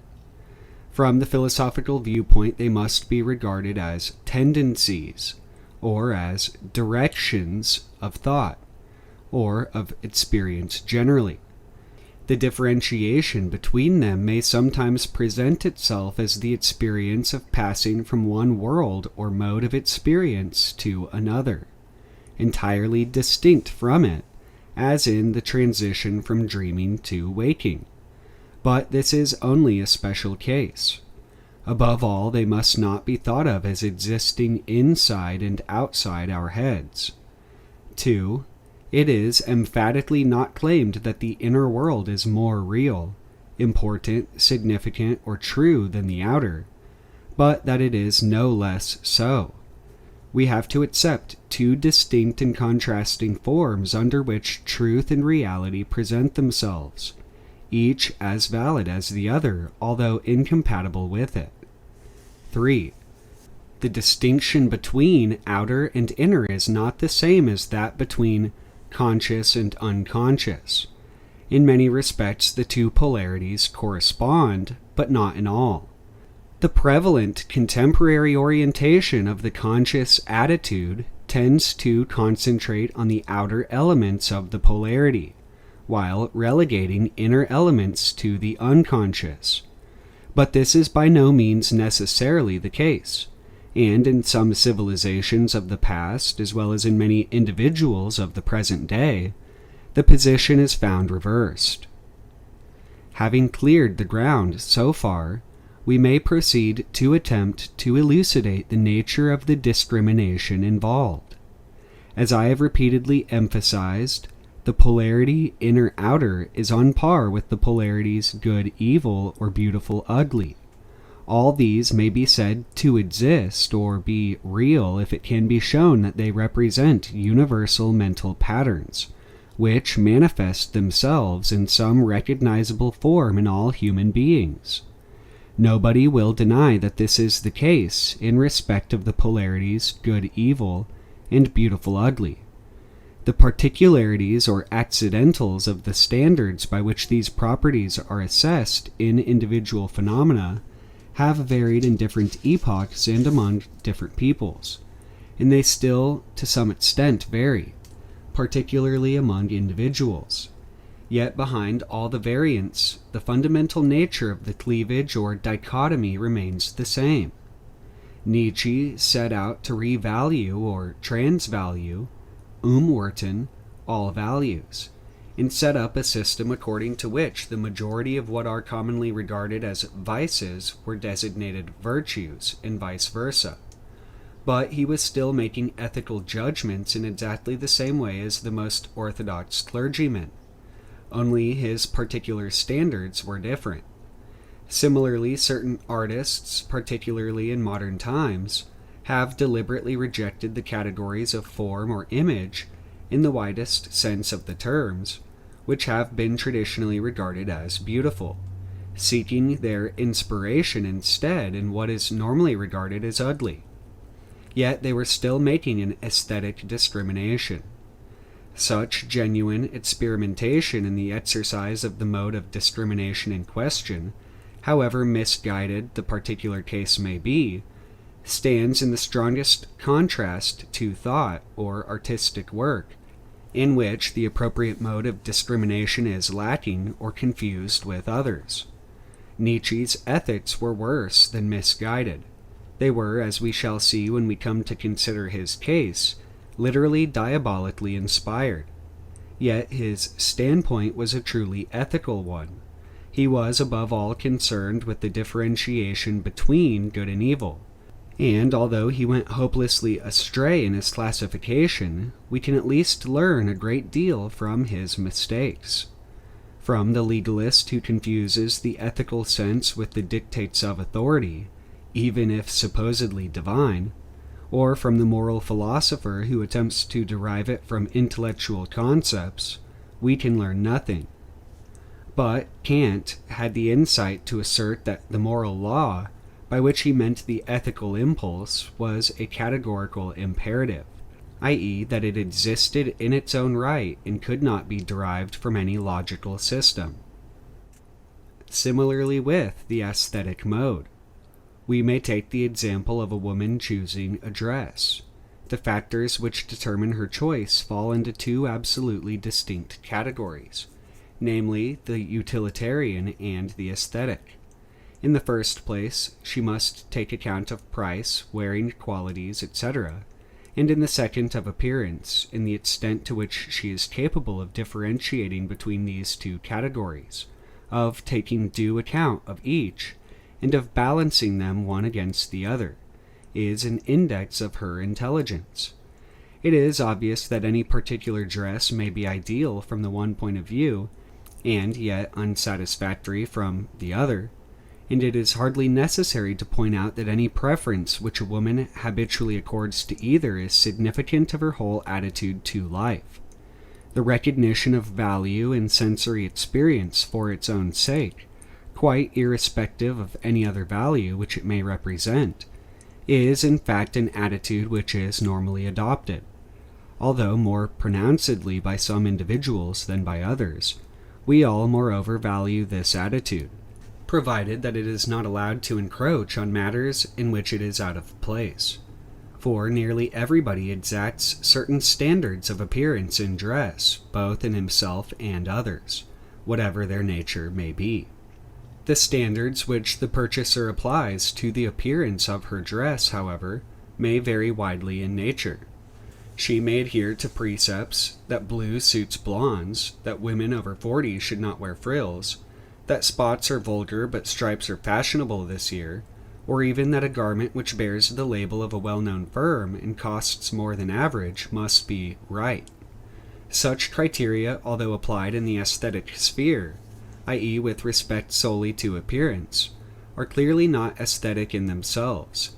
They are products of thinking, of notions, or what are commonly called ideas, and not of the direct reaction to sensory experience, i.e. to the actual look of the dress. This attitude, which is the best that many people achieve, is a characteristic example of the subordination of one mental function to another, in this case of the sensory to the thinking, and may result in a complete distortion of the values of the subordinated function. If the purchaser's choice is guided solely by considerations of this nature, in addition to those which are admittedly utilitarian, she is not exercising the aesthetic sense at all, and the consequences will be apparent to the discriminating observer. In the majority of cases, the most powerful factor in the determination of the choice will be the search for what is fashionable. The art of being fashionably dressed is definitely of an aesthetic nature, since it is concerned solely with the direct perception of appearances, and with their valuation as such, irrespective of ideas.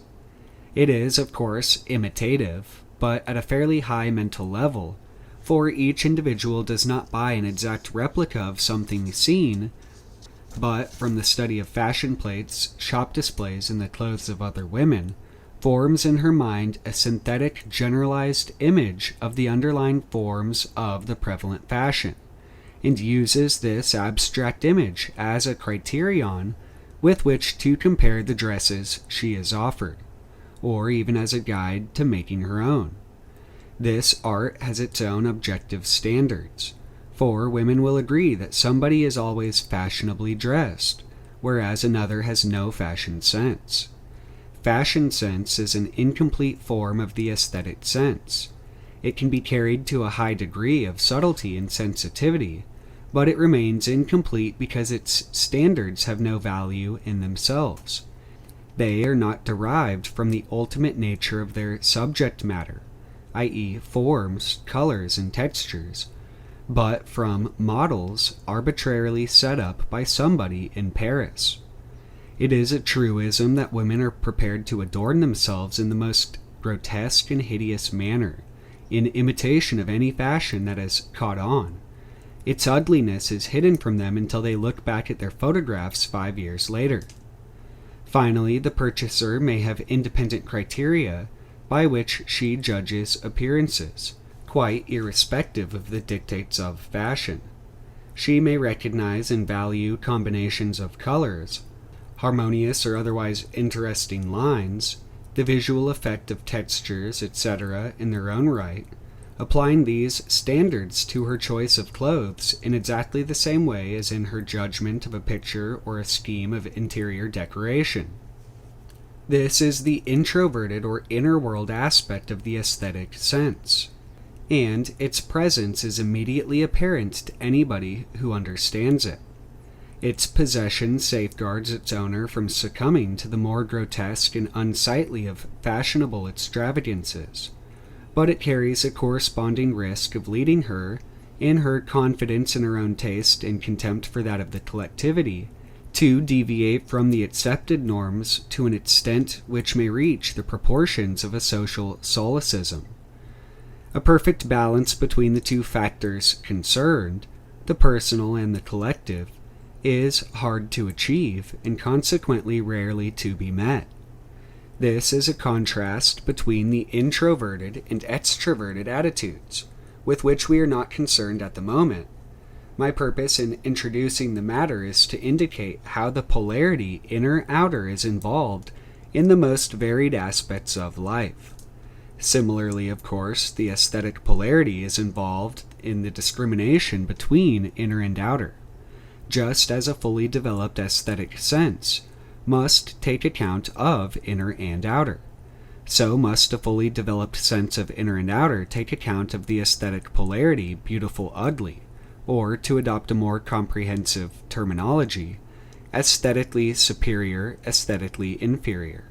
For a picture of the inner and outer worlds from which the sensory element is excluded is incomplete. Similarly, again, the ethical sense must be balanced by a due regard for the inner and outer aspects of conduct. Make unto yourselves friends of the mammon of unrighteousness. For however high the ethical quality of an action may be when judged solely by absolute inner world standards, it may still be wrong if it offends and distresses others by flouting harmless conventions. The position becomes clearer if considered in the light of the symbolical image of the bisection of the sphere. The sphere of indeterminacy represents the totality of undifferentiated experience. It remains unintelligible until it is bisected, by conscious differentiation, into a pair of opposite but complementary hemispheres. Such bisection is possible along an infinite number of planes of cleavage, similar to that of the terrestrial globe along the equator, each of which gives a different result. But although each such bisection is distinct from every other, each is also interrelated with every other. For every great circle drawn on the surface of a sphere must intersect every other which it is possible to draw, and all have a common center. The polarities, good and evil, beautiful, ugly, and inner-outer, thus represent 3 of the infinite number of possible bisections of the sphere. Each constitutes a manner of discrimination, by means of which the conscious mind makes sense, not necessarily intellectual sense, of the unintelligible totality of experience. The actual discrimination carried out by any particular individual is determined, as I have indicated above, by the building up of a pair of complex images in the mind, to one or other of which he can assimilate any particular experience, thus classifying it as either good or bad, beautiful or ugly, etc. These images vary in composition, comprehensiveness, scope, and coherence, as between different individuals. Yet the universality of their appearance in some form or other implies the pre-existence of a universal nucleus, or archetypal polarity, in the mind. This archetypal polarity is the essence of the manner of discrimination in question. In respect of any particular dichotomy, we thus have the picture of an ideal, perfect system of discrimination on the one hand, and on the other of the actual, imperfect systems developed by each individual and by the collectivity, which fall short in varying degrees of the perfect system. These inferior, incomplete systems may be visualized by smaller circles drawn on the surface of the sphere, in a position parallel to the ideal great circle. For instance, if the perfect dichotomy inner-outer be visualized as the great circle of the equator, then the various incomplete systems correspond to the circles of latitude. They are parallel to the equator, but they do not divide the sphere into equal halves. This picture reveals a vitally important point, namely that although every great circle on the surface of the sphere must of necessity intersect every other great circle, this does not apply to any smaller circles. Thus, if we draw a great circle at an angle to the equator, it must intersect the latter. But if the angle is not too great, it may not intersect the higher parallels of latitude. This situation represents the mentality of an individual or collectivity whose system of differentiation in respect of one of the essential polarities is inadequately developed. Instead of visualizing the dichotomy in the ideal position of the great circle of the equator, he sees it at the parallel of latitude of, say, 60 degrees. The consequence is that his reduced circle does not intersect the great circle at AA, which lies at an angle to the equator. In psychological terms, this means that the two systems of differentiation in his mind are not brought into relationship with one another, and this represents a deficiency in his attitude to life in one respect or another. In order to achieve an ideal orientation to life, therefore, it is necessary to widen and perfect the circle representing each characteristic manner of discrimination until it attains its maximum dimension, which is that of the great circle. This automatically ensures that it must intersect, i.e., be brought into relationship with every other possible great circle, or manner of differentiating experience. The outcome of such all-around development is the achievement of the complete, harmonious, and dynamically stable whole, the greatest possible realization of the potentialities of the individual or group, and the age-old symbolism of the search for this condition is that of finding the center. Freemasons will recognize something in this symbolism. The great center may also be seen as representing the self, Atman, or the universal element which is common to all individuals. For all great circles have a common center, which is the center of the sphere itself. But the centers of smaller circles are displaced from the great center. This symbolism is brought out by Jung in connection with his theory of the integration of the personality. My contention is that the circle of differentiation between inner and outer which prevails in the contemporary collective conscious attitude of the West is equivalent to a small circle, such as the parallel of 60 degrees of latitude, which divides the totality of experience into two unequal parts, placing too much in the outer and too little in the inner.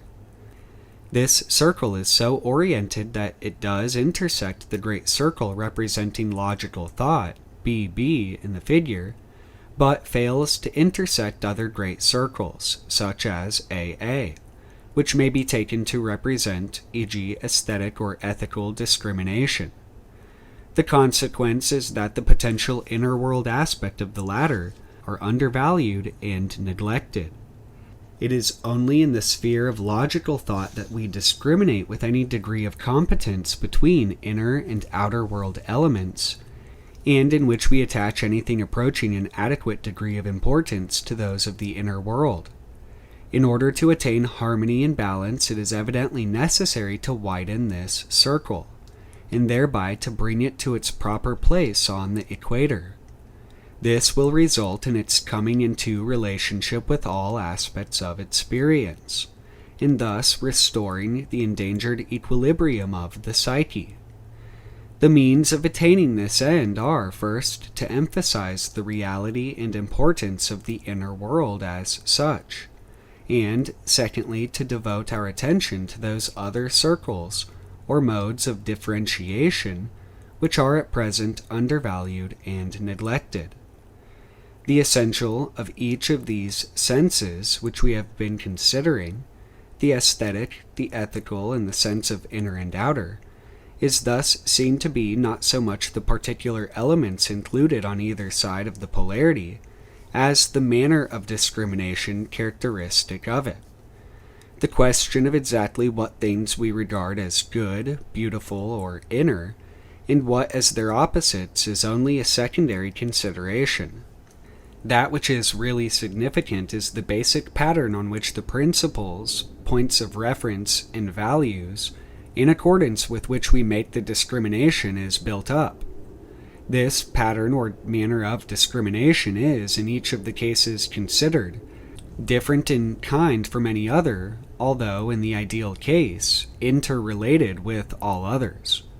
In its perfect form, it may be visualized as a great circle described on the surface of the sphere of the totality of experience, and in the incomplete forms, which are the best that we can achieve in the sublunar world, as a smaller circle parallel with the great circle of the ideal. The common feature of all such circles relating to any particular manner of differentiation is the axis which runs through all their centers, and it is this axis that we can visualize the essence or archetypal nucleus of the manner of discrimination involved. It follows that the first necessity in coming to terms with any such system of differentiation is to identify the axis in question. For only when we have formed some conception of its nature, however nebulous, can we orientate our system correctly. Once this is done, we can set out describing a circle of discrimination, and then go on to the process of enlarging it until it attains the greatest dimension, the nearest approach to the ideal great circle, which we are capable of achieving. In order to illustrate this matter, we may return to the example of the woman choosing a dress. If her choice, in respect of appearance as distinct from utilitarian features, is determined solely by precepts or ideas, that blue suits blondes, etc., then she has not grasped the nature of the axis of aesthetic discrimination at all. Her system of differentiation is falsely orientated, according to the principles of thinking instead of to those of sensory evaluation. The woman who is guided exclusively by fashion sense, on the other hand, has orientated her system correctly inasmuch as her criteria are of the nature of sensory experience and not of thinking. But her circle of discrimination is not ideal, being displaced towards the outer world pole and consequently undervaluing the inner world standard of what is pleasing in its own right, irrespective of fashion. Her opposite, who is guided solely by artistic values, to the extent of ignoring the conventions of fashion to a degree which causes embarrassment in normal society, has displaced her circle correspondingly in the opposite direction. The foregoing considerations are designed to indicate the nature of the definition which we require. They may be summarized as follows. 1. The image of the two worlds represents a manner of discrimination between elements of experience, equivalent in its manner of functioning to other manners of discrimination, such as those between good and evil, beautiful and ugly, etc. 2. This manner of discrimination is universal in humanity, i.e., it is archetypal. 3. It is actually carried out by means of a pair of complex images which each individual builds up in his mind, and by comparison with which he classifies individual items of experience as belonging to the inner or the outer world. He does not, of course, necessarily use this terminology. He normally distinguishes between what he calls real and imaginary, etc., but the basis of the discrimination which he actually makes is a more or less adequately understood version of a pattern which is universal and inherent in the human mind. For it is the essence of this pattern which we wish to define as closely as may be possible. It may be visualized as the axis on which lie the centers of all circles of true discrimination in this mode. But this axis is archetypal, and the archetypes are the formative principles which pervade and actually shape the whole of our conscious experience. They are so much a part of us, and we of them, that it may be assumed a priori that individual consciousness can never remove itself sufficiently from them to perceive them in their totality, and thus to be in a position to formulate a fully comprehensive definition of any of them. Nobody has yet succeeded in producing a completely satisfactory definition of good and evil or beautiful and ugly, and I do not believe that anybody ever will. Nevertheless, they are realities. We all experience them in our manner and degree, and the nearest we can get to understanding them is to study the nature of our reactions to them, to analyze and classify the resultant material to the best of our ability, and then to attempt to derive a general impression from our conclusions.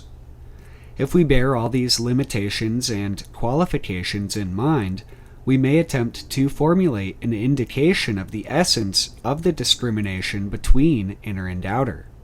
I make no claim that it is in any sense a complete and comprehensive definition, since I regard such a thing as a priori impossible.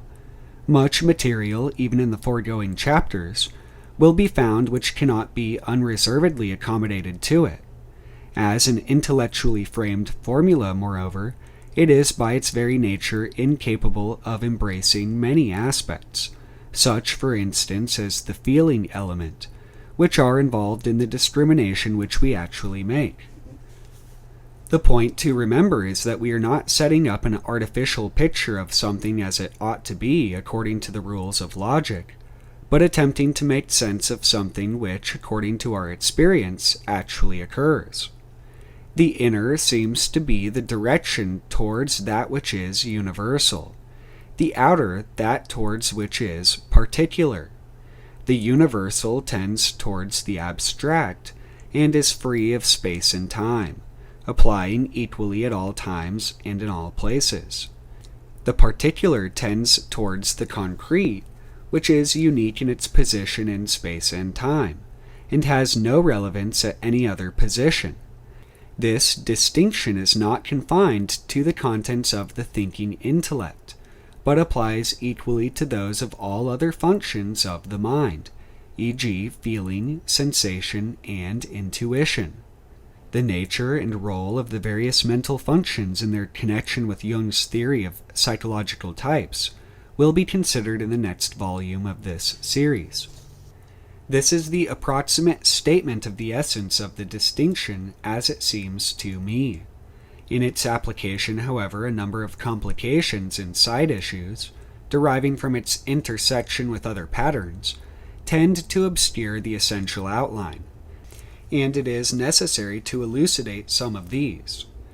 Individual consciousness is largely defined by its unique time relationship to items of experience, and by the unique situation and space of the body associated with it, as fixed by the pattern of sensory experience. It therefore tends towards the outer world pattern. But experience is not confined to the particular. The subject experiences in a universal mode, whether the experiences in question are admitted to consciousness or not. The universal, non-personal modes of experience of the mind are, in essence, opposed to the personal and therefore tend towards the inner world pattern. Personal consciousness is entirely incapable of assimilating many of the aspects of the universal mode of experience, since these are of a nature opposed to its own.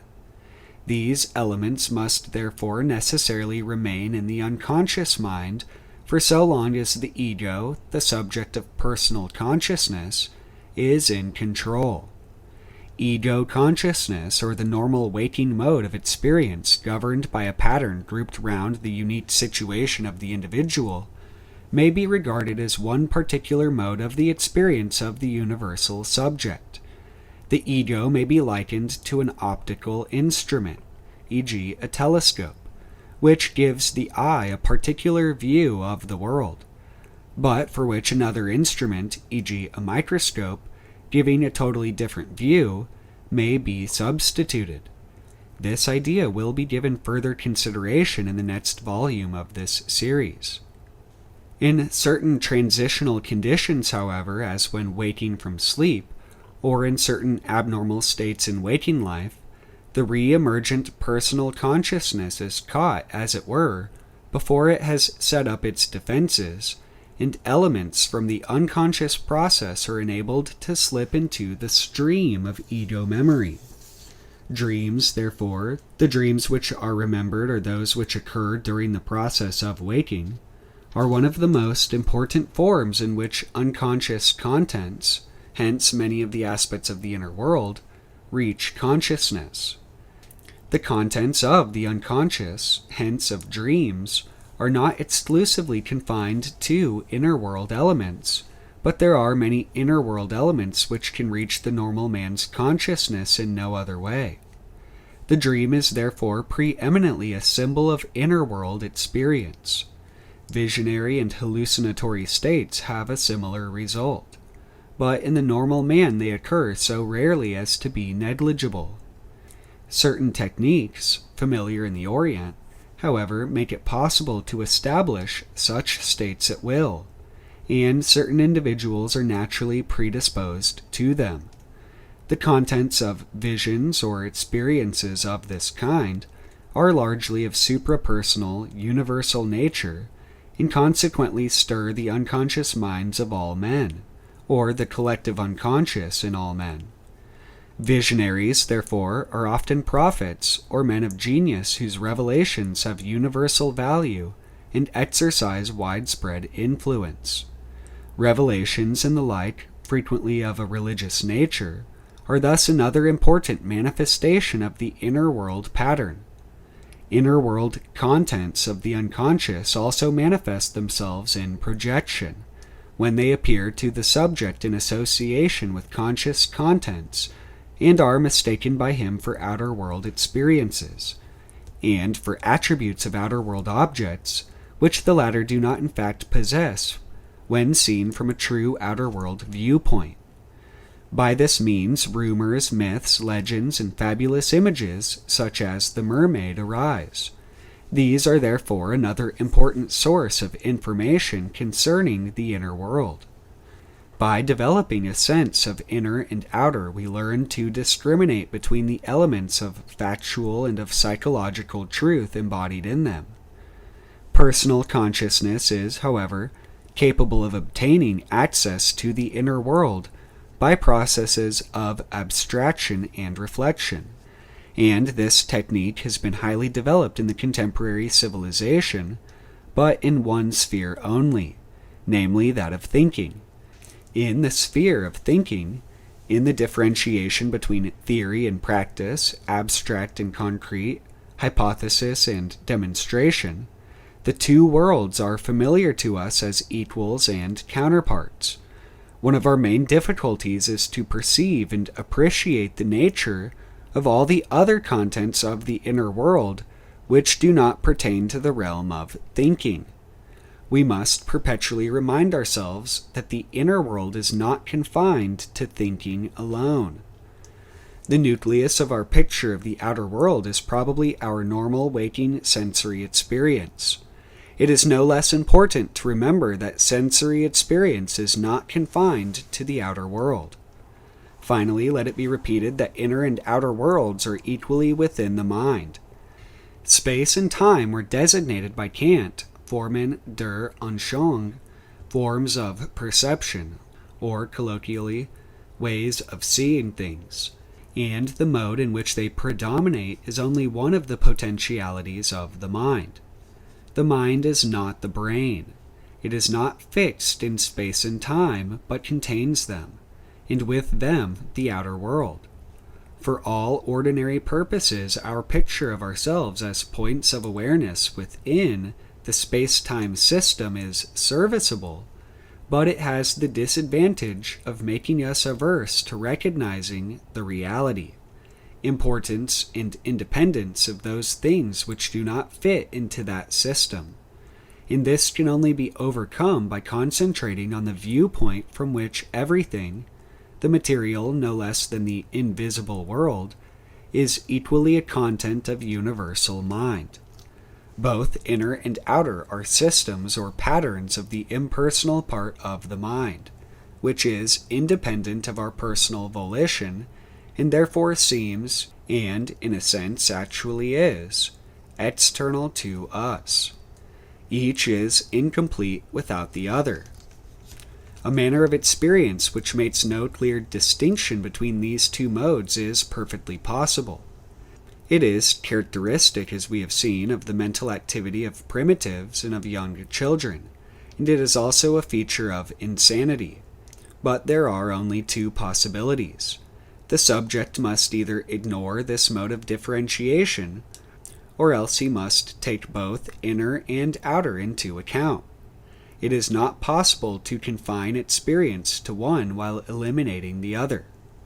The recognition and utilization of either category inescapably entails the activation of the other. This is entailed by the law of equal and opposite reactions.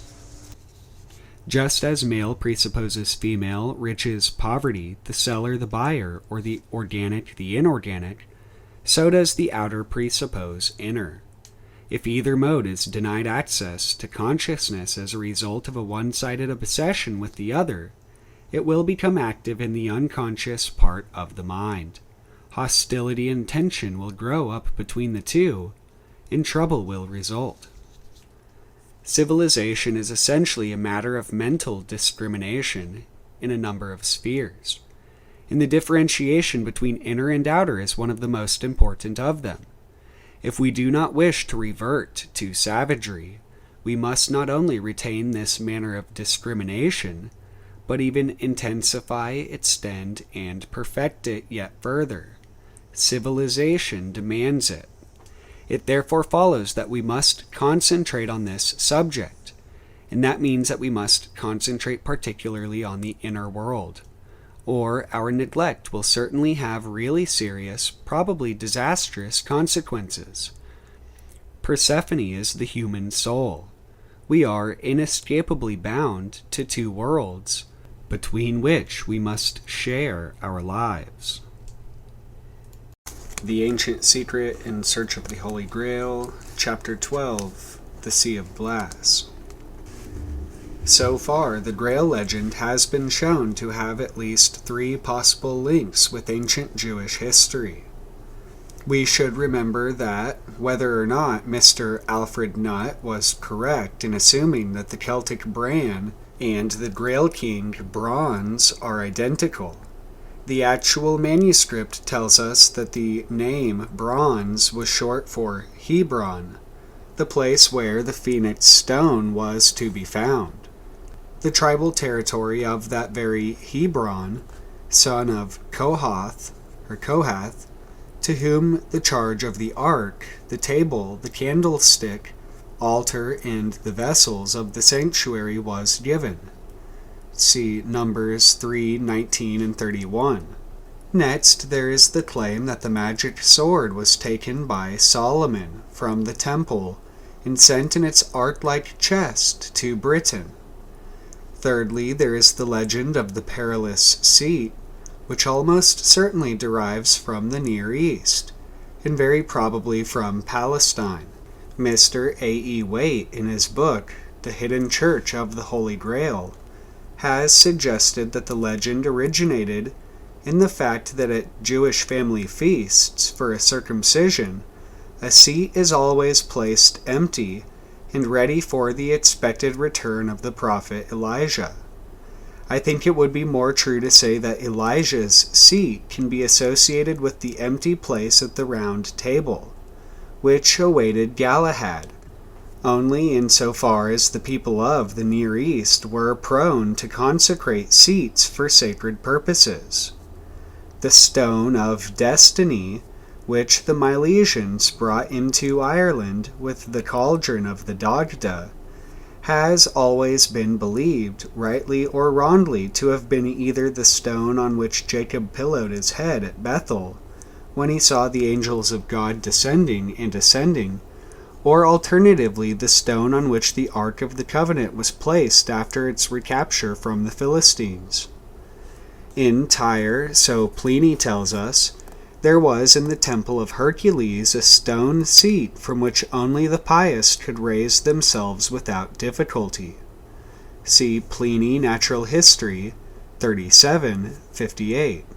This is perhaps reminiscent of an episode in the metrical Joseph, when one of St. Joseph's followers, Moises, dared to sit in the dedicated place, whereat the ground opened and he sank alive into the abyss.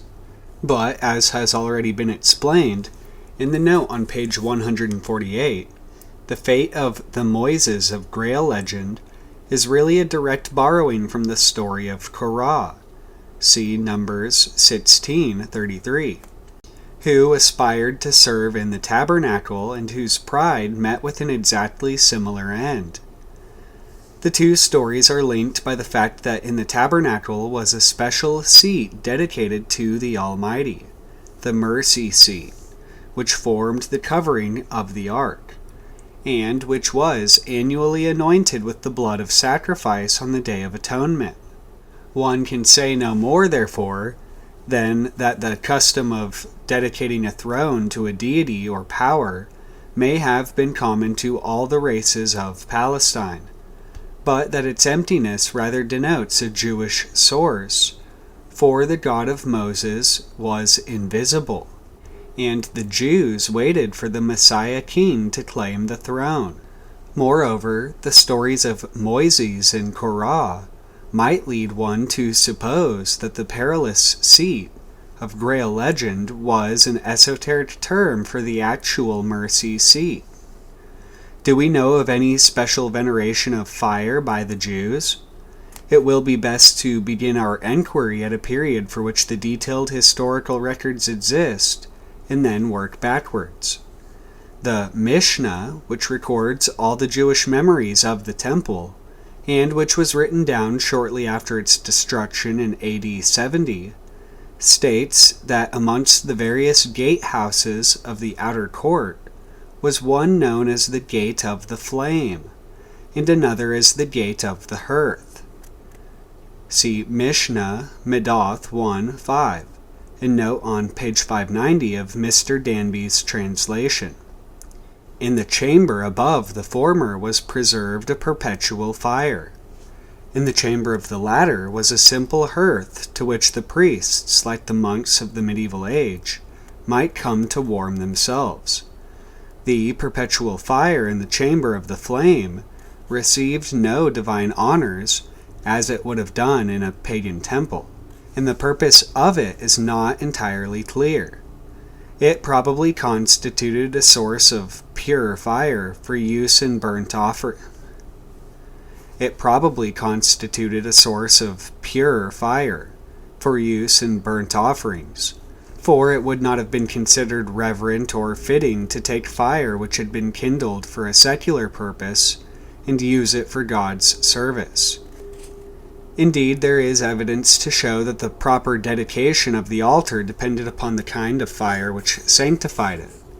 The altar of burnt offerings was first initiated to use by Moses and Aaron when fire came down from heaven and consumed the sacrifice. Leviticus 9:24.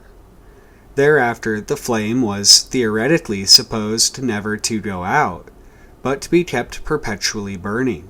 Leviticus 6:13. But in practice it must have suffered extinction in war or other violence, as did the sacred fires of Delphi and Athens.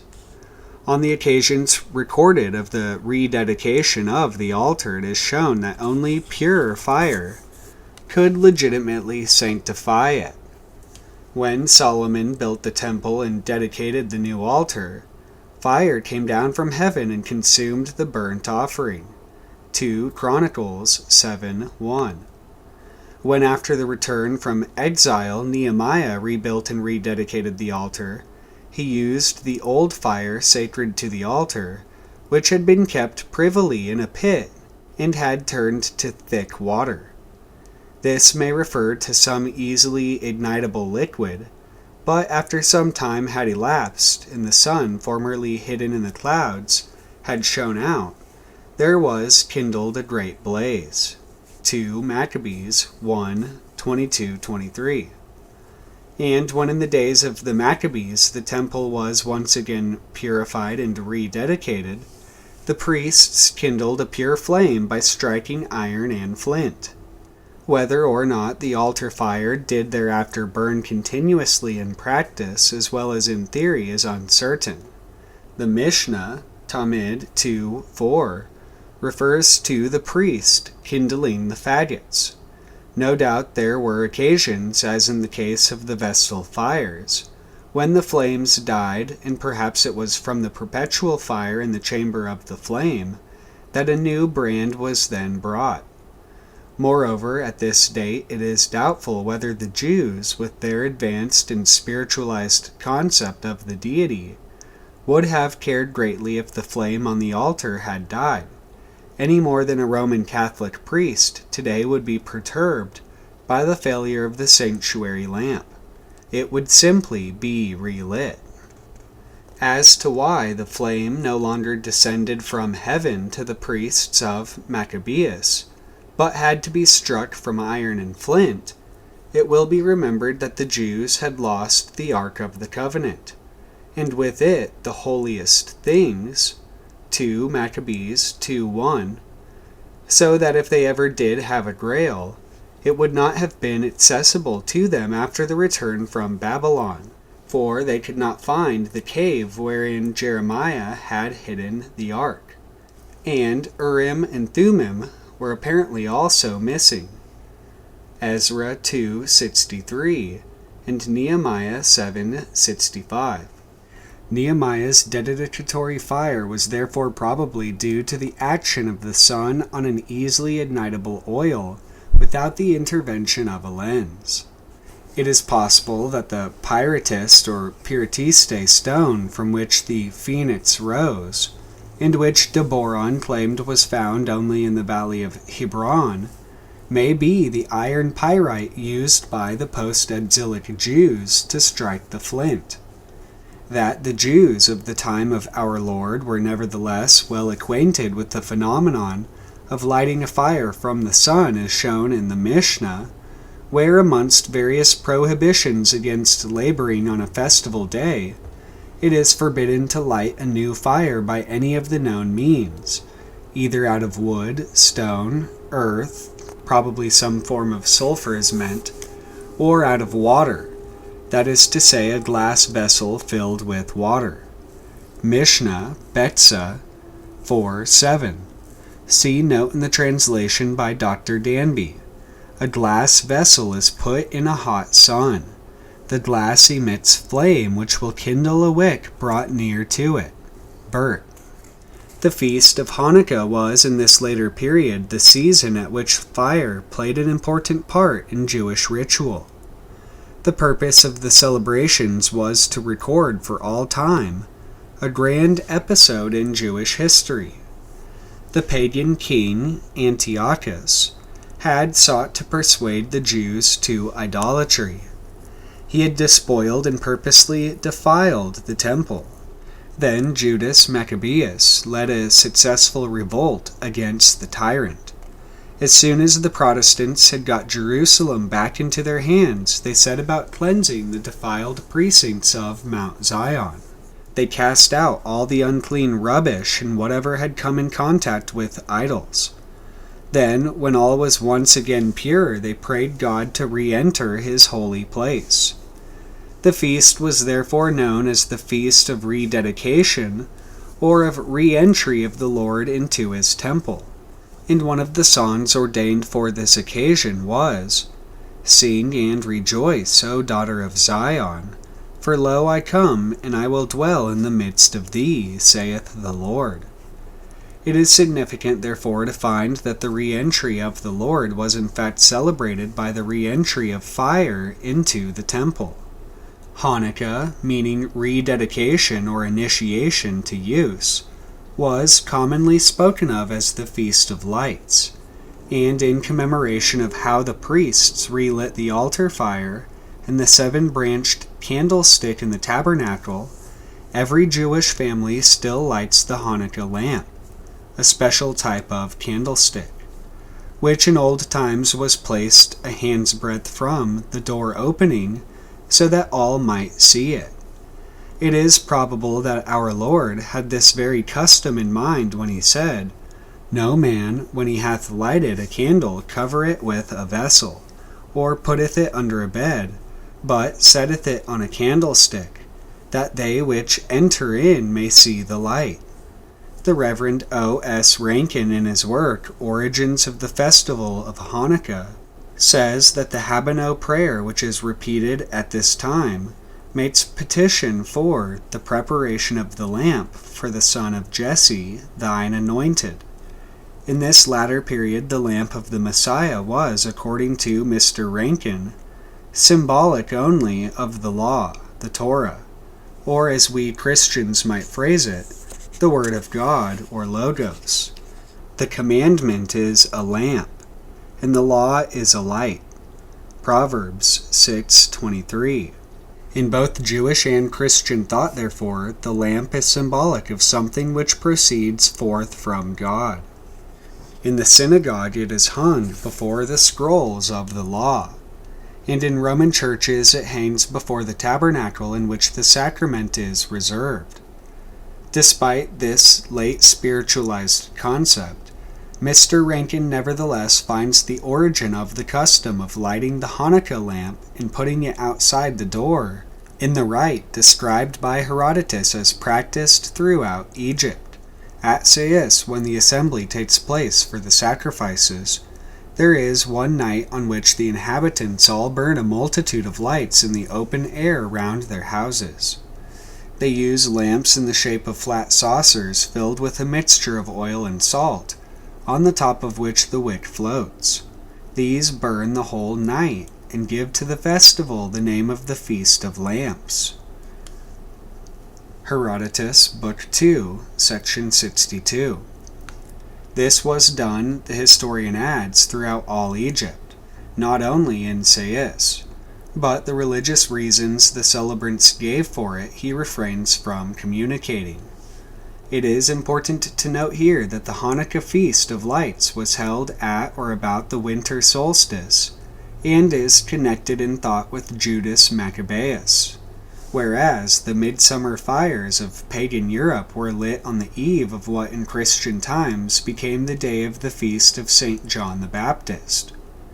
The sword which Gawain won from the grotto of Monteclair, called that of the strange girdle, and the sword without which he might not enter the Grail castle, obviously they were in origin one and the same talisman, are called respectively the sword of Judas Maccabeus and the sword of which St. John the Baptist was beheaded.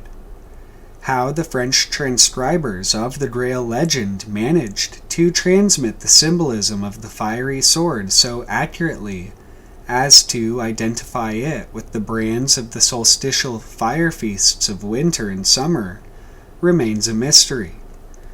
To return to the question of the Jewish attitude towards the sacred flame, the Samaritans held that the law came forth from fire. See Origins of the Festival of Hanukkah by O.S. Rankin, page 271, which seems to imply a belief that God manifested himself in fire before revealing himself in the Word. The Orthodox Jews, who had no dealings with the Samaritans, would no doubt have attempted to deny such an assertion. In Deuteronomy 4:24, it is stated that the Lord thy God is a consuming fire. But there again, the post-exilic Jews would have held this to be a poetic simile, indicating only the wrath and jealousy of Jehovah. To sum up the situation as it was from the days of the Maccabees until the final destruction of the temple, there was an annual Feast of Lights, Hanukkah, and also the Feast of Tabernacles, which will be described in the paragraphs devoted to the Solomonic period.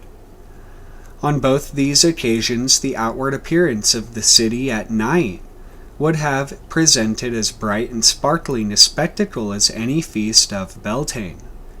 There was an instinct to use pure fire for God's altar, yet nevertheless at this period of history the use of the flame was as innocent of idolatry as the present use of candles in a Christian church, all of which only proves that not even the Jews and Christians are able to dissociate entirely the ideas of God and light. Perhaps the two really are inseparable in a finite world, in which we can only argue and think by analogy. At the same time, we have from the Samaritans a hint that once long ago fire played more than a symbolic role in Hebrew ritual. And when we remember that Solomon went after strange gods, and that the boast of the post-exilic Jews was, "Our fathers, when they were in this place, turned with their backs towards the temple of the Lord and their faces toward the east, and they worshipped the sun towards the east. But as for us, our eyes are turned towards the Lord." Mishnah, Sukkah 5:4. It becomes more than probable that in the days of Solomon, the manifestation of the sun descending to earth in the form of fire was as sacred to the Hebrews as to any other race. It will be remembered that after Solomon had built the temple, the priests carried the ark into the Holy of Holies. And it came to pass, when the priests were come out of the holy place, that the cloud filled the house of the Lord, so that the priests could not stand to minister because of the cloud. For the glory of the Lord had filled the house of the Lord. 1 Kings 8:10. This account is strangely like the kindling of fire from heaven and the resultant smoke. There is no need to add the numerous references in the Old Testament to the phenomenon of flame falling from the sky upon an altar. The feast of Hanukkah not yet having been instituted, the only occasion on which fire was particularly used at this Solomonic period was at the conclusion of the Feast of Tabernacles. The ritual persisted, of course, together with that of the Hanukkah festival, down to the time of the destruction of the temple. Professor S. H. Hook in Myth and Ritual supposes that the building of booths and the waving of willow branches and palms was originally a fertility rite, and that the Feast of Tabernacles celebrated the wedding of the passive earth with the active powers of creation.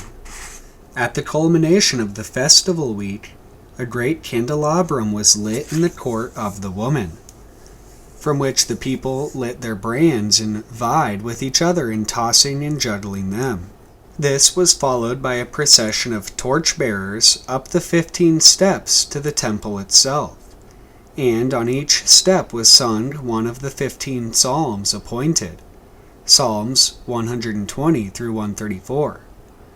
According to Professor Hook, a particular lamp was displayed at the celebration, and this is referred to in Psalm 132. "I have ordained a lamp for mine appointed." Professor Hook seems to think that this lamp was identical with the 7-branched candlestick, the menorah. Contra Appian, Book 1, Section 22, quotes Hecataeus of Abdera, 306 through 283 BC, as saying that the fire of the altar and the light of the golden candlestick is never extinguished, neither by night nor by day. At a much later date, however, the Mishnah refers to its being rekindled when necessary from the altar of burnt offerings. Tamid 6:1. Pliny tells us that in Persia, a certain lentil lens-shaped stone was considered necessary at the consecration of a king. Pliny, Natural History, 37:53. It seems very probable that the lamp displayed in Jerusalem was that which had been lit at the king's consecration by means of such a lens or spherical crystal, and that it was extinguished at the king's death. We have seen in a previous chapter that David's men of war besought the aged monarch to go no more out to battle, that thou quench not the light of Israel. We can guess that in the case of the Jews, if a special flame were lit, it would be no barbaric torch such as Shane O'Neill's fire-bearer carried, but rather a beautifully wrought lamp, such as hangs in Jewish synagogues or Christian churches today. Nor, I think, would it have accompanied the king either into battle or into his palace, for the special genius of the Jews has surely always not been so much the institution of a new rite, as the borrowing of an already existing ritual from other races and rededicating it to the one true God. As an example of what I mean, circumcision was practiced by the Egyptians and by some of the Syrians, and even castration by the priesthood of the latter people. It was connected with fertility rites, and men dedicated their creative powers in an attempt to aid the regeneration of the god of vegetation. But the Jews transformed such crude practices into a cleanly rite, distinctive of a people dedicated to the one and almighty Creator. The lamp, therefore, would have been treasured in the temple rather than in the palace, for, while it may have been a symbol of the king's life, it would certainly have been the symbol of a life dedicated to God and surrendered to His direction. Mr. Norman Lockyer, in his Dawn of Astronomy, has shown what an important part the orientation of temples played in all religions. The old buildings were so designed as to act as long, dark telescopes, pointing towards a particular spot on the horizon at which the sun rose on a particular day of the year. With the aid of such telescopes, the priests were able to check their calculations of the solar calendar. For only once or twice in the 12 months would sunshine enter the holy place at dawn. The pylons and obelisks which flanked the entrance to Egyptian temples acted like the sights of a rifle to help the calculations. Such were the pillars of the temples of Hercules at Tyre, and the famous pillars of Yakin and Boaz, which the king of Tyre's architect built for Solomon, were no doubt constructed for the same purpose. According to Professor Hooke, Solomon's temple was orientated due east, so that the dawn light would have entered the tabernacle at both the spring and autumn equinoxes. The procession of torches, Feast of Tabernacles, was held at the autumnal equinox, probably on the night before the sun was due to shine into the holy place, and perhaps the torches were then extinguished just before the king's lamp was kindled from the day spring. And perhaps the torches were then extinguished just before the king's lamp was kindled from the day spring, a rite which in Egypt was probably known as the birthday of the sun's staff. Mr. Rendell Harris says that both Dionysus and Apollo are concerned in the production of fire, and their vegetable symbols, ivy sacred to Dionysus, laurel and oak to Apollo, may each be described as a fire stick, i.e. as sticks capable of giving out the sacred fire concealed or hidden within them. The Origin of the Cult of Apollo by Rendell Harris, page 19. The birthday of this staff was held in Egypt according to Plutarch at the autumnal equinox. In Jerusalem, the solar orb would on this day rise directly over it and appear to rest upon the Mount of Olives, where it was believed that the feet of the Messiah would tread, and the rays would leap across the dark and precipitous gorge of the Kidron Valley, the abyss where it was said that the last judgment would take place, and would enter the tabernacle to ignite the lamp. All this is no doubt poetic and appeals to the imagination, but have we any evidence that Solomon did in fact employ a crystal? We have seen that an old German manuscript claims that Urim and Thummim, perfect light, was a crystal set in gold, and that the old Celtic lays claim that the crystal hilt of the fiery brand was kept in the temple at Jerusalem. But this in itself is not very weighty evidence. Is there no allusion to the talisman in the Old Testament? There is certainly no direct allusion, but we have seen that in no country was it permissible to allude to the crystal save by periphrasis. There is a possibility that such a periphrastic description is contained in the account of Solomon's marriage with Pharaoh's daughter. It has been shown that in the case of St. Catherine and of Scoda, the Milesian's wife, and it will presently be very forcibly revealed in the story of the birth of Moses, that the term Pharaoh's daughter can be used to describe the sacred crystal. If the father of St. Barbara was not called Pharaoh, he was at least the great lord of Heliopolis. The meaning of Pharaoh in the Egyptian language simply meant great house. The ruler was thought of as he of the great house. It can be seen, therefore, that the term could be equally well applied to the great house of the gods, and that Pharaoh's daughter could very well describe the passive earth, the submissive virgin crystal, who is always conceived to be the daughter of the Creator. We find that Solomon lodged this lady on Mount Zion, but later he decided that it was not fitting that she should dwell on such holy ground, and he therefore built a special house for her. 2 Chronicles 8:11. I am not denying the possibility that Solomon may have contracted a human alliance with a royal princess of Egypt. It is more than likely that he did, but, as in the case of Helen and Deirdre, the princess may have brought with her as dowry the jewel of the goddess Isis. Christian tradition has always held that the Song of Solomon is a periphrastic description of the love between God and His church. Such a view has been very much derided in the last 100 years, on the grounds that such passionate expressions could only concern human love. I think such critics are wrong. If we remember the wooing of Menglod by Dayspring, it is plain that the ancients did use the analogy of human love to explain the union of sun and earth.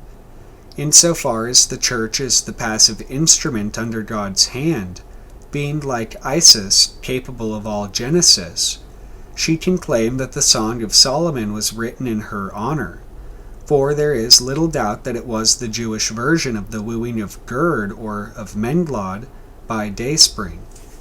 The little princess, who is the solar hero's love, is described as black but comely. Swarthy would have been a more apt description if indeed she is none other than the Pharaoh's daughter. There are all sorts of strange allusions in this song, which I do not pretend to understand, but which perhaps further research along the line of the Grail might make clear. The joint of the lady's thigh is compared to a jewel, which might have some connection with the calf or silex. Solomon's special bed is particularly mentioned.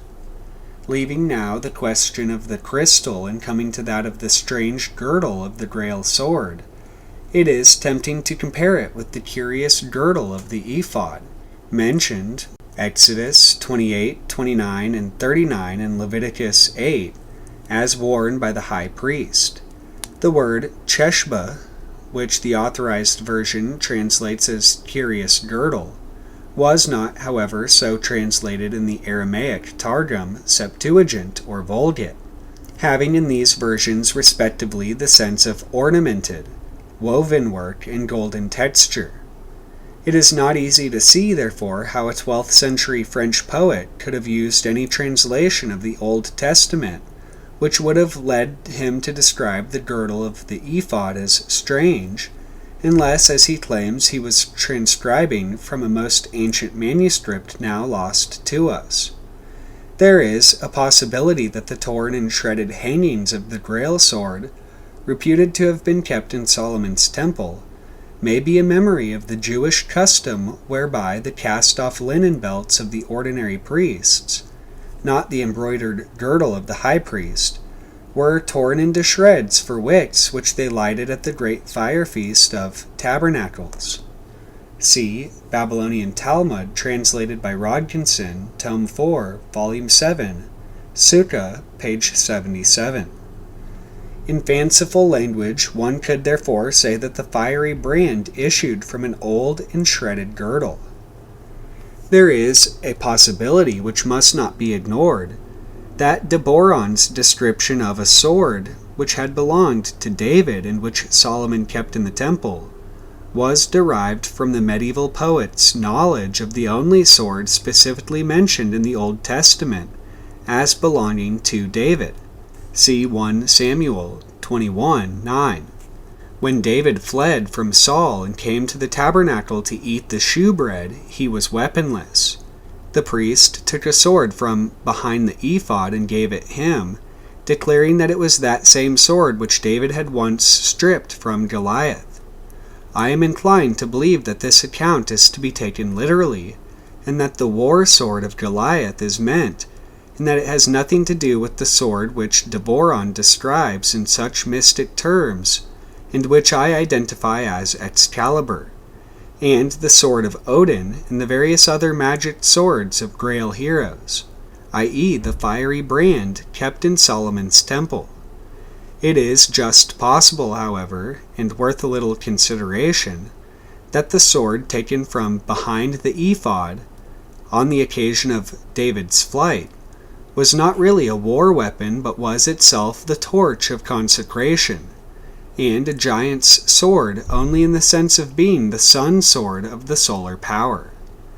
The word ephod is significant and has puzzled scholars.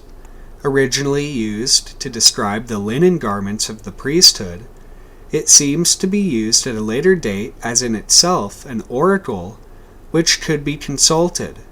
See Judges 8:27, 1 Samuel 13:6 and 9, and 30:7 and 8. If the word came to be used for priestly linen in general, one can understand that it might eventually come to mean the linen cloth veiling a sacred talisman. In other words, the white samite which veiled a grail. If so, a sword taken from behind the ephod would be the fiery brand of Grail legend. To sum up, it can be said of Solomon's age that the evidence of sun worship is strong, but that the evidence of a crystal having been kept in the temple is light and inconclusive. And if research were to end here, we should be forced to admit that the authors of the Celtic lays had probably invented the tale. When, however, we turn back the pages of history to the days of Moses, the Grail legend is blazoned forth with a clarity which seems to me astonishing. It will be well to begin an enquiry into the life of Moses by reminding ourselves as to what is the true meaning of being drawn from water. It will be remembered that in the numerous cases previously quoted, a hero who is drawn from an ark is twice born, or illuminated, or consecrated as a son of the sun. I have kept until now 2 other examples of how such heroes were found, because of their bearing on the story of Moses. First, Lancelot, because Tennyson's words might have been composed for the great Hebrew leader. Lancelot, whom the Lady of the Lake caught from his mother's arms, the wondrous one. The lake from which the lady took her name was called the Lake of Diana, and she herself is described as a fairy. She caught up the infant from the place beside the water, where his distressed and persecuted mother had laid him, and took him to dwell in her fairy halls below the lake until he should have attained manhood. Vulgate Lancelot, edition Oscar Sommer, volume 3, pages 8 through 22. Secondly, there is the tale of Taliesin. It will be remembered that this hero had gained wisdom from the cauldron of inspiration. He had sucked his thumb like Horus, and had become endowed with supernatural insight. After some tribulation, he was reincarnated as a son of the goddess Ceridwen, who put him in a leather bag and cast him into the sea. Now when Elphin, son of Dwydno Duranhir, the lofty crane, went down to net salmon in the weir on May Eve, the night of the Beltane fires, he came upon the bag. He opened it and found the infant within, and they named the child Taliesin, which means shining face or radiant brow. Taliesin can therefore be compared with Moses, who was renowned for an occasion on which his face shone so brightly that he was forced to veil it from the multitude. Now the prosaic explanation of Taliesin's shining face, quite apart from the deeply mystical significance, is this: there must always be a bag floating in the water if you are netting a river for fish, because the net must be attached to floats. What Elphin found was the floating stone, a glass coracle confined in a network of leather thongs, and sparkling with all the fire of the sun amidst the rippling water. Such hollow, spherical glass floats were used in the First World War to support anti-submarine nets, as at the time Britain was unable to import cork. The origin of such floats is wrapped in some mystery. I wrote a letter of enquiry to the Admiralty, but the Lords Commissioners replied that they had no knowledge of such objects having been specially invented for modern warfare, and they believed them to have been previously used by fishing drifters. I am not suggesting that the Celts of the 6th century would have commonly employed glass floats for fishing. They probably used inflated bladders, but it is very likely that they knew such a means to be feasible, and it is even possible that after the introduction of Christianity, some of the glassy globes which Merlin made may have found their way into the hands of the common folk and have been put to such a profane use. The story of Taliesin, I think, is simply a paraphrastic description of how Elphin was initiated into the mysteries and became united with the genius of the visitor from another world, the light of God. In view of all these stories of heroes who were drawn from water, and particularly of the Indian Karna, who was specifically named as a son of the sun god Surya, can we really doubt that the story of how Moses was drawn from the ark by Pharaoh's daughter is a description of the infant Horus rising from his crystal lily pot amongst the bulrushes, and nursed by the goddess who is Pharaoh's daughter? The bath, the ostensible reason for her being beside the Nile water, is the ritual bath of the goddess. This does not imply that Moses was an idolater. It is simply the ancient language of symbolism to describe the first steps in initiation, whereby a man becomes conscious that he is a little son of the Most High God, thus united to Horus, who, if I may use Christian terms, was conceived to be the true and only begotten Son. The story of Horus becomes his own story. Moses and Horus become identical, and both are said to issue from the glass coracle.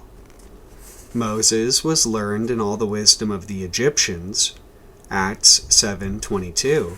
The people of Midian took him to be an Egyptian.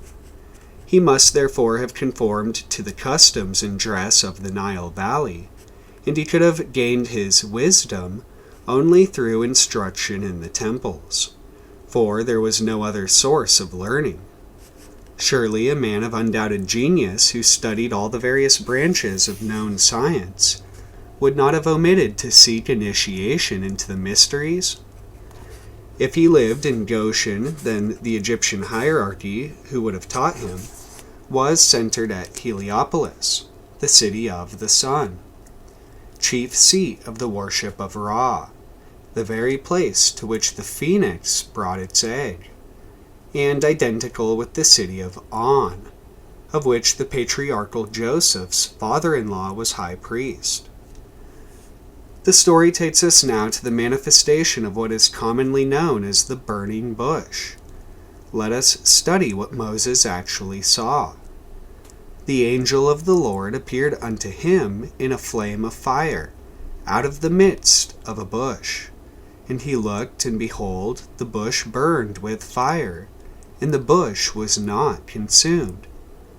In the adventure of St. Brandon, the abbot reminds the saint that the answer to the mystery of how the candles light themselves is to be found in the burning bush.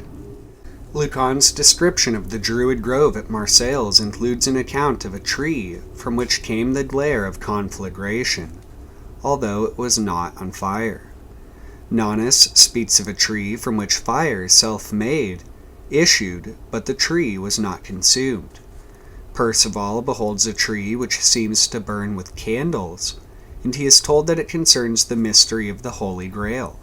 Finally, we have the astonishment of the ancients that a crystal which could cause fire did not itself grow warm.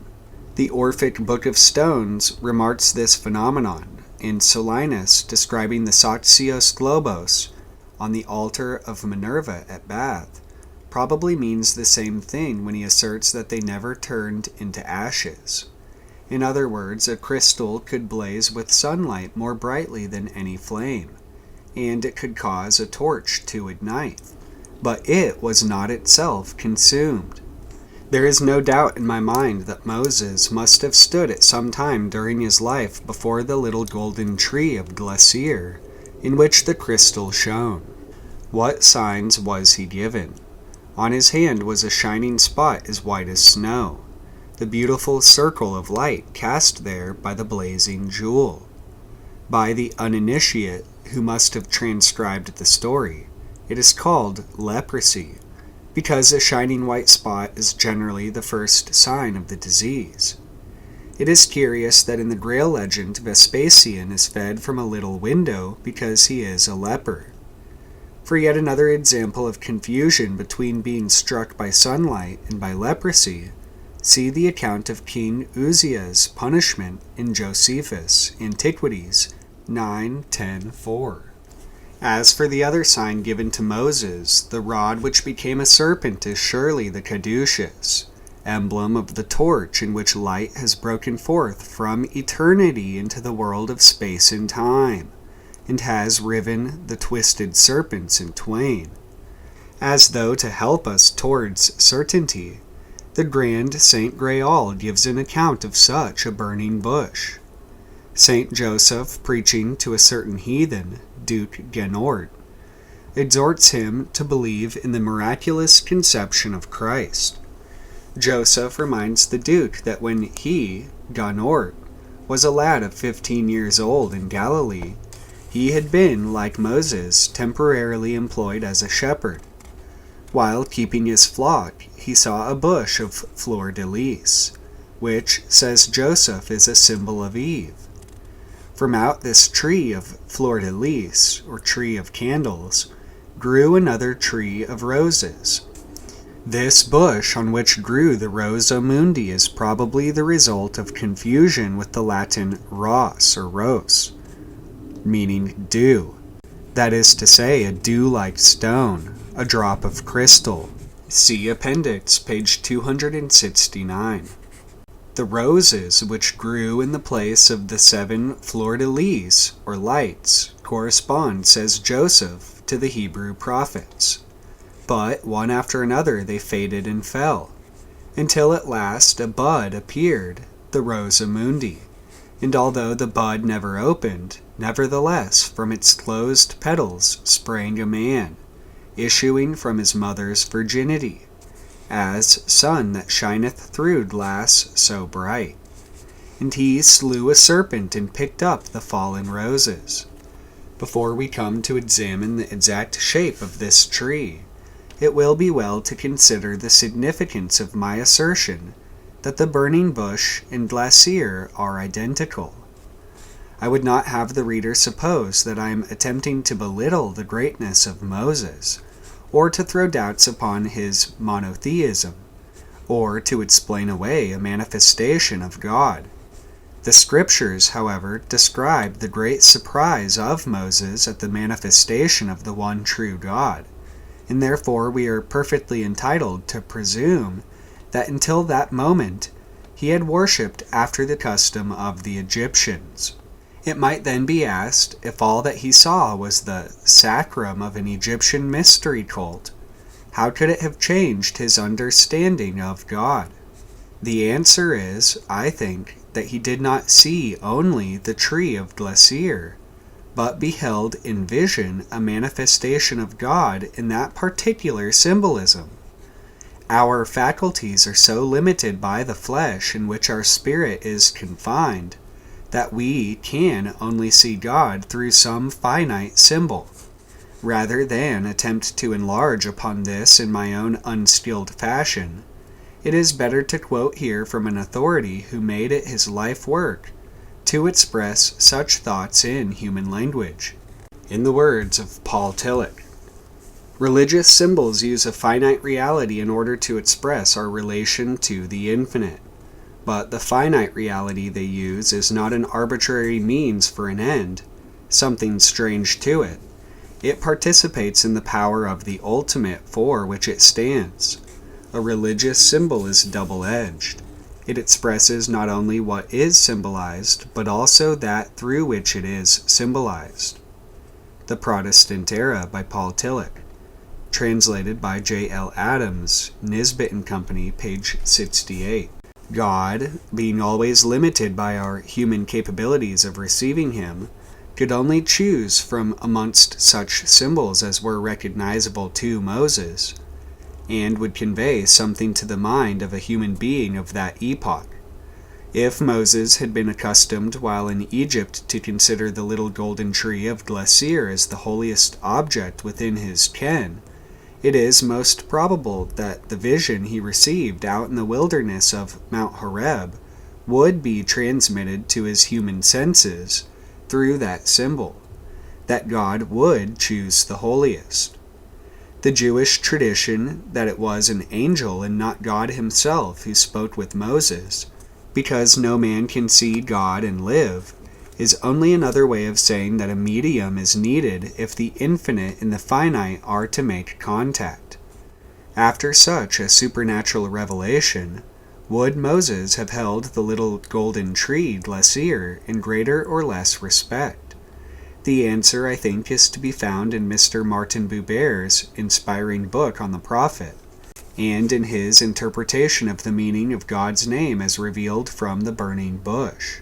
I am that I am is not merely I exist, nor is it a refusal by God to disclose his true nature. Rather, it is a promise. I shall be as I choose to be. I shall always be with you, but I shall choose in what manner to manifest myself. This is a very definite idea of the deity from the pagan conception as held by ordinary folk at that time. In the imagination of ordinary men, as distinct perhaps from a few of the highest initiates, rain and thunder were produced by one celestial being, fire by another, the fruits of the earth by another, and so on. It was theoretically admitted that all these principalities and powers were ruled by the Creator. But fortunately for sinners, or so men thought, the Creator was far removed from the affairs of mankind. Meanwhile, such angelic beings could be tidily arranged in departments, and most important, they could be confined to a particular department, shut as it were in a box or tabernacle under lock and key. and only liberated at the command of man to do his behests, then conveniently banished again by an evil conscience, in fact the genie in the glass bottle. But here is the Creator, even though he has for the moment chosen the glass vessel or crystal as a symbol in which to appear, declaring that he will not be so confined or banished. He will always be present with Moses, but he will choose in what manner to reveal himself, and he has all his creation from which to choose. God keeps his promise. He is the sea which engulfs Pharaoh. He is the dawn upon Mount Sinai. He is the thunder. He is the consuming fire. He is whatever causes man to experience a sense of abiding wonder. Yet this is not the pantheism of the Egyptians. God does not say he is in everything, but that there is nothing in which he cannot appear if he so chooses. He can come upon a man in the beauty of the sunset, or meet him amongst the lilies of the field. Nevertheless, in the nature of things, certain men must be more or less prone to receiving this sense of abiding wonder through one medium rather than through another. Some find it in the beauties of nature, or in the Creator's ordering of the animal kingdom, others in music or the sciences, and I think there is no doubt that Moses was particularly prone to receiving it through the sight of light descending to earth. For there is good reason to suppose that the little tree, Glacier, was treasured in the tabernacle, nay, in the very ark itself. Besides the tables of the law, we are told of 2 other treasures which were laid up in the ark. In Solomon's day, only the tables of stone were placed actually within the chest itself. 1 Kings 8:9. But in the Epistle to the Hebrews, Hebrews 9:4, we are told that in the ark was preserved the golden pot that had manna, and Aaron's rod that budded. St. Paul's statement is borne out in Numbers 17:10 and Exodus 16:33. Where these objects are said to have been laid up before the testimony, that is to say, together with the tables of stone. Moreover, the Talmud claims that in the days of King Josiah the ark was concealed together with the flask of manna, Aaron's staff, and the garments of the first priests. Babylonian Talmud, translation by Rodkinson, Volume 6, Yomah, page 73. In Volume 9, Abath, page 144. When it was remembered how over and over again in the legends and folk tales which we have studied, the light from the Grail or apple of Idun is referred to as the ambrosia of the gods, the food of immortals, the sustenance of the spirit, and that it is derived from an inexhaustible food vessel, does it at all astonish us that manna is a symbolic term for light, and that the golden pot is the pedestal and setting of the crystal, which jewel could either be worn in the high priest's breastplate, or taken out and set firmly in its little tree for the purpose of igniting a fire? Once again, we need not deny the possibility that the starving Israelites received some providential supply of natural food. Some form of mushroom has been suggested, but the similarity of the golden pot in the ark with the golden vessel described by Plutarch as being kept in the sacred chest of Osiris is surely too great to be coincidental. Was the golden tree of the Israelites similar to the one in the illustration of the Babylonian seal on page 66, figure 2? We must not forget that a branched candlestick shows in its very name that the artist's design was originally based on a tree. It seems probable that in Jewish hands the Babylonian designs underwent certain alterations. It will be remembered how often in Grail legend a 7-branched candlestick was present at a manifestation of the holy vessel. Before Persephone comes to the Grail castle, he sees a tree on which burn candles, and he is told that it concerns the mystery of the Grail. In the account of Duke Genort's burning bush, there are 7 fleur-de-lis in a row upon the tree. It seems probable that the famous 7-branched candlestick which Moses made for the tabernacle was in some way combined with a crystal. Now the well-known candlestick which Titus seized at the fall of Jerusalem, and which is portrayed on his triumphal arch, may not have been a replica of that which was made under the direction of Moses. The one seized by Titus was almost certainly constructed by the Jews after their return from exile in Babylon, for amongst the vessels listed as restored by Cyrus, the candlestick is not mentioned, whereas the altar of incense is specifically mentioned as being lost in the cave with the ark, and the inference is that the Mosaic candlestick was with it. It appears, therefore, that the post-exilic Jews had only their memories on which to rely when attempting a copy of the lost original.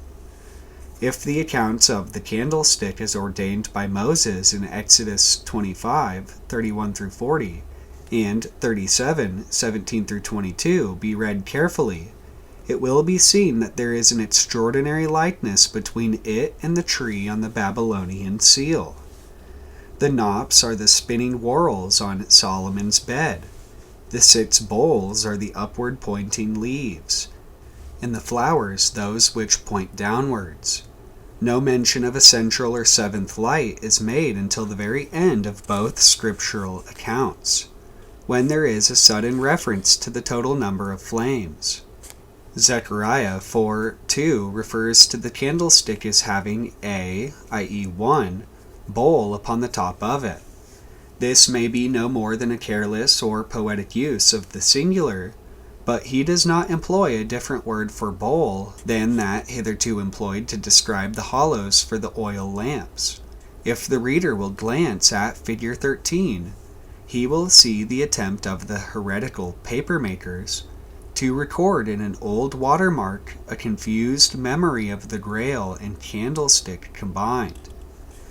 The famous Hebrew work, the Zohar, says of the menorah or 7-branched candlestick, "These lamps, like the planets above, receive their light from the sun." See Jewish Encyclopedia under menorah. The Hanukkah lamp, which the Jews still use for their festival of the rededication of the temple, may provide a possible clue to the original combination, for it is plainly derived from the same source of symbolism. The Hanukkah lamp, which the Jews still use for their festival of the rededication of the temple, may provide a possible clue to the original combination, for it is plainly derived from the same source of symbolism. A cross-section of the relative positions of the candles is given in the accompanying diagram.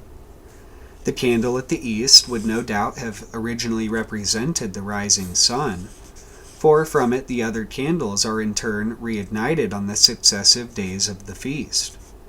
Their number is therefore increased from the original 6 to 8, because the feast lasts for 8 days.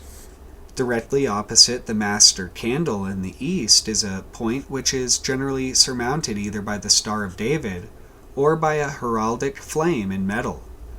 If the crystal Urim were interposed between the east and that point, then the morning star of the Messiah would light itself. That St. John was well acquainted with the original association of the crystal and the candlestick is, I think, shown very clearly in Revelation. He sees 7 lamps burning before the throne of God, and before the throne was a sea of glass like unto crystal. Furthermore, it was a sea of glass mingled with fire. Revelation 4:6 and 15:2. Because of the innate propensity of mankind to conceive of the world and all else as flat, it has always been assumed that St. John was describing a kind of glassy flooring, the roof of the sky above, which was heaven. But it was this Jewish custom to talk of a great vessel as a sea. The laver used by the priests in Solomon's temple was called a brazen or molten sea. It seems to me that what St. John was really beholding was a great vessel, through which God's Holy Spirit was being directed like rays of light into mankind. Compare the Kabbalists' description of paradise. And the righteous put on their crowns and feast themselves on the brightness of the pellucid mirror. Happy are they to be vouchsafed that celestial light. The light of the mirror shines on all sides, and each one of the righteous takes his appropriate portion, each according to his works in this world. Zohar, translation by H. Sperling and M. Simon, Volume 2, page 341. That the Messiah was the first man to be in fact united to the Godhead is shown when St. John sees the Son of Man in the midst of the 7 candlesticks. Revelation 1:13. That is to say that Christ held the position of the Star of David or morning star, which has lit itself from the source of all light. The stem of Jesse and the branch of the Messiah are all symbolized on the Hanukkah lamp, and St. John, who sees the Son of Man in the midst of the 7 lights, is experiencing the revelation which is later attributed to the mythical Duke Ganort, who sees the Christ issue from the bush of fleur-de-lis, as sun that shineth through glass. We cannot be certain of just how the crystal and the candlestick were combined, but we do know one thing about the candlestick. It was representative of an almond tree. What then are we to make of the rod of Aaron which budded? It was a wand from an almond tree. For the legendary history of this rod, see Appendix, page 266. There is little doubt, I think, that it blossomed with flower de luce, that is to say, that it took fire. Of all the rods laid up before the tabernacle and grouped round the crystal Urim, God chose to ignite that of Aaron. Such is my interpretation of the story. That the crystal was in some way connected with the branched candlestick, and at the same time was the Urim worn on the breast of the high priest, seems to fit the case, and could perhaps be explained by a jewel being interchangeable in different settings. My reason for supposing the Urim to be a crystal, and the Thummim a reflective bowl, lies not only in the names, perfect light, and the German manuscript illustrated on page 70, but in certain Kabbalistic passages in the Zohar. Other prophets beheld visions in a glass that did not illumine, and even so they did not venture to lift up their eyes, nor was their message given to them in clear terms. Not so was Moses, the faithful prophet. He saw his vision in a luminous glass, and still stood upright. For even while he was in that exalted grade, he did not lose his faculties, and straightway after gazing on the brightness of the heavenly glory, he returned to the camp, and his mind was as clear as before.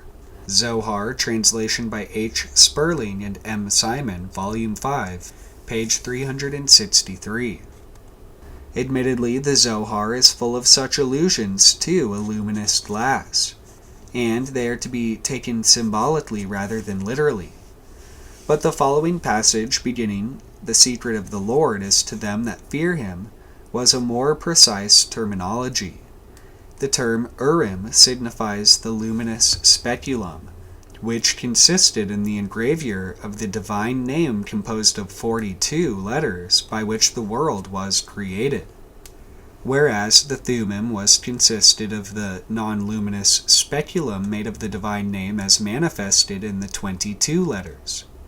Ibid, Volume 4, page 300.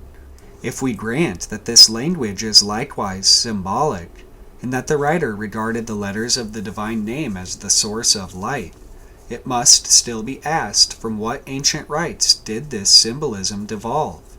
Why are Urim and Thummim connected in ancient Jewish thought with the speculum, And why is this particular symbolism so rooted in Judaism that St. Paul uses the analogy of a speculum on 2 occasions to describe God's revelation of himself? It is time to return for a moment to the accounts in the Grand St. Grail of Solomon's ship. It has previously been shown that it was an ark-like chest in which were preserved the crystal and the brand. So far, then, it is not unlike the Ark of the Covenant, in which were preserved the golden pot of manna, Aaron's rod, and probably the curious girdle of the ephod. Moreover, the association of a special and very precious table provided for the Grail, although admittedly of silver, as described in de Boron's account of St. Joseph's exodus from the Holy Land, and as given in the Quest, when the Grail is revealed to Galahad, could perhaps be explained as a memory of the golden altar of incense, which, according to the 2nd chapter of 2 Maccabees, was placed by Jeremiah in the cave with the ark, and was therefore lost with it. Now we come to the most astonishing and most interesting part of the story. The ship which de Boron describes is the Ark of the Covenant, and there can be no doubt of it for the following reason. His description, which I have kept until now, because the reader would have not understood it earlier, states that at the head of the bed, the Grail tree, Solomon had put a testimony to explain the history of how the ship was made and prepared for Galahad, and over this testimony he had placed his crown. Now it is the custom of the Jewish synagogue to place a crown over the scrolls of the law. It is called the crown of the Torah, and an example will be found on the frontispiece of this book. The breastplate, which also decorates the repository of the scrolls, and which was no doubt originally designed to be worn by the rabbi, portrays the same symbolism. Between the pillars of Yakin and Boaz, the lost Ark and Urim are replaced by a similitude of the 2 tables of stone, and a crown surmounts the tables. Plate 6. Therefore, the Grand St. Grail describing the ship of Solomon in which is placed a testimony surmounted by Solomon's crown can only mean that the ship or ark contained the tables of the law. From no other source in the Near East, save only Jerusalem, could this particular symbolism have derived. The Old English word ark, meaning to enclose or to keep off, is used to translate 2 different words in the Old Testament. Tebah, related to the late Egyptian word teb, a box, is probably derived from the Old Egyptian debat, or dbt, a sarcophagus. It is used for Noah's Ark, and also for the reed boat or ark of bulrushes in which Moses was found. Aaron, a purely Hebrew word, Aron, at least as given here, has the meaning of a box or a sarcophagus. It is used for the Ark of the Covenant, as also for the money chest in the temple, 2 Kings 12, 9-10, and is likewise employed to describe the sarcophagus in which the bones of Joseph were borne out of Egypt by Moses and the children of Israel, and finally deposited in Shechem in the region of Mount Gerizim. See Genesis 1:26, Exodus 13:19, Joshua 24:32.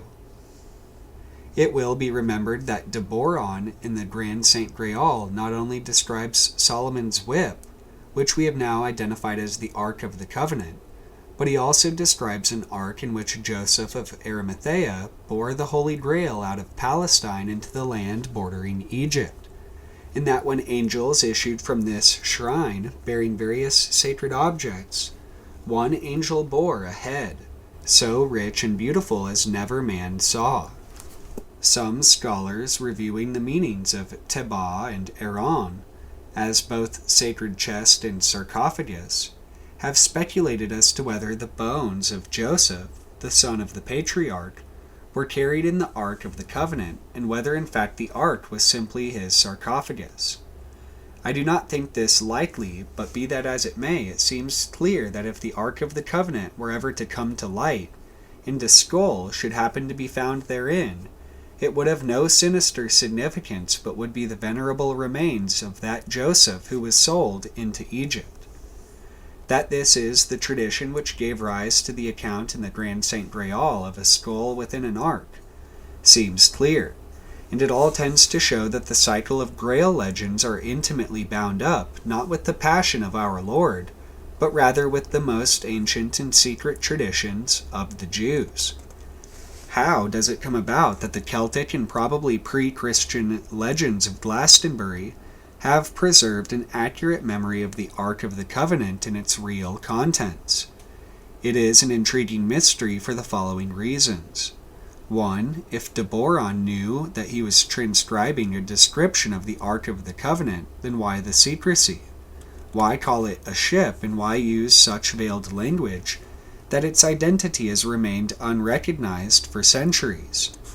2. Again, if de Boron was not, as he claimed, transcribing from a secret and ancient account, but was simply using his familiarity with the Old Testament to describe the Ark in an ultra-poetic way, he could have obtained from contemporary Jews the knowledge that a crown was usually placed above the Torah, but he could not have obtained from either the Old Testament or the medieval rabbis a knowledge of the crystal and brand, because from the time of the exile the Jews seem to have lost all memory of what Urim and Thummim were. They were probably as mystified as the modern scholar is today. Moreover, if a few rabbis, such for example as Nicodemus, knew by tradition the real nature of the golden pot of manna and Aaron's rod, would they have transmitted the secret to a Christian? 3. The mystery might be explained if de Boron was a member of some secret cult which preserved a knowledge of Solomon's temple, such as the Freemasons. It is significant that the time, barely more than a century, during which the Grail legend was first written down, rose to its height of popularity, and was then interdicted by the Pope, coincides exactly with the dates of the rise and fall of the Order of the Templars. Controversy has continued for centuries as to whether the papacy was justified in suppressing the order. Under torture, the knights confessed to apostasy, desecration of the cross, and to worshipping a head, variously described as embalmed, bearded, brazen, female, or connected with Sidon, as well as to unnatural vices. Disputants have been led to find among the Templars Manichaean, Gnostic, and Kabbalistic errors justifying their destruction. Some have considered they were deists.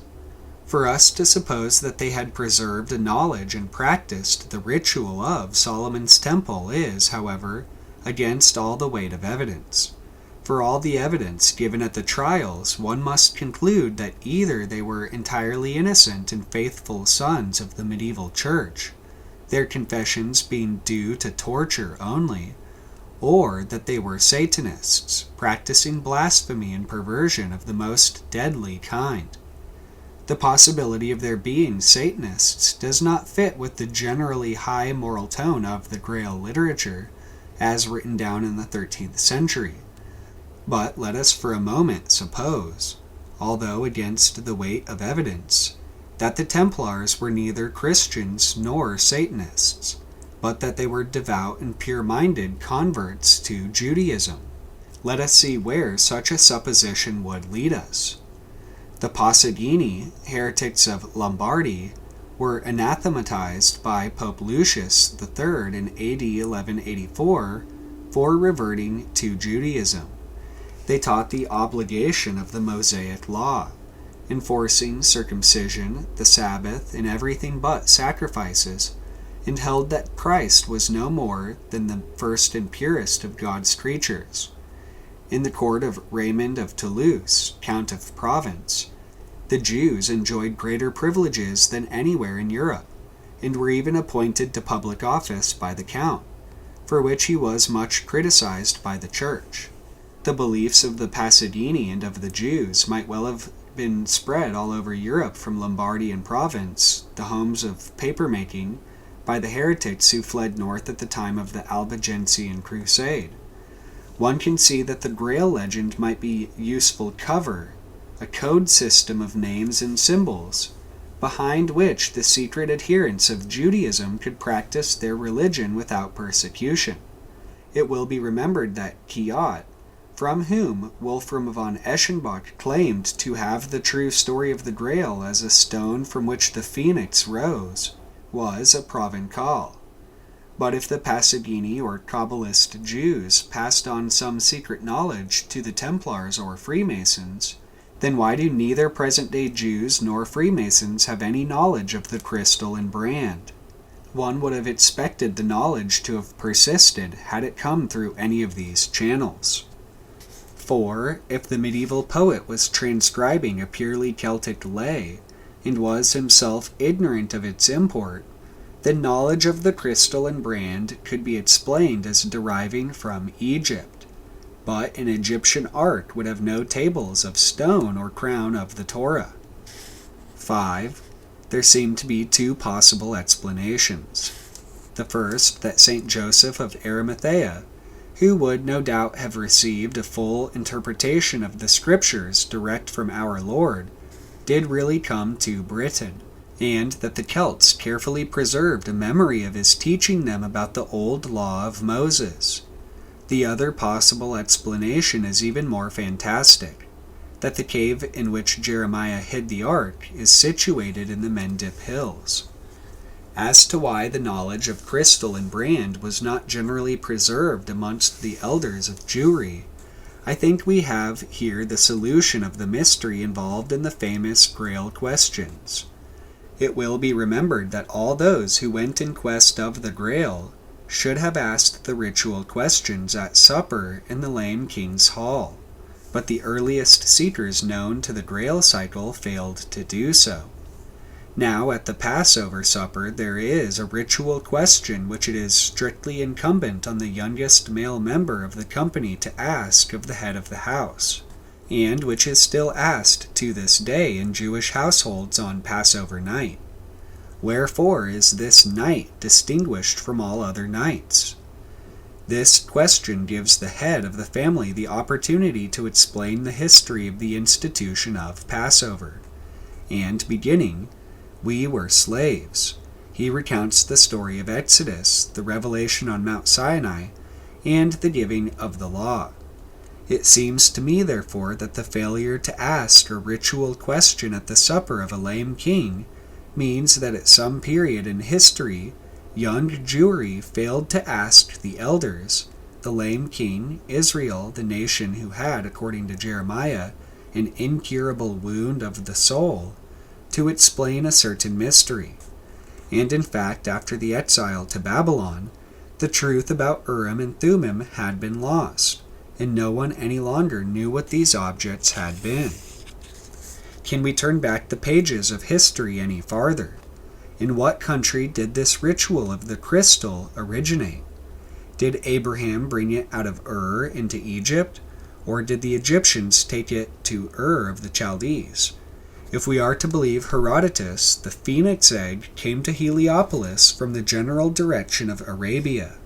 The prolonged difference of opinion as to where exactly the cradle of civilization, whether in the Nile Valley or in the valley of the Euphrates, must be left to experts to resolve. Skill in the art of living is not necessarily the same as preparation for the art of dying. The people of Egypt, who were adepts in the art of living and interested in a next world only insofar as they desired to continue a comfortable and mundane existence, may have acted only as the distributors, while the people of Mesopotamia may have been the real mystics. In the Zohar, on which was founded the mysterious doctrines of the Kabbalah, a legend is recorded that when Abraham brought Sarah into Egypt, he brought her in a box, and they opened it to levy duty. When it was opened, a light like that of the sun shone forth. Zohar, translated by H. Sperling and M. Simon, Volume 1, page 64. Thus the princes of Egypt were able to report to Pharaoh that Sarah was very fair. It is just possible that the real wife of the patriarch had charge of the first Urim-Thummim to enter Egypt. The Shekinah was constantly in the abode of Sarah. Zohar, Volume 1, page 352. Thus the princes of Egypt were able to report to Pharaoh that Sarah was very fair. And the Zohar continues, Abraham called the name of his son that was born unto him, whom Sarah bore to him, Isaac, to wit, the son that was born to him as fire born from water. Zohar, Volume 1, page 367. Perhaps the continent of Atlantis really did exist, and both valleys received exiles from the Ark of Noah. Perhaps the window of the ark from which the raven messenger and the dove of the Holy Spirit issued was the crystal of Atlantis. The word used to describe it in Genesis 6:16 is Zohar, meaning a brightness or splendor. According to legend, the Ark of Noah was illuminated day and night by a precious stone. Legends of the Jews by Louis Ginsberg, Volume 1, page 162. All this is purely speculative, though it is my personal conviction that the Grail and its originally pure ritual was first and foremost a Jewish mystery, which suffered debasement in the hands of the peoples to whom it spread. If, however, we dare to turn back the page to the very beginning of time, the picture suddenly clarifies. Archaeologists have long been wondering what is the mystery behind the very early Chaldean drawings of a man, a woman, a tree, and a serpent. It has long been assumed that such early engravings are connected with the story of Adam and Eve. But as to what the story of Eden really signified, mankind has been left to guess. What is this fable of an apple, the theft of which brings down the wrath of God upon humanity? When we remember how Prometheus incurred the wrath of Zeus, and how Sigmund and his sister wife fled before the wrath of Odin, when we remember that the earliest means of making fire was from a tree, and that it required the operation of a man and a woman to hold the bore and matrix of the drill, can we doubt any longer that the fruit of the tree of knowledge was fire? Can we doubt but that Adam, whose name signifies red, was the first of the ill-fated Red Knights? So many of the folk tales and Grail legends have been trying to tell us this. Puranic's apple tree was that from which Eve ate. The spindles upon the Grail tree, Solomon's bed, were taken from the tree in paradise. In Gerber's continuation of the Conte du Grail, Perceval mends his sword at a forge guarded by two serpents, and the smith tells him that he broke it at the gate of paradise. In the tale of Gut Genort, Saint Joseph says that the bush of fleur-de-lis, or luce, was symbolic of Eve. In the scriptures, the tree of life is associated with a flaming sword, with which the cherubim defend it. As man learnt to make a little golden tree to enclose a crystal, he thought of the tempter who had accomplished his fall as the serpent surrounding the jewel, and he called the crystal an apple. Such language denotes a late and civilized cult, and is far removed from the simple fact that what Adam and Eve did was to make fire by the most primitive method, probably by means of a fire drill, though the Jerusalem Talmud declares that Adam made it at the conclusion of the seventh day of creation by means of striking two stones together, in memory of which the Jews light a Sabbath lamp to this day. Jerusalem Talmud, translated by M. Schwab, Volume 1, Barakoth, page 145, and Jewish Religion by M. Friedlander, page 413. What then is the significance of the story of the fall? For on our own interpretation of it depends our attitude to the whole doctrine of man's original sin. There will be many who will argue that if this is all the sum of man's guilt, then he is guiltless, for he could never have arrived where he is today without the use of fire. But are we sure that he was ever meant to arrive where he is? Are we satisfied with his position? Those who would hold that Adam is guiltless are as illogical as those who would argue that a man who is terribly scarred and deformed because in infancy he played with a forbidden box of matches and set the house on fire could never have attained to true manhood without the right to have such a box in his pocket. The obvious answer is that his father would have allowed him the use of the matches as soon as he was old enough to use them wisely. It is perfectly conceivable that in a golden age, and in surroundings as favorable as, for instance, the Euphrates or Nile Valley, man might have existed happily without fire, as the beasts of the field exist, until such time as God had chosen to endow him with the spiritual wisdom so vitally necessary if he was to be given power. For there is no doubt that the possession of fire is the essential constituent of power. It is the very heart of the tree of knowledge. The Church has never asked men to believe that Adam and Eve stole an apple. It has always been admitted that the language was symbolic, and we have been left free to put what construction we like on the meaning of the term fruit. What both Jew and Christian have been asked to believe is that Adam's sin was that of pride, in that he disobeyed his Creator. What a different world it would be if men had waited for God to give wisdom before they seized power. If the story of Adam as given in the Old Testament seems to lack for the modern reader the detail which would give it point, the Norse and Greek legends certainly amplify the tale. To study the words as well as the music of Wagner's Die Walküre brings home to me personally as never before the whole miserable tangle, the vicious circle of ritual murders which followed inexorably on Siegmund's seizing the firebrand. The words, "For as in Adam all die," take on a new and terrible significance. It was Sieglind who incited him to the deed. It was Pandora who opened the forbidden chest for Prometheus, the ark containing the firemaker's tools. Pandora, the first woman, was specially created by the gods to be the wife of the Titan Prometheus, whose name means before thought, and according to my interpretation is the Greek name for Adam before the fall. Prometheus refused this gift of the gods, a memory, I think, of the legend that Adam and Eve did not know each other carnally until after their exclusion from paradise. Pandora was then taken to wife by his brother, Epimetheus, whose name means afterthought, and who represents Adam after the fall. It seems that in the Greek version, the one person of Adam was split into the two natures characteristic of man before and after the consciousness of good and evil. It was Eve who bade Adam take the fruit of the tree. This is not merely a Jewish folk tale, for it lies deep in the memory of all men.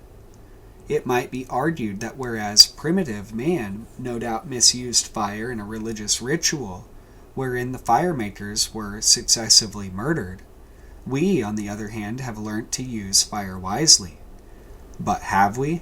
When every furnace in the world is turning out armaments, fire is only another word for power. From age to age, man has used the power which fire gives for evil purposes. He has stolen the sacred flame and taken it to Wookiee Hole. Lucifer falls daily as fire is used to forge the instruments of death and destruction. And so, speaking in the old poetic language, God, walking in the garden, and beholding all time and space in one glance, would therefore have seen the conscience-stricken Adam holding in one hand the forbidden flame, and in the other the core of the atomic bomb. Natural consequence of his sin, the sin of power without wisdom.